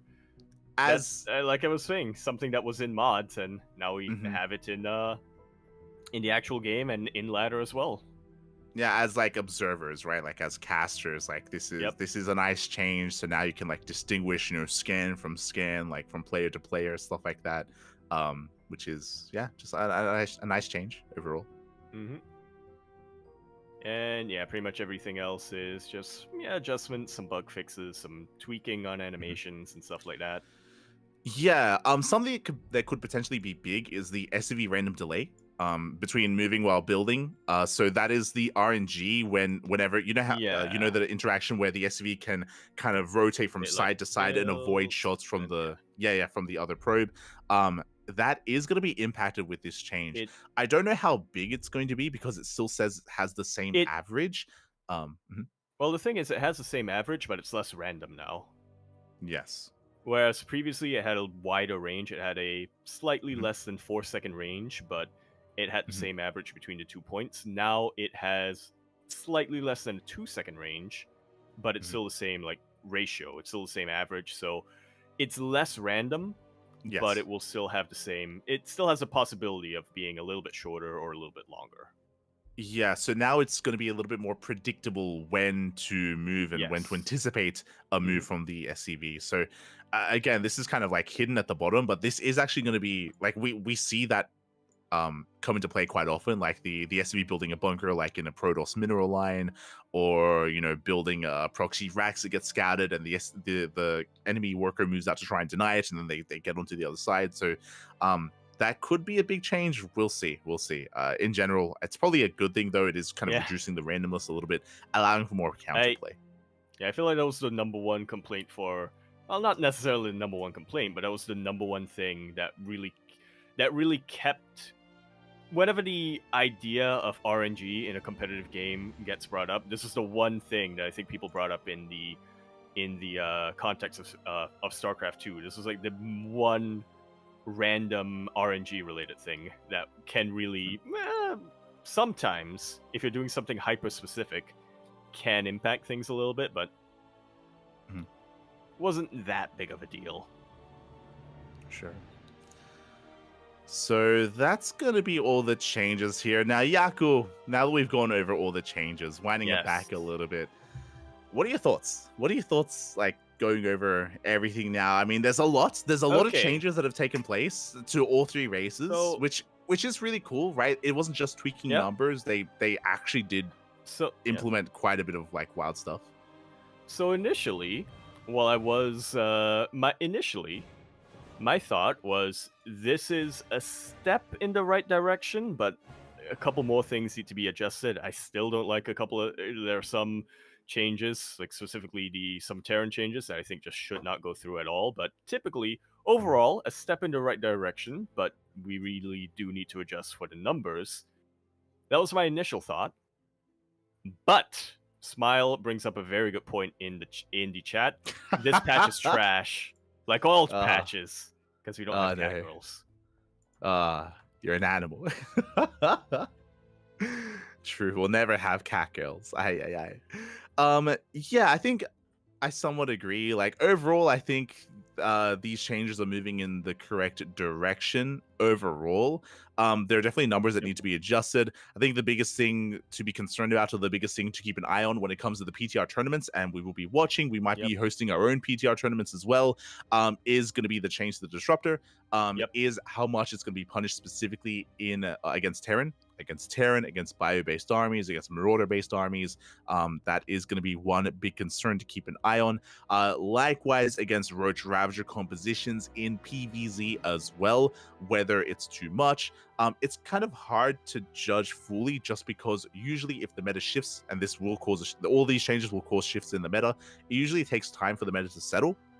So if there's a problem and if things are looking bad, it takes a while for players to come up with a solution. That is true. But we still something that we have to keep an eye on. Well, it takes a while for players to come up with a solution, but it also takes a while for map makers to adjust, right? So that's what I'm hoping. If nothing else, I'm hoping that at the very least we can get some more varied maps out of this, because it does feel like that's something that the Balance Council is keeping in mind here. Is how these will impact, is how the balance changes will impact map making. Yeah, definitely. It is something to consider. Outside of just keeping an eye on the disruptor, the energy overcharge, it happened. I mean, we spoke about it at the start, and we kind of now it's it was hours ago at this point. But that's also something that we have to keep an eye on when it comes to how Protoss players defend against tank all-ins specifically, and I mean all-ins in general. Yeah, it may not be as bad as the numbers kind of imply. But we'll see. We're still very much in the early stages of testing, so there's still a lot more things to test out. There's still a lot more openings to test out, and a lot more to be done before we can really get a definitive, should we go through with this or should we not? Yeah, I think for the NG overcharge, I think it's really easy to say, just Protoss players are just going to insta-die here to all-ins and it's over. But I think it is really important to actually see how the unit interactions actually come into play and how the defenses turn out as well. And how, and not even just based off one tournament, just wait for multiple events here and for more data basically to come in to see how players adjust as well. But there is a high chance that it will have to be adjusted in some way. Definitely, it does sound like the developers are open to that as well, right? It's like there's a reason why this is on the PTR. There's a reason why they're trying to explicitly say that they're willing to make changes. Yep. So now's the time. Now's the time So, for all of you viewers to test things out and and voice your thoughts. Yeah, the one big thing that I don't think is a good change is the Thor change, as I mentioned before. I think I like it. To me, it's weird. It has a weird implication. Borderline it has Well, no, it just has a weird design implication, right? As you mentioned, right? It's like you should never play Sky units against Terran. Yeah, it's kind of, or just Muta, right? It's just weird. It's just really weird, especially because it's like it's something that people enjoy to watch. They enjoy this. It's not like this is a change that's meant to get rid of like the turtle camping style, which we have a consensus that people don't like to see. But if people like seeing Lingbane Muta versus Bio, and then they make this change, it's like what? It's like what? Yeah. Like what is the purpose of this change? Like what are you trying to achieve here? It's That's the biggest question mark for me personally, is the Thor change. Yeah. My biggest exclamation mark is the supply change or extra supplies. The supply spell, but that to me is more of a design and more of like a design philosophy thing of how I think the game should be for Terran, or how I think the game should be for Terran, as opposed to more of a balance thing. So yeah, it very much could be something that doesn't impact the game at all, but at the same time, it's just like, I don't like the spell. I feel like the spell should only be used for emergencies, so trying to get people to use it more is like goes against everything that I have been taught when learning Terran. Sure. When it comes to the Hydra buff, again, I do think that it's going to benefit Zerg players a lot. My concern is that it's going to be too many changes happening at once, specifically to PvZ, to the detriment of Protoss. But we'll see. We'll see how Protoss players do adjust. It's possible that they might just shy away a little bit more from Disruptor play, and they might just embrace more Storm, more High Templar based compositions. Then you have this more back and forth. It's very possible that it still works out anyway, and that Protoss players are able to adapt. So definitely a lot to keep an eye on, definitely a lot to watch over. The other big change, of course, it wasn't just the PTR patch notes. We also have the map pool as well. Indeed. 6 new maps are going to be designated as ladder candidates, are going on to the PTR to be tested and to be seen if whether or not they will be added to next season's map pool. Yeah, and we have our list of maps. It's going to be Amygdala, it's El Dorado, Ley Lines, Snowpiercer. That's how it's pronounced. I thought it was Amygdala. I thought it was Amidala. Like Patty. Oh no, we're going full prequels with this one. Oh no. Ultra Love and Whispers of Gold.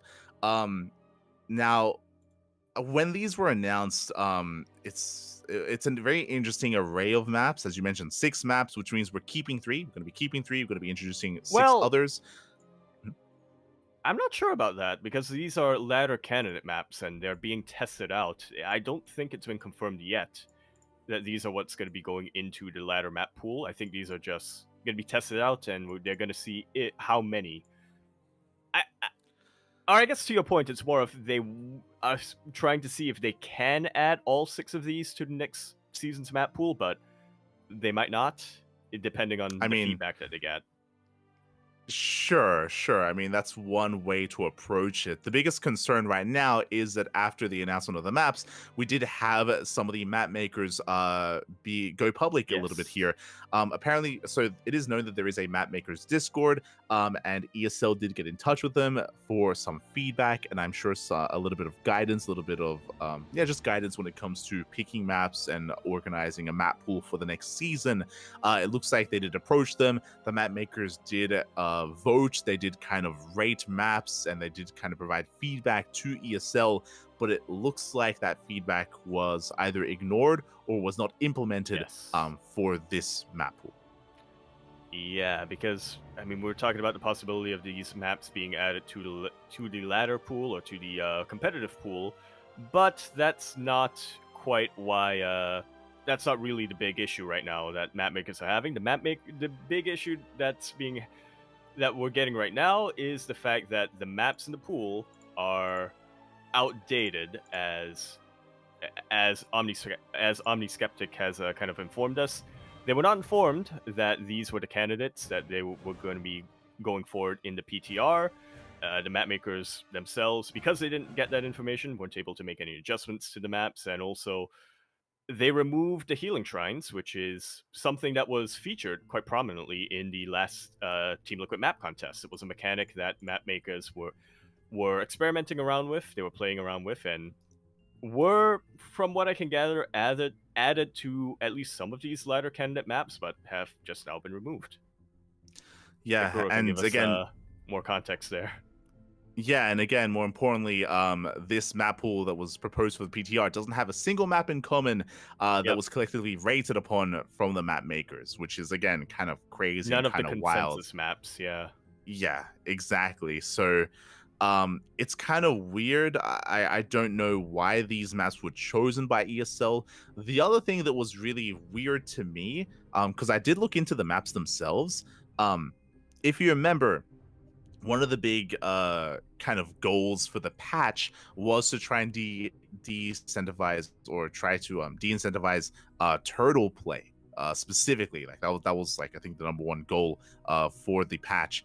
I was going into some of these maps, and I would say the majority, not all of them, but the majority of these maps actually have those features. I'm referring to ley lines, I'm referring to Snowpiercer as well. There are actually a lot of these maps that look like they actually favor turtle play, and they favor this more camping style. The other one was Ultra Love. Ultra Love is another big one as well, where there are a lot of rooks. Another big feature, Ultra Love actually has destructible towers again. It's been a while since we've had like rocks that knock down and they wall off areas.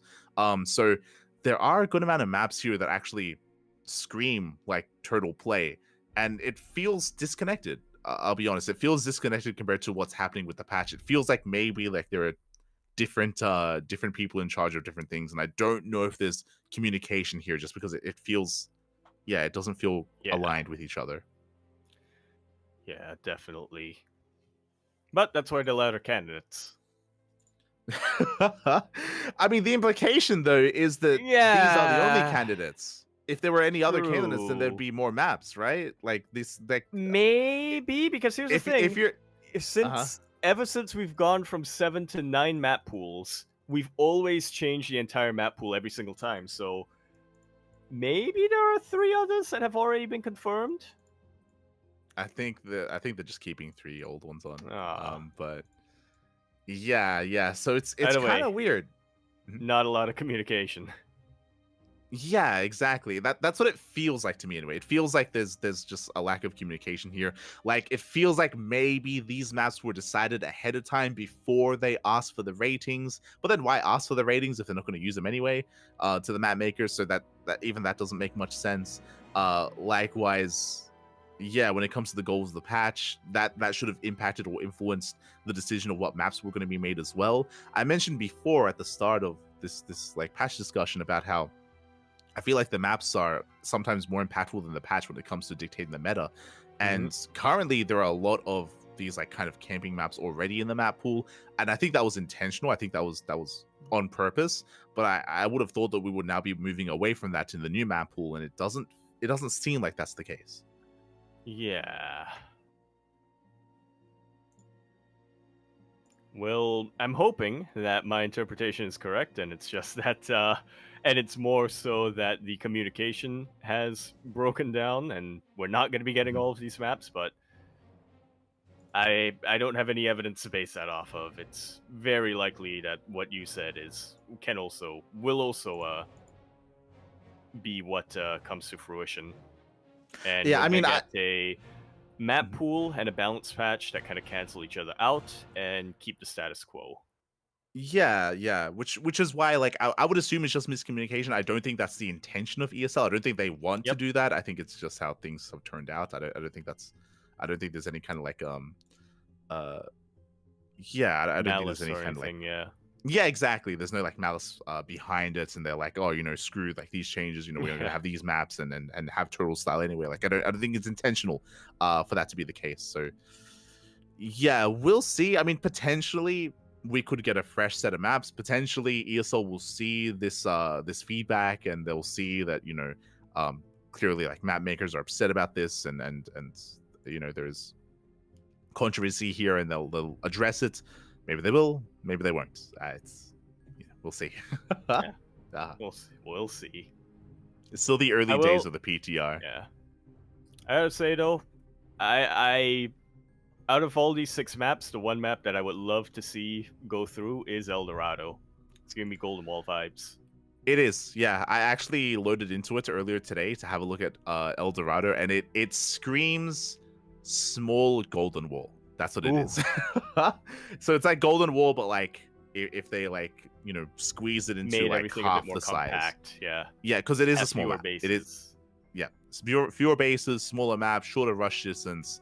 That is something that I was checking here. There's 3 gold bases as well on El Dorado. So yeah, it's kind of crazy. Yeah.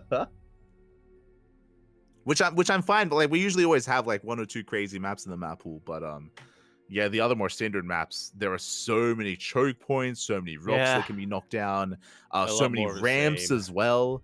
Yeah, it's a lot more of what we were supposed to be moving away from. How many rush maps are there here? I think there's 2. No, 2. There's El Dorado and the other one, Amygdala. Yeah, Amygdala. God damn it. Which is also weird. Fun fact, I couldn't actually find that. I couldn't find Princess Amygdala on in-game. Like, I was looking for it and I couldn't find it, so I actually couldn't get in-game. But I think there are goal bases in the center, and I think there are rocks that are denying them. There's a lot of rocks going on there. So I'm a little bit less certain about this map, just because I didn't get to go in-game. Weird. Is a bit weird, but yeah, with that is the upcoming map pool. I mean, again, so like for the most part, I think the patch is definitely moving in a positive direction. I do think it's important for the community and for people to watch and digest and engage with the PTR tournaments, regardless of who hosts them, whether it's Wardy, whether it's Steadfast, whether it's ourselves, whether it's Rotterdam, Pig. I do think it's important that we try to keep an eye on the potential of these changes and try to provide feedback wherever we can. Yep. Can't always rely on the first reaction that we get. For sure. Otherwise, Yaku. Yes. I think we're making it here. We're making it to the end, Pappy. And a longest podcast to date. Yeah, I mean, it's 4 hours. Okay. I think we've had longer in the past, I think, maybe. Not PondCast. We had longer casts in the past. True. Not PondCast. But yeah, with that wraps up our tournaments for the week. That wraps up at least our brief overview of the patch notes and of the map pool as well. yeah, again, I do recommend checking it out and checking out the future PTR events. I think right now it is theorized that the PTR phase is going to last a couple of weeks. I think the end of the season, I think it's the 11th of November. I think it's like the early weeks of November is the end of the season. So I think a lot of people are theorizing that maybe a week after the end of the season is going to be the implementation of the next patch. Yeah, that's usually how it goes. So people are theorizing mid-November. Yeah. It's happened a couple of times in the past where a patch and new map pool was brought out after the beginning of a season or slightly or even in the middle of a season, but usually as far as possible I do know that they try to time it so that it's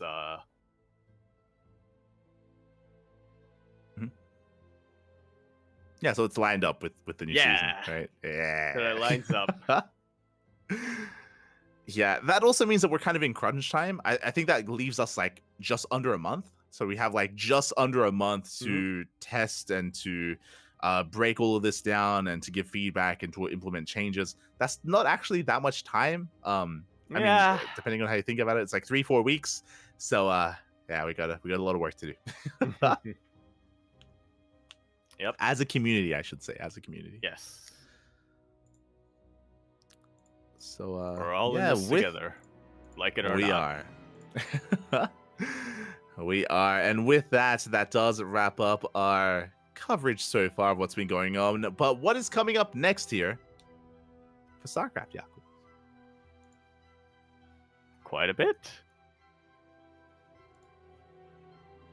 Would you like to wrap things up with the with the upcoming events? So upcoming tournaments here, we do have an event list on Wikipedia, and in 2 days we have the StarCraft Evolution League number 5. We are going to be casting that on this channel. We have Sparkling Tunic Cup 70, we have War TV number 8, we have the Pig or So Monday number 4, so all the online tournaments, all the open cups. Meanwhile, we spoke earlier about the War TV PTR tournament that was announced. The first qualifier is in 5 days. Yep, 29th of October. See when that happens, and yeah, that's all that's coming up in the next week, at least when it comes to the open tournaments. Do keep your eye out on the open tournament lists that we're going to be putting into the chat here, as it does get updated all the time, and like maybe something after the podcast that gets scheduled a little bit in there that we're not quite able to cover right now. Yeah, Lima League comes back next week as well, or in a week and a half, basically. So Lima League is also on the horizon here. When it comes to the Wardy TV PTR tournament, I'll actually look into it. Sometimes Wardy does allow us to also cast his events as well, so we might also get involved in the PTR event if it's open to people. Otherwise, just check it over, watch it over on Wardy's channel. When it comes to the other open cups, I do know there are currently discussions going on for events like the Pig or So Monday and all these other open cups as well, if they want to host them on the PTR. I also don't know if there's a mod. Ideally, if there's like a PTR mod in game, that'll make it so much easier, so people don't have to download the PTR. If that's the case, then that'll make it easier to help to hold these events with the new patch, which would be quite beneficial, just to get like as much practice or as much eyes on it as possible. We'll see. We will see. Otherwise, Yaku, thank you so much for joining me here tonight for a bit of a longer podcast. Thank you so much, Kuro, as well, for joining us as well. Yaku, where can people find you? Stream soon? Crab Champions? What's going on? Yaku? It's way too loud. It's way too loud where I'm at right now. But you can find me here again next week for the PondCast, as I'm always here, apparently. Yeah. You can also !Discord in the chat if you want to find myself. Light is also there. Kuro is also there. Everyone is there. You can also follow me on Twitter and Blue Sky at Emporia Yakuzaku on Twitter, Yakuzaku on Blue Sky. And I probably am not going to be streaming anytime soon, but if I do, twitch.tv/Yakuzaku1. So all the places you can find me. What about you, Light? Other than in my shower crying. Oh no, not like this. Our next cast on the CranKy Ducklings is going to be in 2 days. It's going to be Saturday night with StarCraft Evolution. So we don't have a cast tomorrow. So no cast tomorrow here on the CranKy Ducklings. You'll find me on my own personal channel, light_VIP. I'm going to be streaming, ideally streaming both Friday and Saturday, just some cheeky ladder sessions, maybe some Final Fantasy as well. That is going to be the goal here for myself, for my personal channel. Otherwise, you can also check out Kuro. Kuro does from time to time stream on her own channel as well. Also is handling the production for the podcast. So thank you so much to Kuro, is showing off everything on the screen as well, showing off all of the maps, for example, the PTR patch notes as well. Just making sure nothing catches fire. Yeah. Providing making sure nothing catches fire, making sure that we're on schedule. Exactly. And with that, we are going to be wrapping up for the time being. We'll be back tomorrow. We'll be back next week for the next podcast. This is a weekly podcast where we go over the news of the week in StarCraft 2. Again, if there's anything that we didn't discuss, if there's anything that you want us to go over, then you can, of course, let us know over on Discord. Just let us know if there's any news that you want us to go over here that we didn't miss. Otherwise, thank you for watching. Yeah. We'll see you. Okay. Thanks for watching, everyone. Bye. Ciao. Bella.